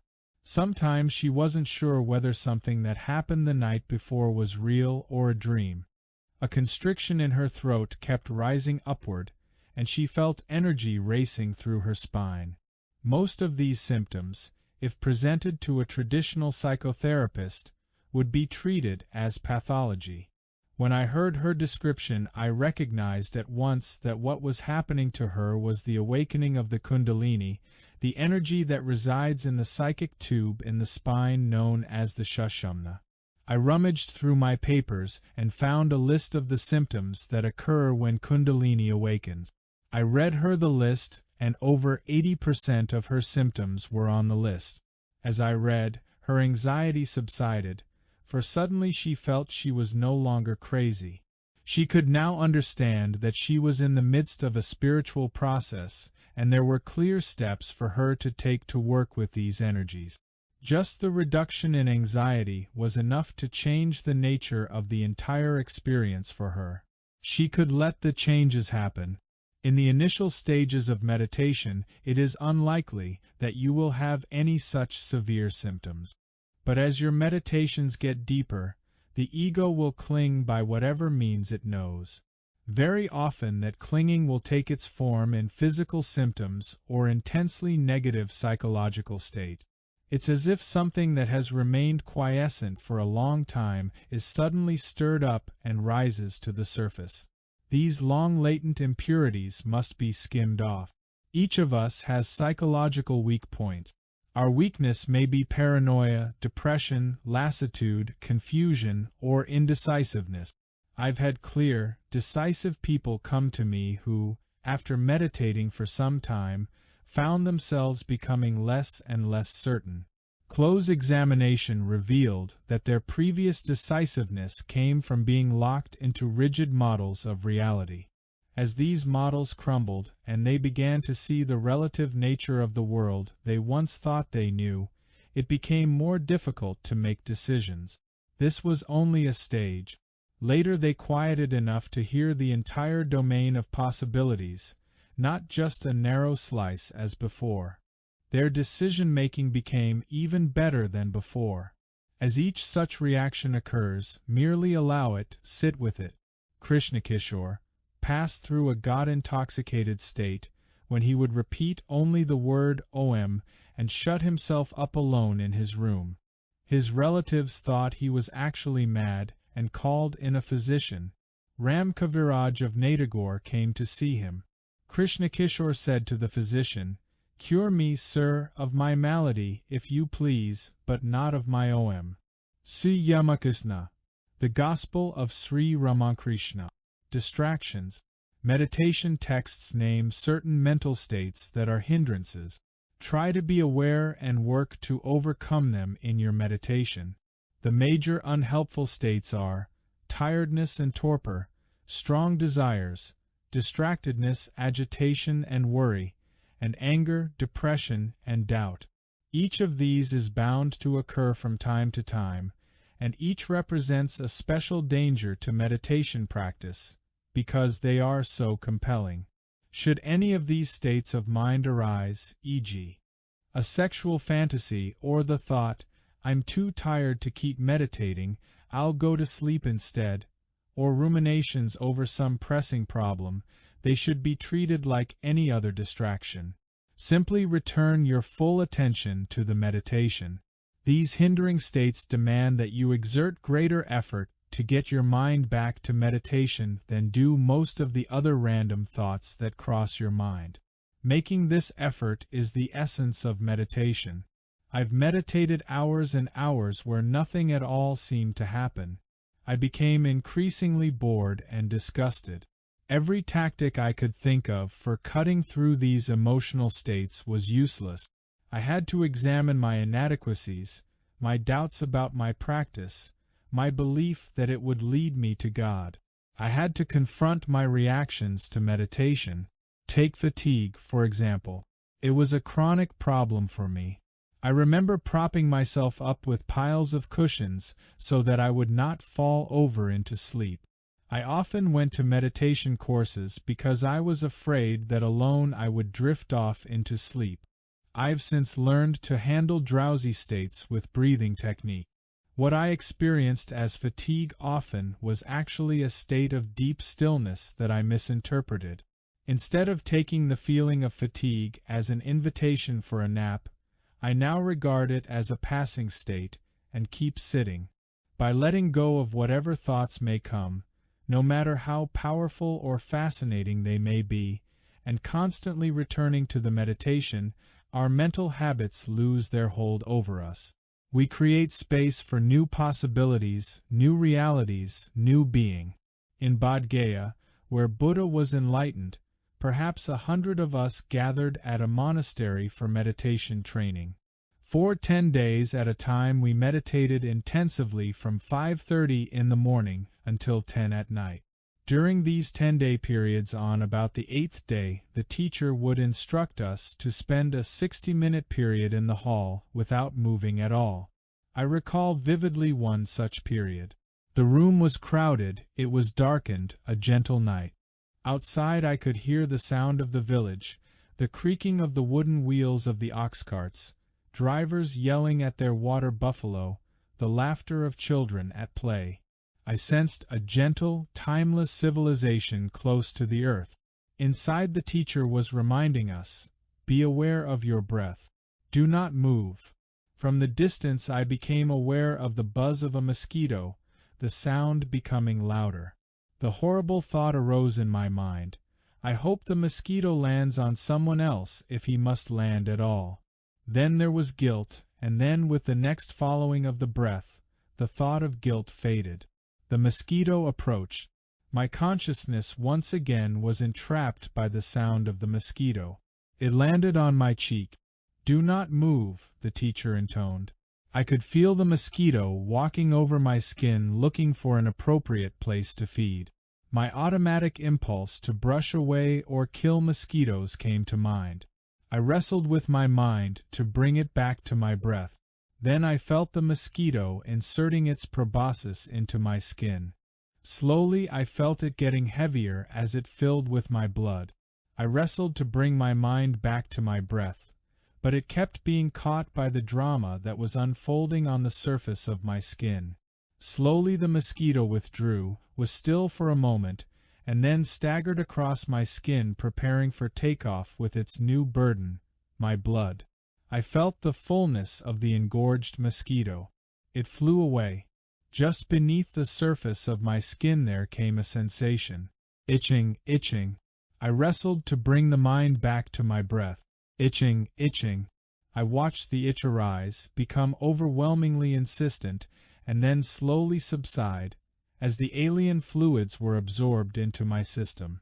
How much I learned in that tiny bit of suffering! By holding back my reaction, I saw the entire sequence clearly. What grace that mosquito provided in allowing me to examine the passing nature of phenomena.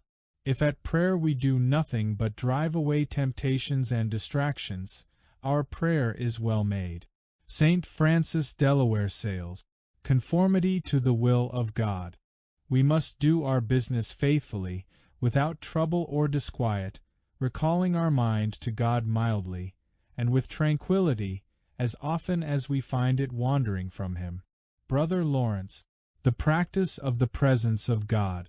When you are practicing Zazen, do not try to stop your thinking. Let it stop by itself. If something comes into your mind, let it come in and let it go out. It will not stay long. When you try to stop your thinking, it means you are bothered by it. Do not be bothered by anything. Shunryu Suzuki. Sen meint, befinners meint.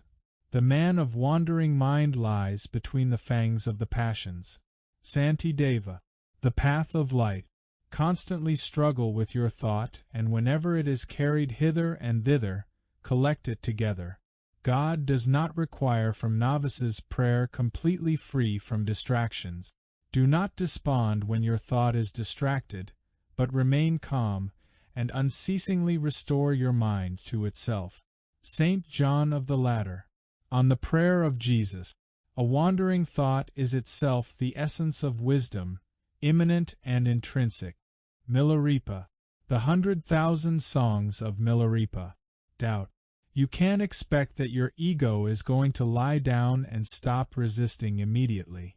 It finds new and more subtle ways to use your every weakness. At many points in your spiritual journey, your faith may be tenuous and your commitment minimal, and your zeal may evaporate. One of the ego's favorite paths of resistance is to fill you with doubt. When you want to sleep late, you'll find reasons not to get up to do your sadhana. You won't see the usefulness of meditation anymore. You'll doubt your teacher, yourself, and the Spirit. You'll doubt God. And on and on and on.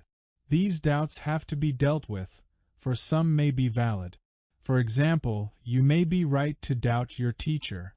Your teacher may not be worthy of his or her following. On the other hand, this very doubt may be a mind game to keep you from a deeper commitment. In truth, only you know which it is. There is a place in you that knows whether you are conning yourself in order to cop out, or whether you're indeed dealing with a legitimate awareness of limitations. Doubt demands you examine what you are doing with a critical eye. In this examination, include the doubt itself. If the doubt seems just another dodge of your ego, suspend it and proceed. The antidote to doubt is faith, but it should be an informed faith, not blind. Let go the things in which you are in doubt for the things in which there is no doubt. Muhammad. The 42 Traditions of a Nawawi. It is when your practice is rather greedy that you become discouraged with it. So you should be grateful that you have a sign or warning signal to show you the weak point in your practice. Shunryu Suzuki. Zen meint, beginners meint. Once a man was about to cross the sea. Bibhishna wrote Rama's name on a leaf, tied it in a corner of the man's wearing cloth, and said to him, "Don't be afraid. Have faith and walk on the water. But look here, the moment you lose faith you will be drowned." The man was walking easily on the water. Suddenly he had an intense desire to see what was tied in his cloth. He opened it and found only a leaf with the name of Rama written on it. "What is this?" he thought. "Just the name of Rama." As soon as doubt entered his mind, he sank under the water. Sri Ramakrishna. The Gospel of Sri Ramakrishna. Fear. Some people from time to time feel fear during meditation. Fear takes all kinds of objects. Fear of hypnosis, faddism, insanity, losing control, irresponsibility, losing friends, loss of identity or of will, apathy or passivity. Fear of being lost in the void or the emptiness. Nameless fear of nothing particular. Fear that nothing will happen. Fear that something really will happen that will change you. Such fears will grab at you and influence you to stop meditation. Examine these fears. Be open to them. But don't worry, they will pass. The changes that meditation brings will not be such that there is anything to fear. Roosevelt was right. We have nothing to fear but fear itself. For the defenses of your ego are sturdy enough that you have ample opportunity to offset any negative effects of meditation. My suggestion is to relax and enjoy the journey. As fears arise, allow them their space. Understand that, like all the other feelings meditation brings you, confusion, pleasure, pain, excitement, boredom, your fears, too, will pass. It was a dark night, early summer, finally turning warm. As Grandpa Joe slipped out of the car, I called to him to ask for his advice. I had been warned that the bears of the mountains were now active, especially at night. It was dangerous to walk in the woods in the dark.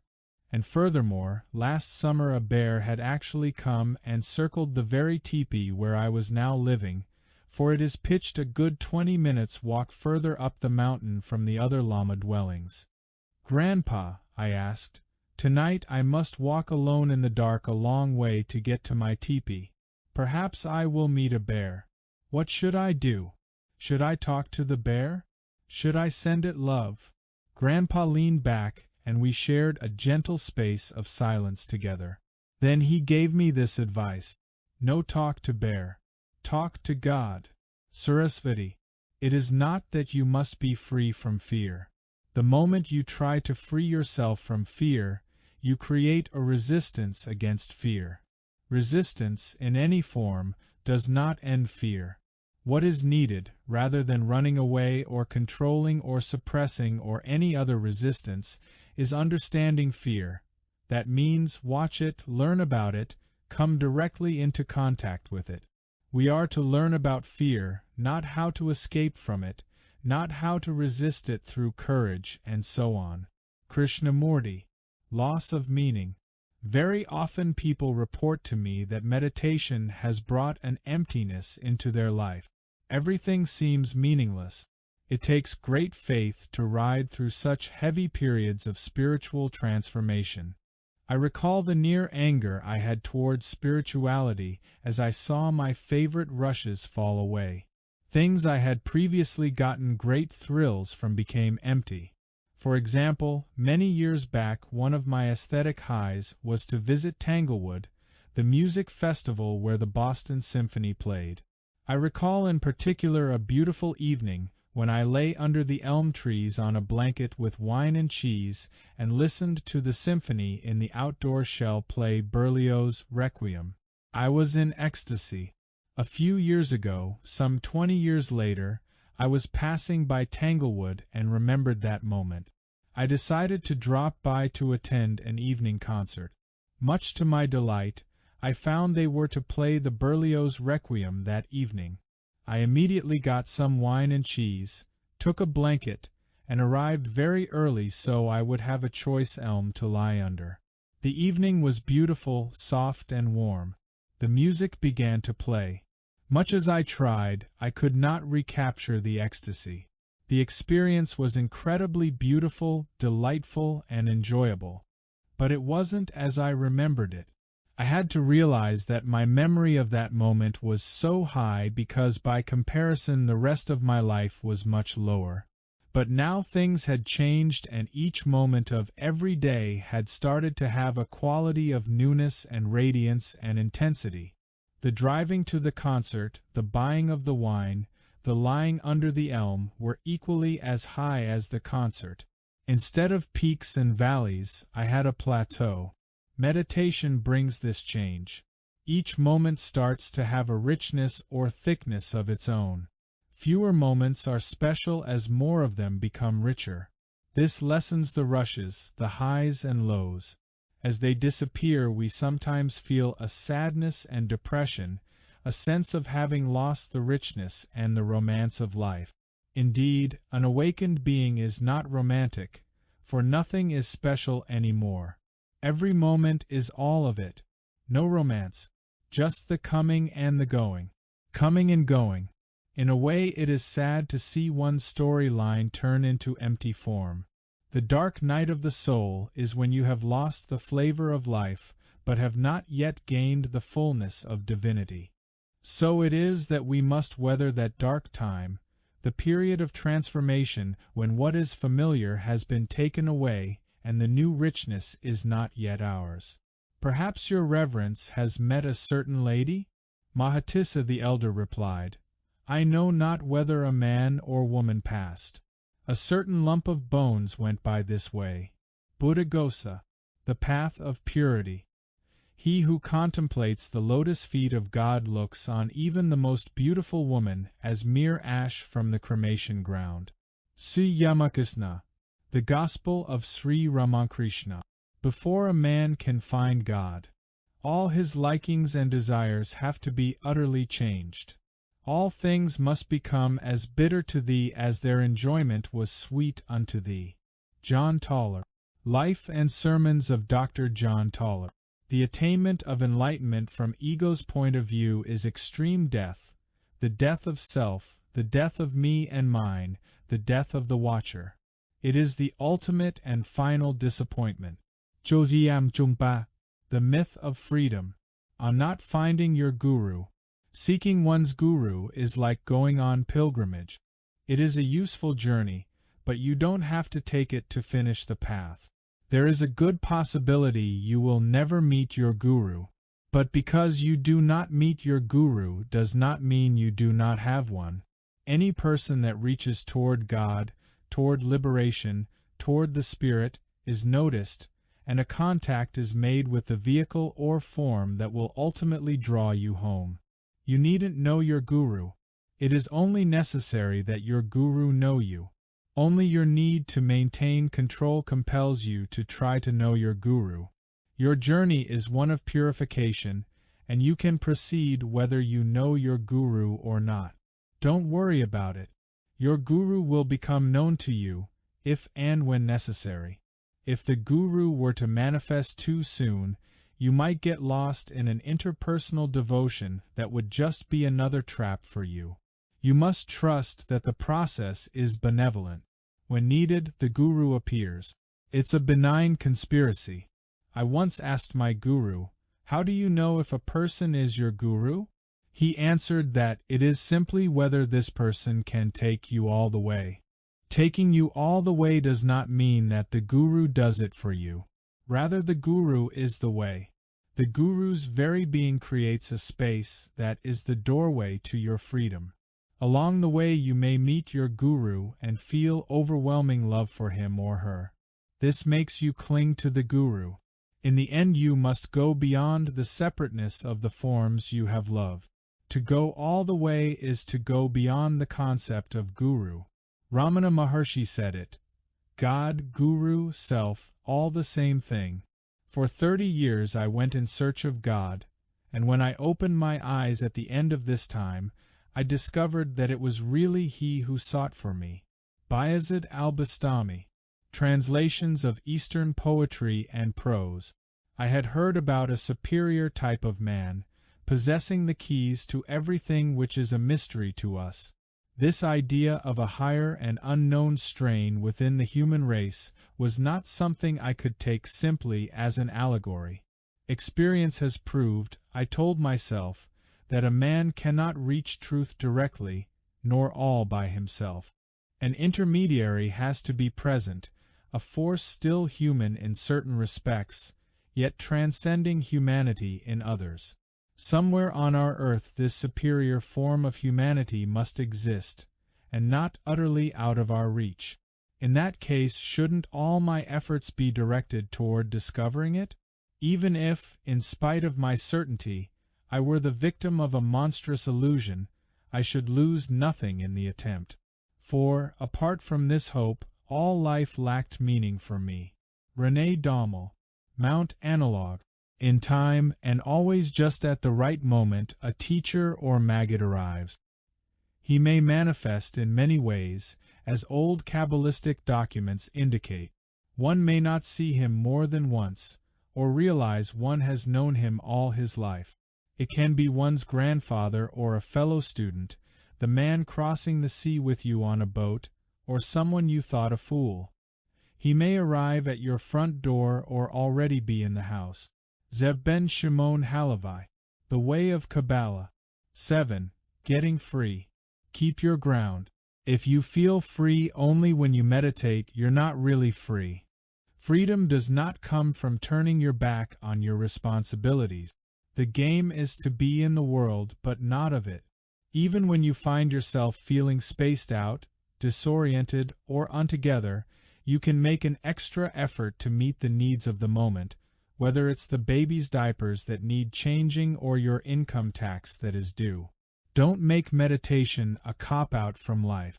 You can allow yourself adjustment periods when you don't have to function quite as well as at other times, especially just after periods of intense retreat. Eventually, you learn to function in the world even right after the deepest meditation. That's the goal, balancing inner and outer. You're part of society, you're part of a family, you're part of all sorts of groups. Do what you must to meet your responsibilities, but do it as an exercise that furthers your own liberation as well. The true freedom of awareness that you seek is possible only when you acknowledge and fulfill honorably all aspects of the dance of life. It is in the perfection of form that we are free. The time of business does not with me differ from the time of prayer, and in the noise and clatter of my kitchen, while several persons are at the same time calling for different things, I possess God in as great tranquility as if I were upon my knees at the Blessed Sacrament. Brother Lawrence. The practice of the presence of God. Do not permit the events of your daily lives to bind you, but never withdraw yourselves from them. Only by acting thus can you earn the title of a liberated one. Huangpu. The Zen teaching of Huangpu. The true saint goes in and out amongst the people and eats and sleeps with them and buys and sells in the market and marries and takes part in social intercourse and never forgets God for a single moment. Abu Sa'id ibn Abi Eltkar. Studies. I did not go to the Maggid of Meseritz to learn Torah from him, but to watch him tie his bootlaces. A Hasidic saint. Major trends in Jewish mysticism. Facing weaknesses. We have all been enchanted with getting high, having a free awareness, and so we have tried to repress or deny lows when our awareness once again gets caught in this or that. We love the illusion of being high but are afraid of coming down. As your journey proceeds, you realize that you can't hold on to your highs and deny your lows. Your lows are created by the remaining attachments that blind your awareness. Facing your lows, your anger, loneliness, greed, fears, depressions, and conflicts is the most productive fire of purification you can find. As your connection with the Spirit deepens, you might even choose to seek out those things that bring your attachments to the surface, so that you might confront them and free your awareness from them. It's a tricky business, playing with fire. You must feel your own way, unless you have a guide to say when to go and when to stop. If you don't have a guide, trust your own judgment. For example, if anger still traps your awareness, you might put yourself in situations which usually elicit anger and then attempt to maintain clear awareness. If you confront your attachments out of guilt, out of oughts or shoulds, or through some externally imposed discipline, it won't work. For these confrontations are difficult and your motives to confront them must come from deep within. It takes the innermost resolve to resist your powerful temptations, or separate your awareness from your strong desires, be they lust, anger, or whatever. Your gains through meditation give you the enthusiasm that can bring a breakthrough into another plane, or the heartfelt desire to go in deeper, or the hunger to change your life. But it still takes much courage and fortitude to face the deepest attachments head-on. When you feel that your life is committed to the Spirit, you can no longer avoid confronting these weaknesses. Your strategy changes. You seek to move faster, wishing to confront head-on the things that bring down your awareness. You can no longer let them have their way. So you ask for a hotter fire, a fiercer confrontation. Even though this is often painful rather than pleasurable, it's all right, for you are reaching toward that freedom which lies beyond pleasure and pain. When you want to burn away the grip of your ego on your awareness, you'll endure whatever is needed to clean up your life. Truth alone is the austerity of the Kali Yuga. Sri Ramakrishna, Women Saints of East and West. Handling energy. Meditation is like diving deep in the ocean. To allow you to go to the depths and come back up smoothly, your body must acclimate at each stage. As you adjust to each new level, you are filled with a greater energy. The predicament is that as you receive greater energy during meditation, it carries over to the times you are not meditating, when your old habits of mind, to which you are still attached, hold sway. The temptation is to use these new energies to strengthen your old habits, to use the meditative energy in the service of your ego. For example, you may find that these new energies enhance your sexual excitement, enthusiasm, and proficiency, or your social power or charisma. This undoubtedly is one of the attractions of meditation.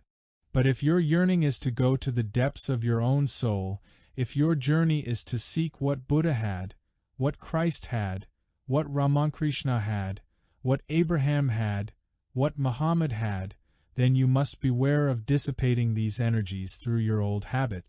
You must channel them to go deeper.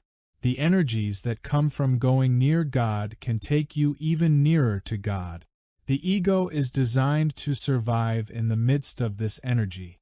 It's like a spacecraft with walls of thick steel to protect it from the incredible bombardment of the high energies of outer space. The art of meditation, however, is to work gradually with these new energies to free awareness from ego without destroying it. If your mind and heart are not open enough, the energies that surge into you can take negative forms. They may feel like raw power that causes you fits of violent shaking. You may feel edgy, nervous, unable to sleep, speedy, excited, or agitated. You may feel a paranoia because you are having insights that no one you know understands. To prepare yourself to handle these energies positively, purify your mind and strengthen your body. Then you will be ready when the boundaries between you and the larger sources of energy become thin. As this intense energy courses through your being, you will be able to handle it, though you may notice symptoms such as shaking or nervousness. When this happens to me, I focus on my heart, breathe in and out of it, filling with love on each breath. Great force can come to you, but when it is balanced with love, you won't feel overwhelmed. With love, you are more open to the energy. Then you will grow in power, the power of love. You are on the way home. Live as quiet a life as you can during intense periods of meditative practice. Get enough rest. You may encounter new spaces that will consume or create huge amounts of energy. Your body one moment may be totally exhausted and the next moment full of energy and refreshed. Your behavior may become erratic. Sometimes when I'm in intense spaces, my body is just barely strong enough to stand what it undergoes. Then I'll suddenly fall into a sound sleep that lasts maybe 15 minutes. When I come out of it, my whole body is vibrant with energy, fully revitalized. Some people feel the need for a guide who senses when they are getting more energy than they can balance.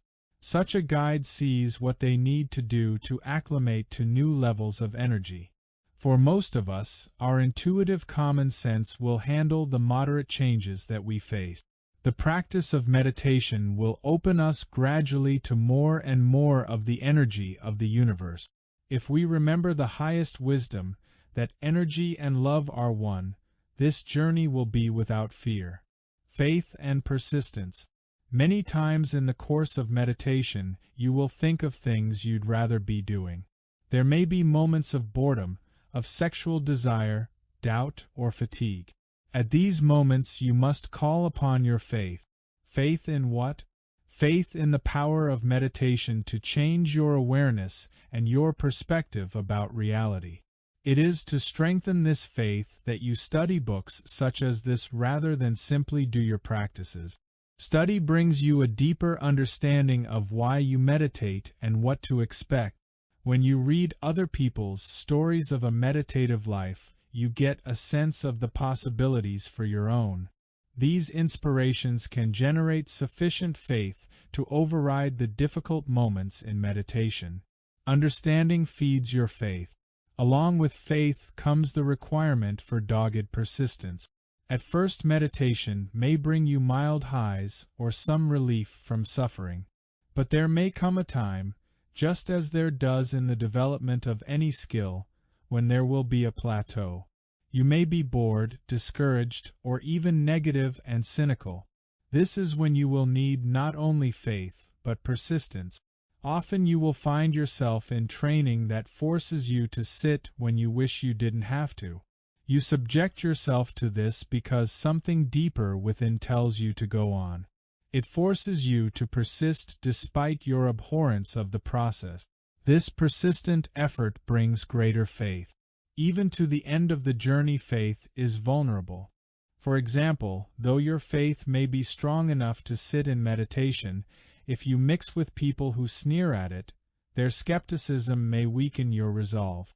But if you stay with meditation, faith in your path will strengthen until you can withstand any criticism, even your own doubt and dark night of the soul. When meditation works as it should, it will be a natural part of your being. There will no longer be anything apart from you to have faith in. Hope starts the journey, faith sustains it, but it ends beyond both hope and faith. A young lad was sent to school. He began his lessons with the other children, and the first lesson the teacher set him was the straight line, the figure 1. But whereas the others went on progressing, this child continued writing the same figure. After 2 or 3 days the teacher came up to him and said, "Have you finished your lesson?" He said, "No, I'm still writing 1." He went on doing the same thing, and when at the end of the week the teacher asked him again, he said, "I have not yet finished it." The teacher thought he was an idiot and should be sent away, as he could not or did not want to learn. At home the child continued with the same exercise, and the parents also became tired and disgusted. He simply said, "I have not yet learned it, I am learning it. When I have finished, I shall take the other lessons." The parents said, "The other children are going on further, school has given you up, and you do not show any progress. We are tired of you." And the lad thought with sad heart that as he had displeased his parents too, he had better leave home. So he went into the wilderness and lived on fruits and nuts. After a long time he returned to his old school. And when he saw the teacher he said to him, "I think I have learned it. See if I have. Shall I write on this wall?" And when he made his sign the wall split in two. Hazrat Inayat Khan. The Sufi message of Hazrat Inayat Khan. A group of us were in a sauna bath, just hanging out, going out into the sun, coming back into the bath, and a telegram arrived for me saying, "Rohatsu Dai session is being held at Mt. Baldy in Los Angeles. We are holding a space for you. This is the most difficult of the Zen sittings each year." It was to start the next day. So I got on a plane and went to Los Angeles. I arrive at the Zen monastery having sacrificed a sauna bath in the warm desert for this cold mountain outside of Los Angeles. I expect a greeting like, "Oh, Ram Dass, we're so happy you could come." A little bit of ego feeding. Instead I'm met by a guy in a black outfit with a clipboard and a shaved head who says, "Das, Ram, you will be in bunk 6. Here is your robe. Brother John will show you how to put it on, and you are to be in the Zendo in 6 minutes." So I think, okay, baby, I'll play.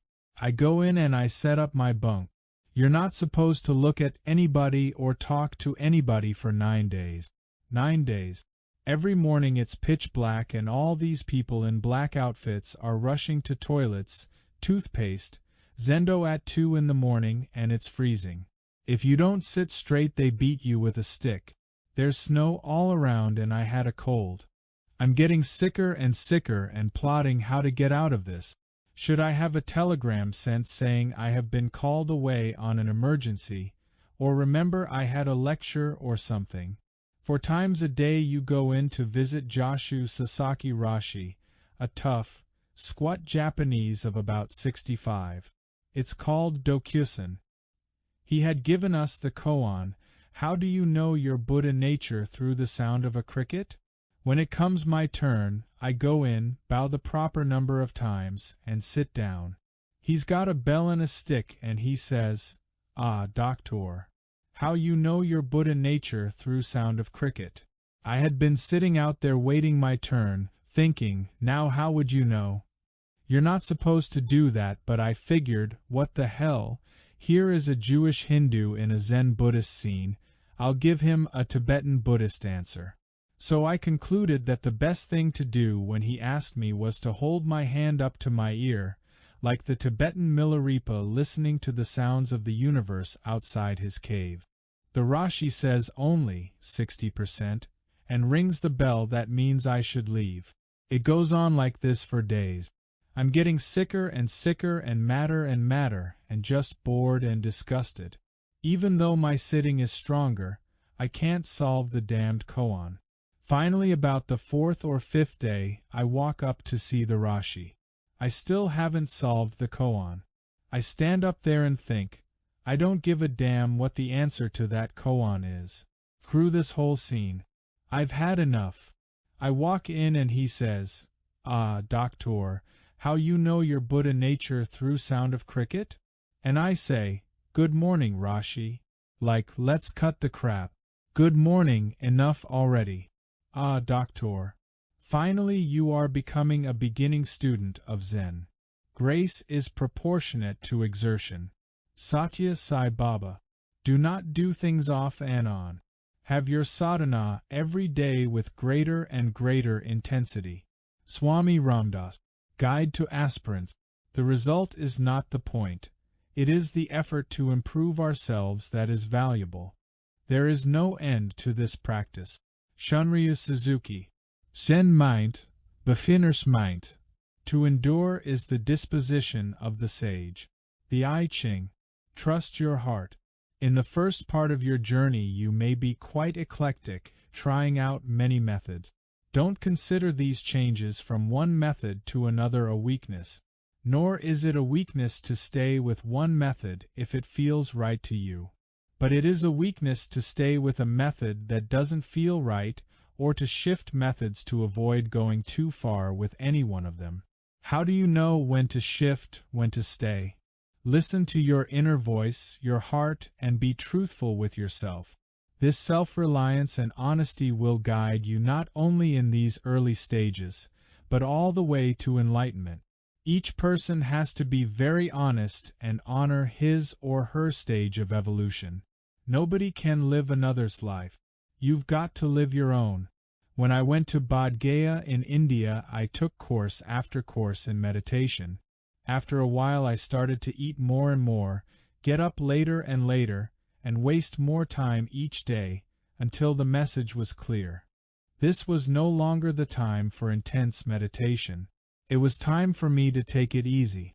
To try to meditate too intensely before you are ready will bring you similar tensions and difficulties. On the other hand, not meditating when the pull to do so is strong may raise the same difficulties. Be prepared for the possibility that what seemed to be the right practice or strategy at one moment may not feel so a moment later. The process is dynamic and changing.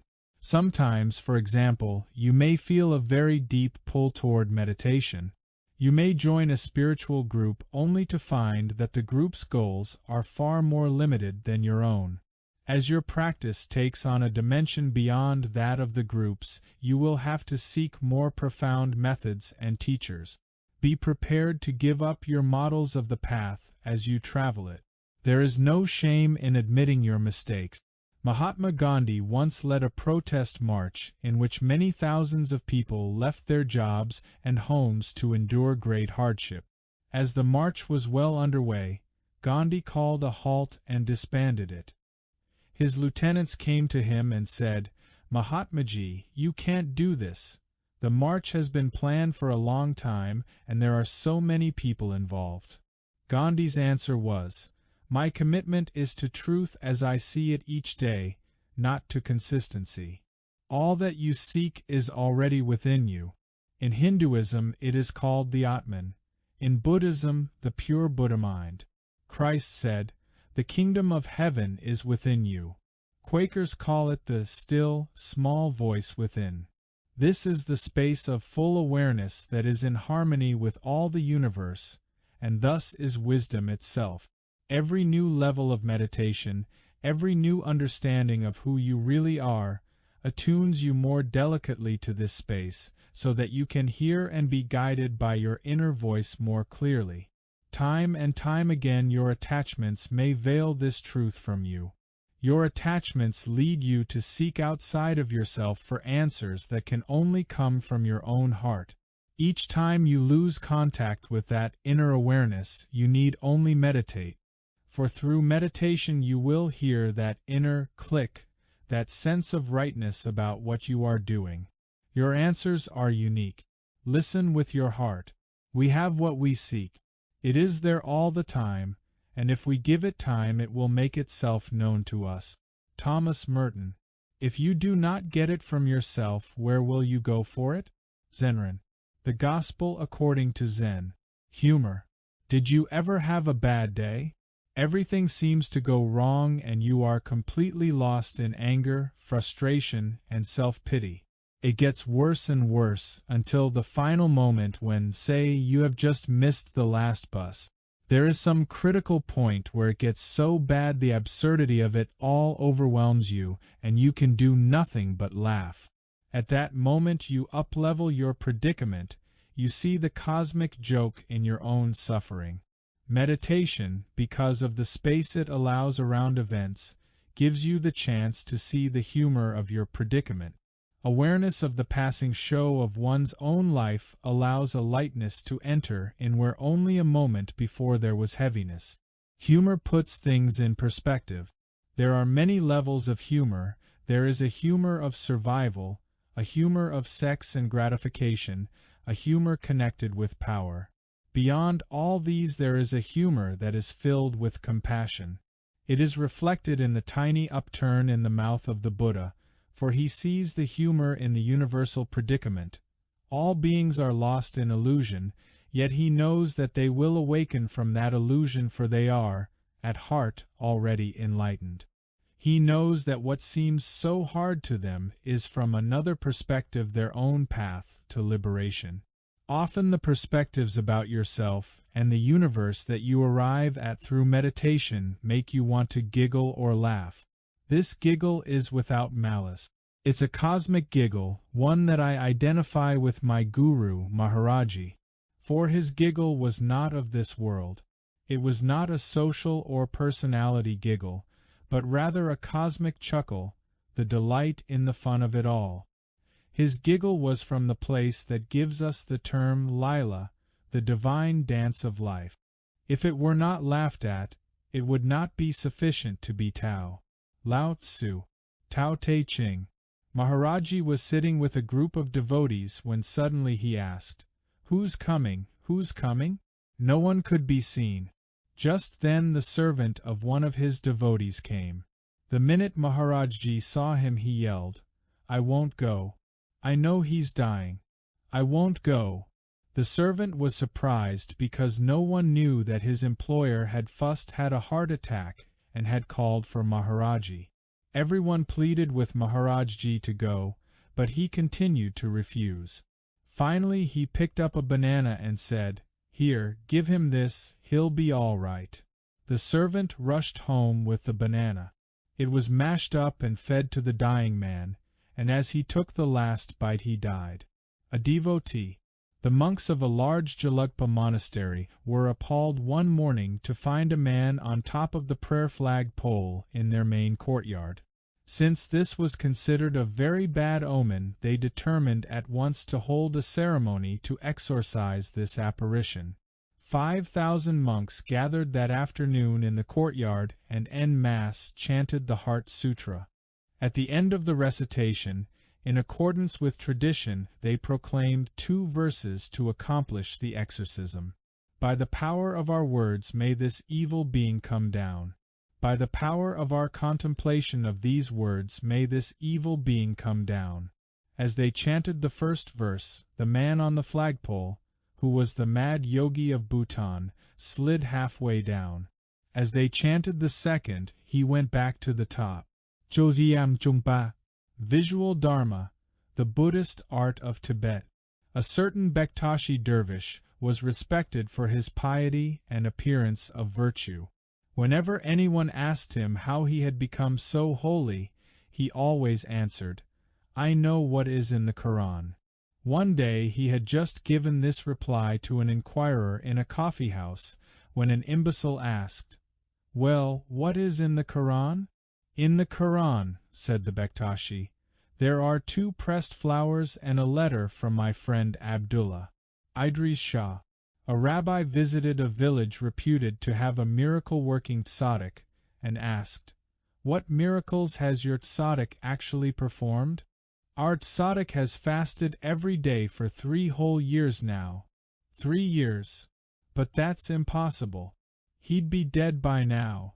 Certainly he would. But our tzaddik knows that if he fasted every day, that demonstration of saintliness would put everyone else to shame.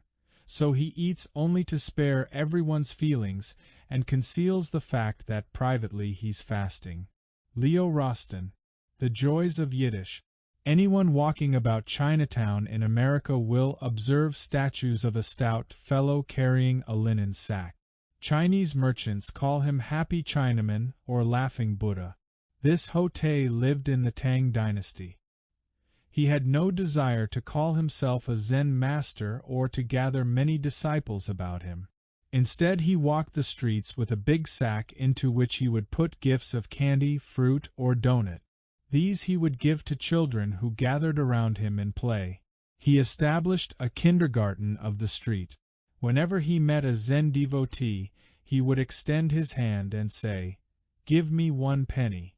Once as he was about his play work, another Zen master happened along and inquired, "What is the significance of Zen?"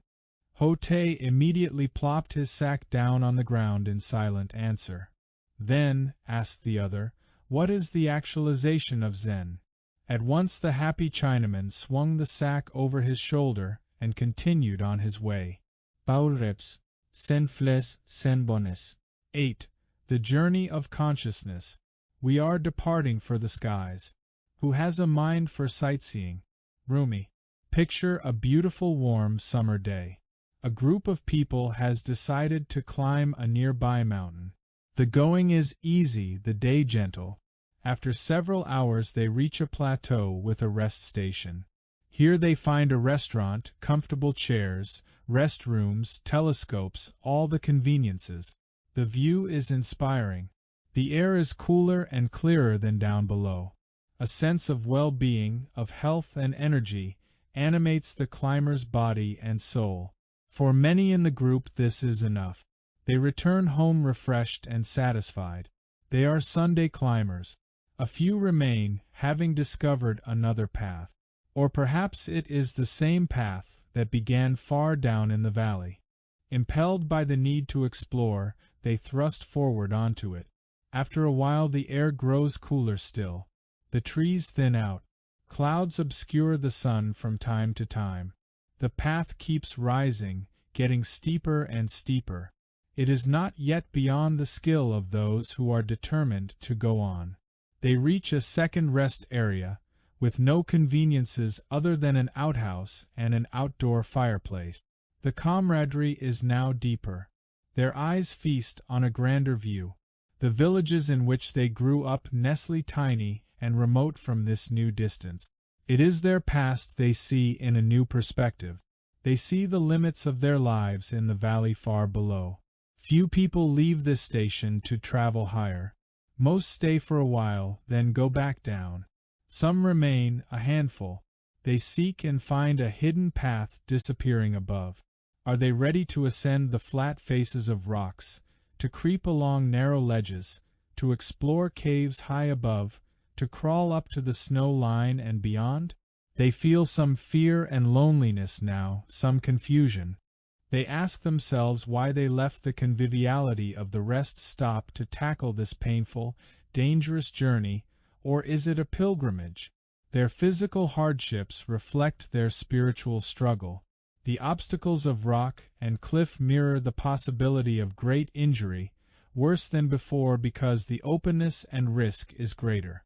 Added now is an inner battle. The climbers feel they have taken on an adversary. The mountain has become something to be mastered and controlled. Of the handful of people that climbs to this height, only 1 or 2 can reach the top. Those few who go for broke, who want to reach the top, will use their every tool to its utmost. They want all of it, the top of the mountain, the mystic experience every great climber has known. We have in America little appreciation, less experience, and no models for this ultimate journey.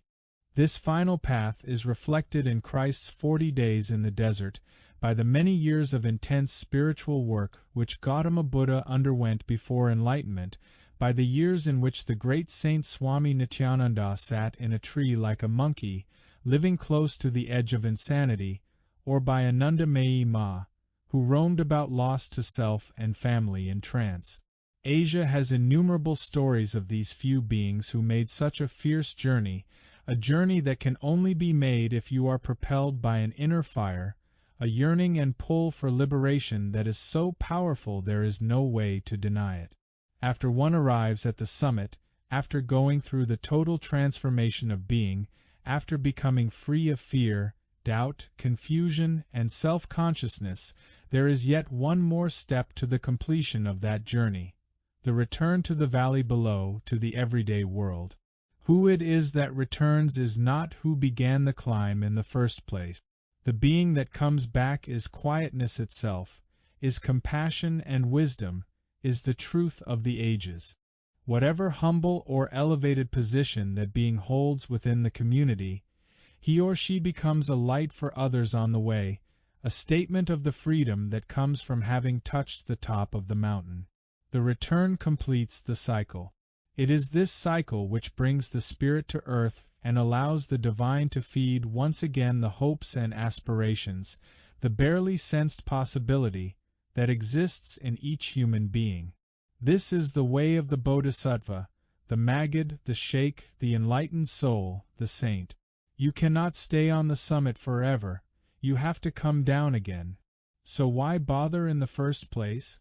Just this: what is above knows what is below, but what is below does not know what is above. One climbs, one sees.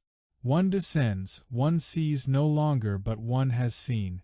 There is an art to conducting oneself in the lower regions by the memory of what one saw higher up. When one can no longer see, one can at least still know. René Daumal. Mount Analog. There is no real coming and going. For what is going but coming? Shabastari. The Secret Rose Garden of Sad Ud Din Mahmud Shabastari. Keeping still is the mountain. The I Ching. But can one say that such a being has returned from beyond? In truth, he or she is beyond return. The one who arrives at the top is not the being who set out at the bottom. One who arrives at the top goes through the fear of death, and sees what only a few ever see, knows what only a few ever know. Such a being returns to the world to live in humility and simplicity. For to have faced the forces of the universe and found a way to harmonize with them is to find one's true place, to be in the flow. This is the achievement which is no achievement. This very special journey allows such a being to be nothing special. Up to the very end of the climb up the mountain of liberation, the most subtle suffering still remains, for there is still an individual who identifies with his or her own separateness. There is still clinging. There is still a final bond to break. At the moment of scaling the highest peak or walking the narrowest ledge, the climber must let go of everything, even self-consciousness, in order to become the perfect instrument of the climb. In the ultimate moments of the climb, he or she transcends even the identity of climber. As Christ said, one must truly die and be born again. The absence of identity with personal ego means that the being is free, is pure compassion, pure love, pure awareness. For such a being, everything is in the moment. There is a richness in which past, present, and future all coexist. You cannot say of a moment of full awareness that something is not present, nor can you say that something stands out. You can focus on one thing or another, or on the emptiness of the form, or on the many planes within the form. The focus of a totally free being is guided by the need of the moment, by the karma of the individual he or she is with. For such a being, life is a constant unfolding. No need to think about what to do. It's all intuitive. It's as simple as the innocence and freshness that a young child experiences. Only in this silence, the silence that lies behind thought, can one hear the symphony of the universe, can one hear the whisper of the word, can one approach the inner temple wherein dwells the soul. The moment is timeless, but within timelessness there is time. The moment is spaceless, but within the undifferentiated boundaries of infinite space lies form, with its demarcations. There is clarity, so that everything is discrete and can be seen clearly if one focuses. There is liberation, there is perfect faith, no fear of change, no clinging to the moment. The moment is enough. The next moment is enough also, and the judgment of enough is gone, choiceless awareness. Grown men may learn from very little children, for the hearts of little children are pure, and, therefore, the Great Spirit may show to them many things which older people miss. Black Elk. The Sacred Pipe. It is all an open secret. Ramana Maharshi. Talks with Sri Ramana Maharshi. Such unbounded spacious awareness contains an intense love of God, equanimity, compassion, and wisdom. In it there is openness and harmony with the whole universe. Beings whose awareness is free enter into the ocean of love that has no beginning or end, love that is clear like a diamond, flowing like the ocean, passionate as the height of the sexual act, and soft like the caress of the wind. This is the all and everything. It is the love that includes hate, for it is beyond polarity. It is the love that loves all beings. There is a universal tradition of people who complete the path of meditation, who transcend their intellects, open their hearts, and come into tune with that from which the universe flows. Such beings are sages, enlightened, realized, free, children of God. They are God people. One day I was sitting in the courtyard across from my guru, Maharaji. Many people were sitting around him, joking and talking with him, rubbing his feet, giving him apples and flowers. He was giving things right back, and I could see the love flow back and forth. But I sat across the courtyard in a very impersonal state.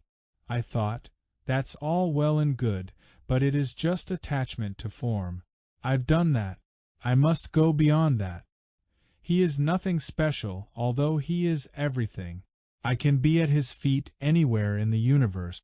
The way in which he and I are connected has nothing to do with form. We are one in awareness. At that moment I saw Maharaji whispering to an old devotee who came running across the courtyard and touched my feet. I asked, "Why did you do that?" He replied, Maharaji said, "Touch Ram Das' feet. He and I understand each other perfectly." From having met Maharaji, I have a sense of what a free being is like, what a pure awareness is like that does not cling to time, to space, to identity. I sense what it is to live so totally in the moment that you do not cling at all. Anjani says of him, "There can be no biography of Maharaji. Facts are few, stories many." He seems to have been known by different names in many parts of India, appearing and disappearing through the years. His Western devotees of recent years knew him as Neem Karoli Baba, but mostly as Maharajji, a nickname meaning Great King, so commonplace in India that one often can hear a tea vendor addressed thus. Just as he said, he was nobody. He gave no discourses. The briefest, simplest stories were his teaching. Usually he sat or lay on a bench wrapped in a plaid blanket while a few devotees sat around him. Visitors came and went, food was given them and a few words, a nod, a slap on the head or back, and they were sent away. There was gossip, laughter, he loved to joke. Orders for running the ashram were given, usually in a piercing yell across the compound. Sometimes he sat in silence, absorbed in another world to which we could not follow, but bliss and peace poured down on us. Who he was no more than the experience of him, the nectar of his presence, the totality of his absence, enveloping us now like his plaid blanket. Anjani. The true men of old knew no lust for life, no dread of death. Their entrance was without gladness, their exit, yonder, without resistance. Easy come, easy go. They did not forget where from, nor ask where to, nor drive grimly forward fighting their way through life. They took life as it came, gladly, took death as it came, without care, and went away yonder, yonder. They had no mind to fight Tao. They did not try, by their own contriving, to help Tao along. These are the ones we call true men.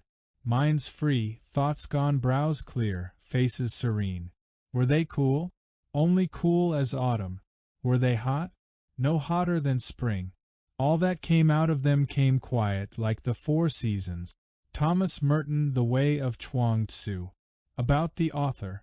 Ram Dass is an American psychologist and spiritual teacher who is able to make the spiritual insights of the East accessible to the Western awareness. He was born in Boston in 1931. He received his Ph.D. in psychology from Stanford University, then taught at Stanford, the University of California at Berkeley, and Harvard University. Ram Dass's own spiritual journey began during the early 1960s, with his explorations of the effects of psychedelic chemicals on human consciousness. Together with Timothy Leary and other members of the Harvard Social Relations Department, Ram Dass, known then by his Western name, Richard Alpert, began utilizing these substances to explore the dimensions of altered states of awareness. The effects of Alpert's first psilocybin experience in 1961 were profound and transformative, opening him to what he later described as a place where I existed independent of social and physical identity. Following that first psychedelic experience, Alpert joined with Timothy Leary and others in a research program at Harvard to further examine the nature of these enhanced states of consciousness. In 1963, he was dismissed from Harvard because of the controversial nature of this work. Over time, Alpert's interest shifted away from psychedelically induced consciousness alteration. He began to investigate other methods, and in 1967 continued his spiritual quest by traveling to India, where he understood that there were spiritual traditions which concerned themselves with the exploration of these higher states. After months of traveling about India, Alpert was led to a small temple where he met the man destined to become his guru, Neem Karoli Baba, known to his Western devotees as Maharaji. Alpert recognized that he had found in Maharaji someone who embodied the wisdom he had been seeking, and so spent many months living at Maharaji's temple in the foothills of the Himalayas, studying techniques of yoga and absorbing the spirit of Maharaji's being. It was during that time that Maharaji gave him the name Ram Dass, which means servant of God. After some months, Ram Dass returned to the United States, where he began sharing what he had learned, first through classes and later through books, tapes, and workshops.